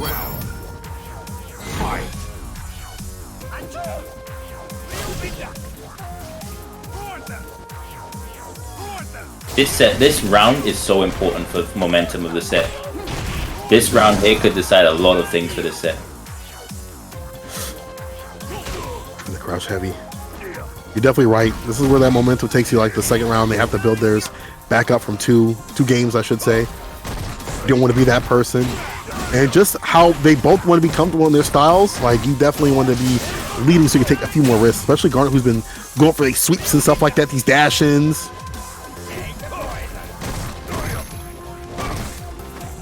Takamura really wants that crush counter fierce. Give me my V-bar, bro. You my V-trigger. Good defense against Garnet, and he's literally one touch away from taking this. That's it. Garnet is 2-1 up against Takamura. The download from the first set. Fun win. He's so stable now. Like, I feel like it's really great to see the evolution. These young cats, I feel like you body them once and they're like, okay, cool. We are one away now from an all-Italian Grand Finals. Yeah. We can have the All-Italian Grand Finals. This is unexpected. Takamura, the favorite in this tournament to many people. I feel like 99% of the chat would have said Takamura to take this tournament. He's one game away from being out. And not switching to the kid and sticking it out with the Akuma. Where I feel like maybe he's just most comfortable, as NQS had said, but Garnet's playstyle is so different and he's changed it up. He's putting a lot of risk. We keep seeing like sweeps and things like that. People are saying, well, why is he not checking the dash? Because every so often we see a sweep and it's putting Takamura off his pace. Wow, the punish shift gets got, yeah. Bro. Garnet says be careful. Oh, he's gonna be stunned? No, not quite. But now he is. The round. Takamura getting his momentum back. Round 2. A little more of the demon flips that come through the neutral too. I like to see him put that together with the V skill to delete some of these fireballs. Neutral jumps are really good, but medium or crouching medium kick has caught in a lot of these ranges. So a little bit more of the anti-fireball play would be fantastic from Takamura. Or just choosing not to even engage with some of these moves. Just gonna go back to neutral where he's been more comfortable. Not letting Garnet get any of his pressure strings up. But here's the sweep. Back air fire. Fireball. Bro, that was TK edition too. You see him, he's barely off the ground. Solid there from Takamura. Great defensive option. And the V-break to keep the pressure. But tries to dash after. Yes. Still landing some of the poison. All that purple stuff. Painted on. Yo, Garnet continuously adjusting his look. He's like, wish you could come to me. Do something. I dare you. I dare you. This comeback is still very possible here from Garnet. 1 or 2 touches. What a back throw. DP. Yes, DP. Yep. That's going to take the 4th game. It's going down to 2-2. Final game. Let's go. I like that from Takamura. A little bit of that that aggression, that Takamura wild style that we see. He just, how he used to play a little bit more on the risky side, but he still has the backing of how stable he is as a player and how good he is in scramble situations or moments where maybe you swing out something you shouldn't and you get crush countered. He stays solid with like just using lights instead of just using like the heavier normals. And now we see 2-2 between the two. Takamura, unfortunate spacing there on the air 5. Will Garnet benefits, gets the back throw. He's still one out. Fireballs sticking through. The game plan of last round where Takamura wanted to avoid, never mind. I was gonna say how he wanted to avoid the poison, but that toss will definitely help out. But I feel like he's got to go back to that game plan as much as possible. Not take too much poison damage. You're letting this character build up V-bar to put you in mixes and things like that, and it's taking up too much health or like late game. Go into the air fireball approach more now as well, since he realizes Garnet is trying to coward crouch some of these approaches from Akuma and then start his pressure. In the corner, they'll get opened up. Oh no! Oh, the demon flips. Oh, jeez! Oh, this is 10 $10. Sweet punch. Yes. Nice. OTG. Yep. You're right. Bro, set point right here. Takamura bringing it back from the brink.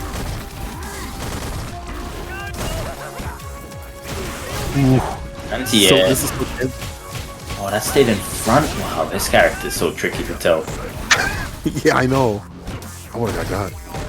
Yeah, I definitely got hit there too. I thought he'd push him back into the fireball.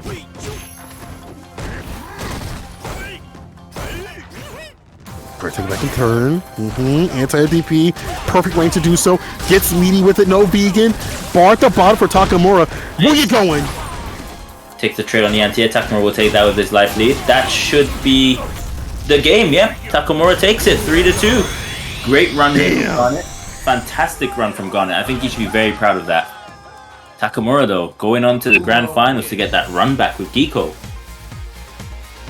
I think if you're Garnet, you look back at that, you said, I made Takamura use everything with this character.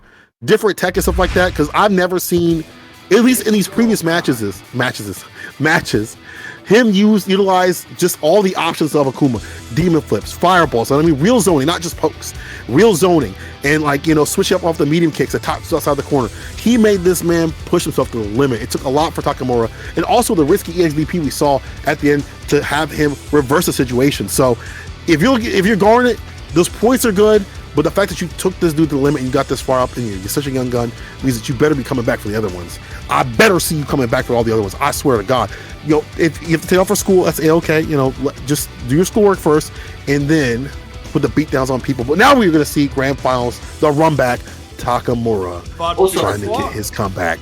Before we do that, I want to remind everyone that the next WorldWarrior event will be Europe East. So, and if you are from Bulgaria, Czech Republic, Greece, Hungary, Poland, Romania, Slovakia, Ukraine, Croatia, Serbia, Bosnia-Herzegovina, Republic of North Macedonia, Republic of Moldova, Georgia, Albania, Montenegro, or Kosovo, you should sign up and get in there and get some CPT points and maybe even qualify for Capcom Cup. Yep, make sure you sign up if you're from any of those eligible regions. I think I might be from Bosnia. I have to check. I'll get back to you on that. But I'm going to look up and see if I'm eligible. It's not then. It's on back to the commentary desk. Or the Stream Monsters desk. We'll see. The Stream Monsters desk. Alright. Yeah, if I don't... Yeah, I guess I'll just I'm gonna stay on the stands. I'm gonna watch y'all because I'm a fan of being on the stands and watching Saltmine on both days, EU and NA. Saturdays 5 p.m. CEST and then Sunday 7 p.m. EDT for EU and NAEC. That means East Coast. So if you're in the East Coast and you want the most in terms of some great Saltmine action, come through on Sundays and come play.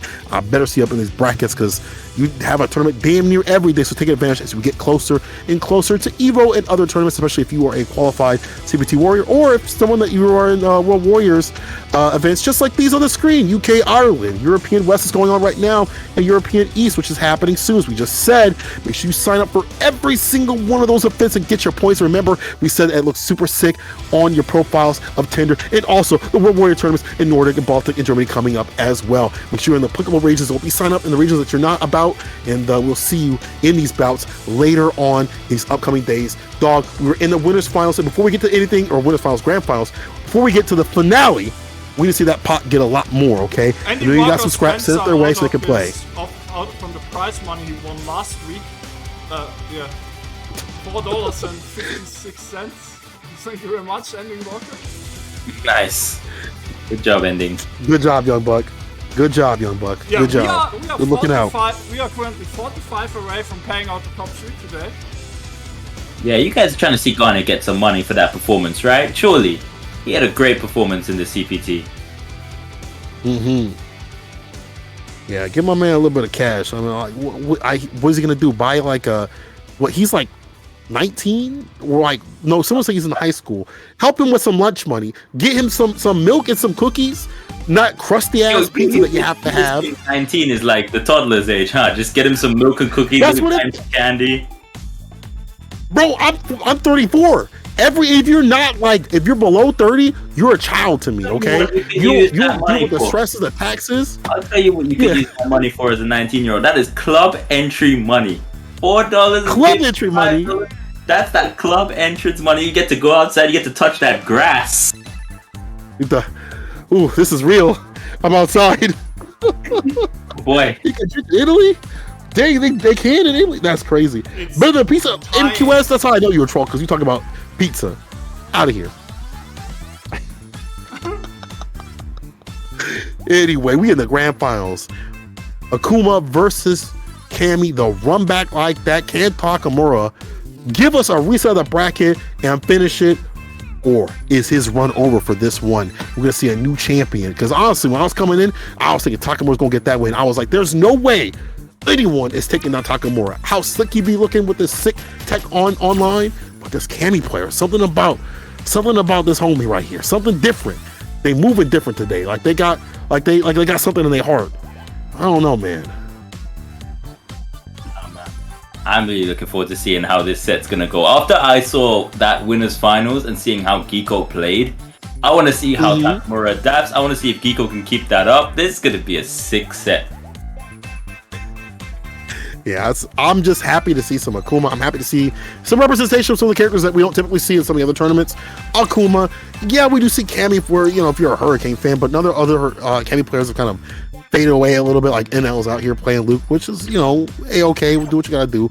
But we don't get to see the Cammy as much. And then we saw Fang quite a bit, which we see from Mono, but again, not from many others unless you're like in the West Coast of Street Fighter V. So it's good to see some variety. Grand finals, people tweet, let the people know what's going on, and let's get it. You know what? I think as well, even if Takamura does reset, I'd be interested to see how Geeck-O like takes that happening to him, and how if his mental game will change, if his playstyle would change. Like, there's a lot that I want to see in terms of layers for this set, but I guess we'll see how it unfolds now. Let's go, chat. Let's see some hype for the grand finals. Yeah, stop being quiet. It's 573 of y'all watching this action. I don't want to see anybody being lame. Oh, they're button checking. Okay. After this one, then y'all can get loud. I see. You know them ones when you want to test if your buttons work, but it's grand final. Yeah. Make sure everything's okay. Make sure that your this one works. This one works. It worked throughout the entire tournament, but this one set might be it. Yeah. And with the points, bro, you want to be stacked with them. You don't want to leave anything to chance, which will make sense. How many people are complaining about players doing button checks offline? It's like, if I spent 3K flying out here, you bet that I'm definitely going to be running a button check and making sure everything's perfect. Make sure I'm situated, seated, I got my water and everything. You bet I'm going to be doing that. If I spend all that flight money, hotel money. Whew. Street Fighter V is a game that added to test your buttons in the menu when you have, you literally can do that. I might be right. It might be a leg test. It might not be a button test. Just a leg test. Oh, okay. That's true. Good catch, I have Chat. to Good go- catch. Try to make sure I have everything's to go good. with the information on what Ritas told me. So I'm gonna say that unless Ritas is being fired, he reported false information to us. It's both? No, it can only be one. Read Thank you very it. much. Chat, for the- join us. You're No. fired. You can't mention fire me, that. That's not how it works. Thank you very much to Shine Highlight for the bridge crime. Much appreciated. Even Andy Walker got you. Yeah, let's go, chat. Let's go. Let me see them fires up for the chat. Let's go. Who we nominate? Yes, we can. Who we nominating to take Ritas' place if he's fired? I nominate Bolt Strike. Oh man, I think he might be fired too. I don't know if he still works here. That's true. You are both fired. I haven't seen him on the employee list. You can't fire me if you're fired too. Take us all down with you. I can. Wait, command sexy meters? Yo, I Wait, what? Valle. I'm telling you, your presence alone is making even Uncle Valle sus. Uncle Hey Valle. yo, I didn't say Look at nothing. that, that's I ain't say nothing about no donuts. I can promise you, when I logged on today and woke up and everything, I did not expect to see Alex Valle type in Texi Ritas in chat. Sorry. Just wasn't on my mind as one of the immediate things I'd see. Here we are. Hey yo. Wait. Let's get it. Grand finals finally happening. Akuma versus Kimmy. Let's go. Yo. Grand finals. Thanks to T-Lord for the sub. Dropping the sub, dropping the love out here for the Saltmine. Always get back to the people that put this on. Give these great action. Y'all, when do y'all get to see Akuma, bro? Tell me a time, unless it's like Mr. Rastopoulos playing V-Trigger 2, V-Skill 2, or something like that, or Stack Bradford out in the US. You barely ever get to see Akuma.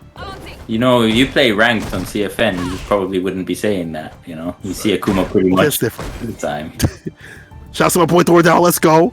Lunar from Takamura, the teacher of Takamura, Thor Dial.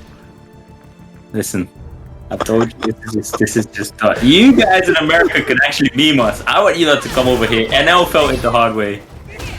So did Tokido. Oh man, look at this patient neutral from both players. Ooh, the interruption of the fireball.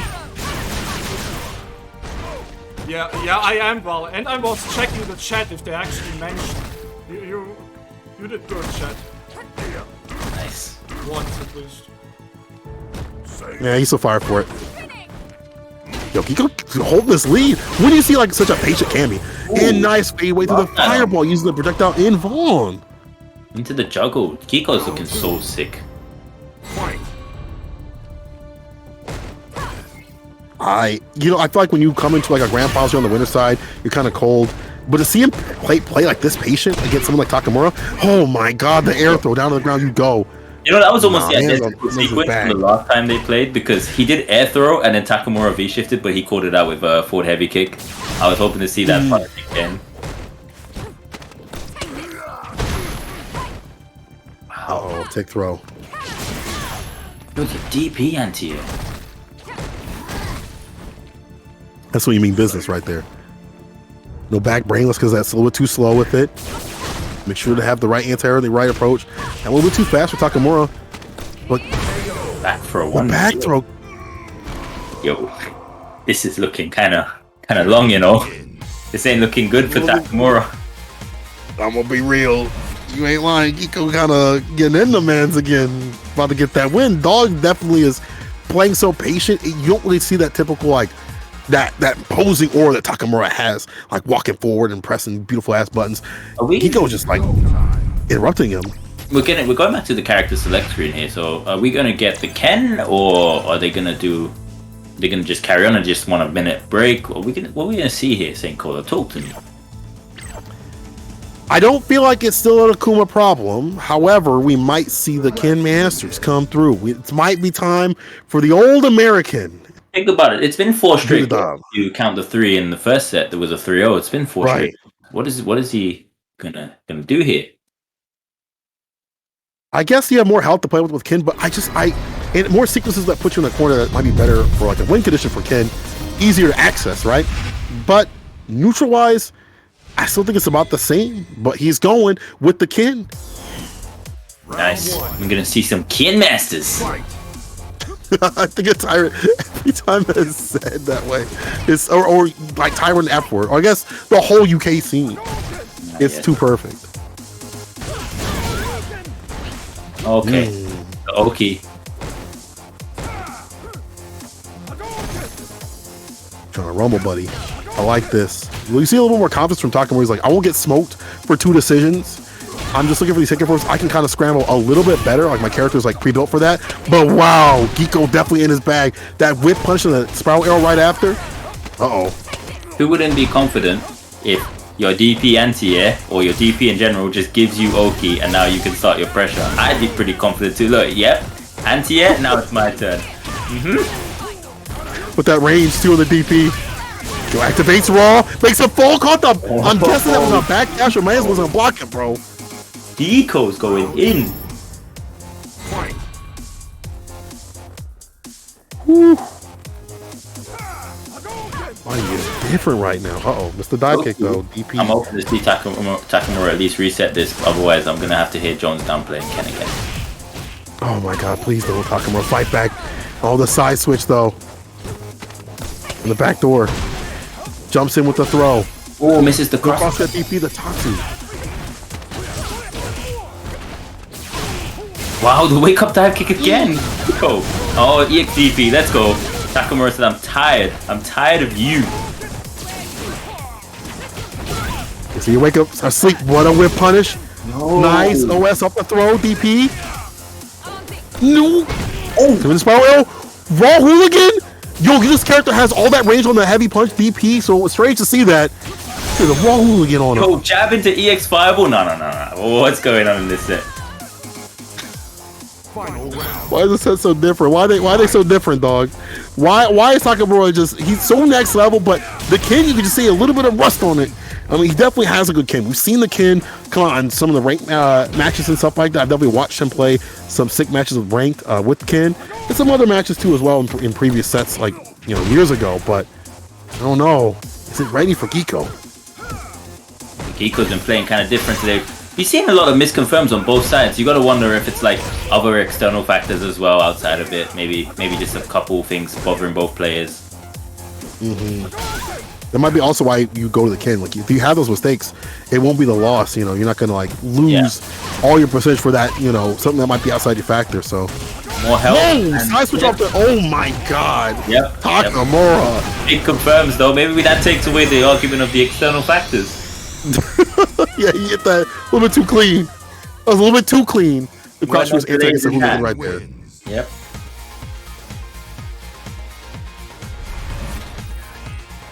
All right, Jones Arcade, you gotta hold this, brother. This Kin looking a little crispy. Salad bar crisp right here, dog. Where you at? Casually lurking, just going, why am I getting called out? I didn't do anything. Because he preemptively was already downplaying. But you see Takamura able to access the strengths of the character. As you said before, DPs having Oki and things like that, the corner carry. And again, having a bigger health pool just helps out if you miss confirms like this. Yeah, Akuma misconfirming is very close to the round being over depending on resources. Ken misconfirming 1 or 2 extra guesses. But Geeck-O don't jump back in the corner. Oh, wow. Takamura looking shaky on defense here against Geeck-O's Kami. Yeah, I don't typically see him do V-shift in the corner. That's kind of wild. Speaking of don't do something in the corner, V-shifting in the corner is such a bad option more than half the time unless you're looking for like a specific gap and you're going into a break or a full punish, and it's unfortunate that he calls it out. I think he was But trying that's to also smart of Geeck-O. maybe trying to V-shift the instant Ah. dive. But too predictive with it, I guess. Yeah. Can't see anything else that he would have tried to V-shift at that range. Oh no, that's an unfortunate drop. Game called it an inconsistency. Tatsu lands a little bit damage outside. You go looking for the right time to activate off that crouch fierce or anything, really. So clean, Geeck-O, right now.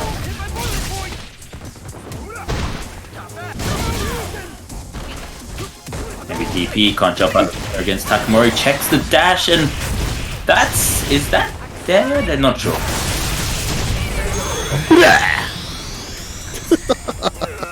Of course. Geeck-O. You know Takamura's Enemy wins. bro.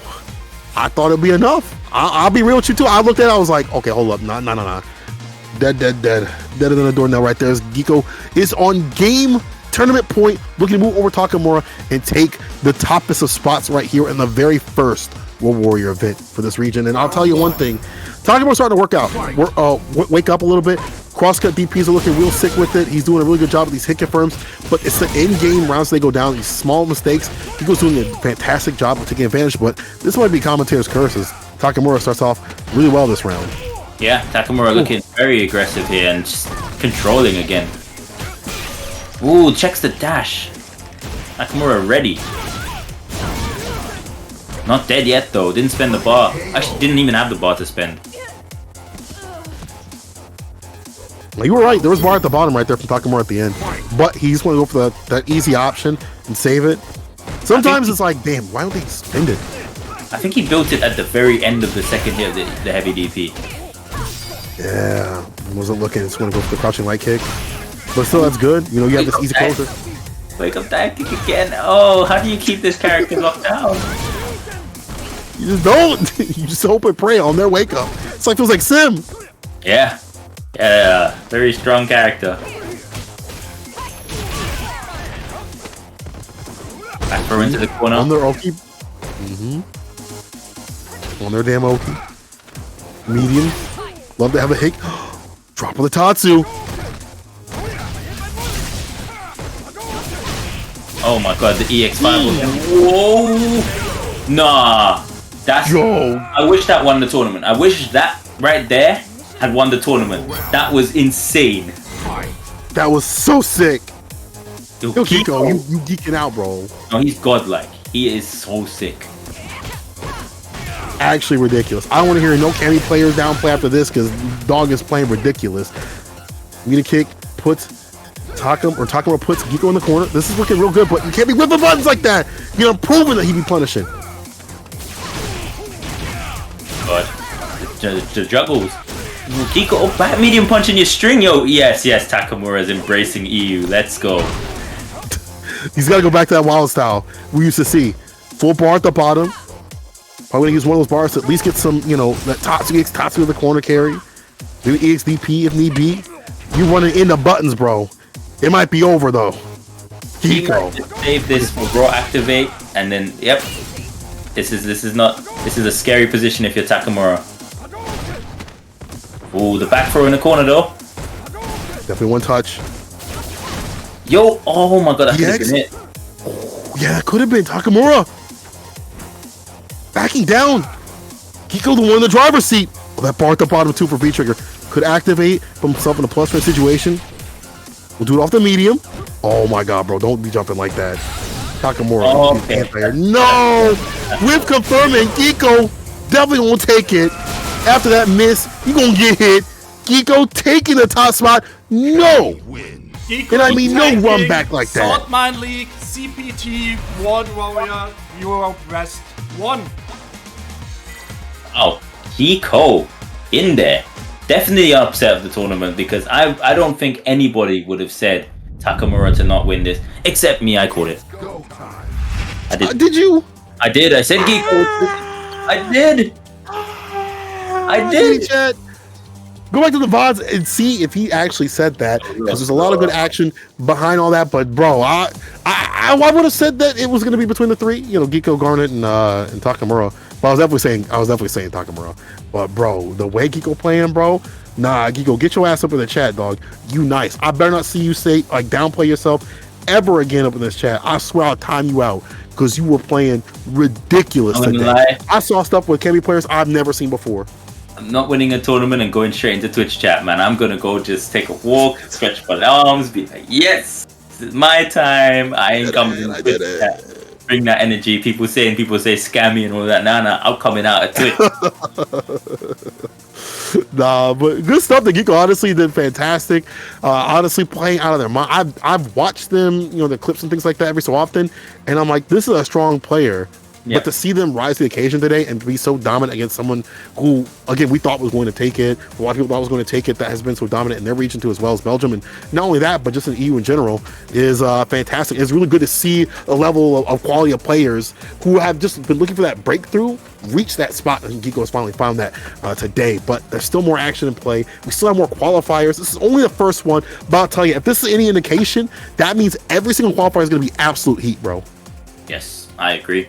And I just want to say that I saw Hurricane say that Cammy is now top 15, no more Scammy. No more top 15? Top 8 of today. Yo, shout out to everybody who made top 8. 7th place, we had GambaNera and Jhin. 5th place, joint, we've got Mave and Xeven. 4th place, Ras. 3rd place, Garnet. 2nd place, Takamura. And our champion for this first CPT event, Geeck-O. EU West WorldWarrior 1 first place. Give him a round of applause, Jack. A lot of points. Yeah, give them some love. Give these players some love. All the way through. Everyone that got in the top 8 and even before that, give them some love. Always sick to see all come out and support these tournaments. Shout out to Capcom for putting on the WorldWarrior once again, so we get that regional play coming through damn near every day, because I look at the schedules for a lot of these regions and I feel like there's one every single day. I think Singapore just had theirs recently. I'm still waiting for Japan's. Midwest is coming up soon. So again, shouts to Capcom, but very importantly, the TOs that are putting this on, showing out for their scenes. Ritas, I see you up in the background, bro. Doing man's running 5 with his team. 5. That's wild. Yeah. Give Ritas some love. Agree. And he's still doing other tournaments as long with it. So as you can see here, guys, you had the UK and Ireland past last week. You had Europe West just finished. Geeck-O's your champion. You've got EU East next week, same time, 4 p.m. UK time, 5 p.m. Central time. Make sure you sign up for that. And then following that, we have the Nordic and Baltic region. And finally, the German regions in all successive weeks. So make sure you guys look up when your eligible tournament is and sign up and get involved. There's no reason to not play in this, to be honest with you. It's free. It's actually free. You're not paying a damn dime. Honestly, just a little bit of your time to come through these brackets, get some points, put that on your profile. Who knows who could be looking for that? Heck, maybe a sponsor will be like, you can say to a sponsor, I was a WorldWarrior. And they'd be like, that's good enough for me. Here's $3,000 per month. You never know, right? What I do know is that I've had a fun time, enjoy this time with my boy Shivs out here, dog. You got any last words for the people before we sign out? This was kind of a good one. I think this has been a great tournament. I think we've had some good upsets, some good games. I definitely am very happy to see different regions representing. I think we also now know that Laura needs buffs. But yeah, that's about it. I'm good. Yeah. First of all, you fired for that one, Shivs. And thank you, thank you very much to Shivs and Zankola for the commentating today. Yeah. Thank you to over 600 viewers tuning in for the end. Hey, let's go. Yeah, see you next week. A lot of stuff going on next week. New Saltmine season starts now on Saturdays. And of course Sundays, WorldWarrior Europe East and East Coast as well, run by Thomas Winkley. And yeah, I wish everyone a good evening, morning, whatever time zone you are in. And see you next weekend. Peace. Guys in chat. Yeah. Good.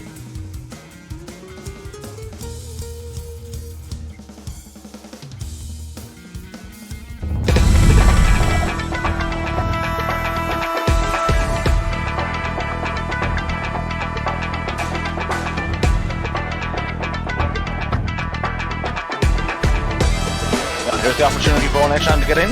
Oh, he's in! Oh, that's going on. Oh, this shit sequence. Oh, this is dirty. Hold Build up, meaty like elbow converting shimmies, and that shimmies around no belly. Not quite. Just saying he's constantly back. So that's what I would do. But my man is...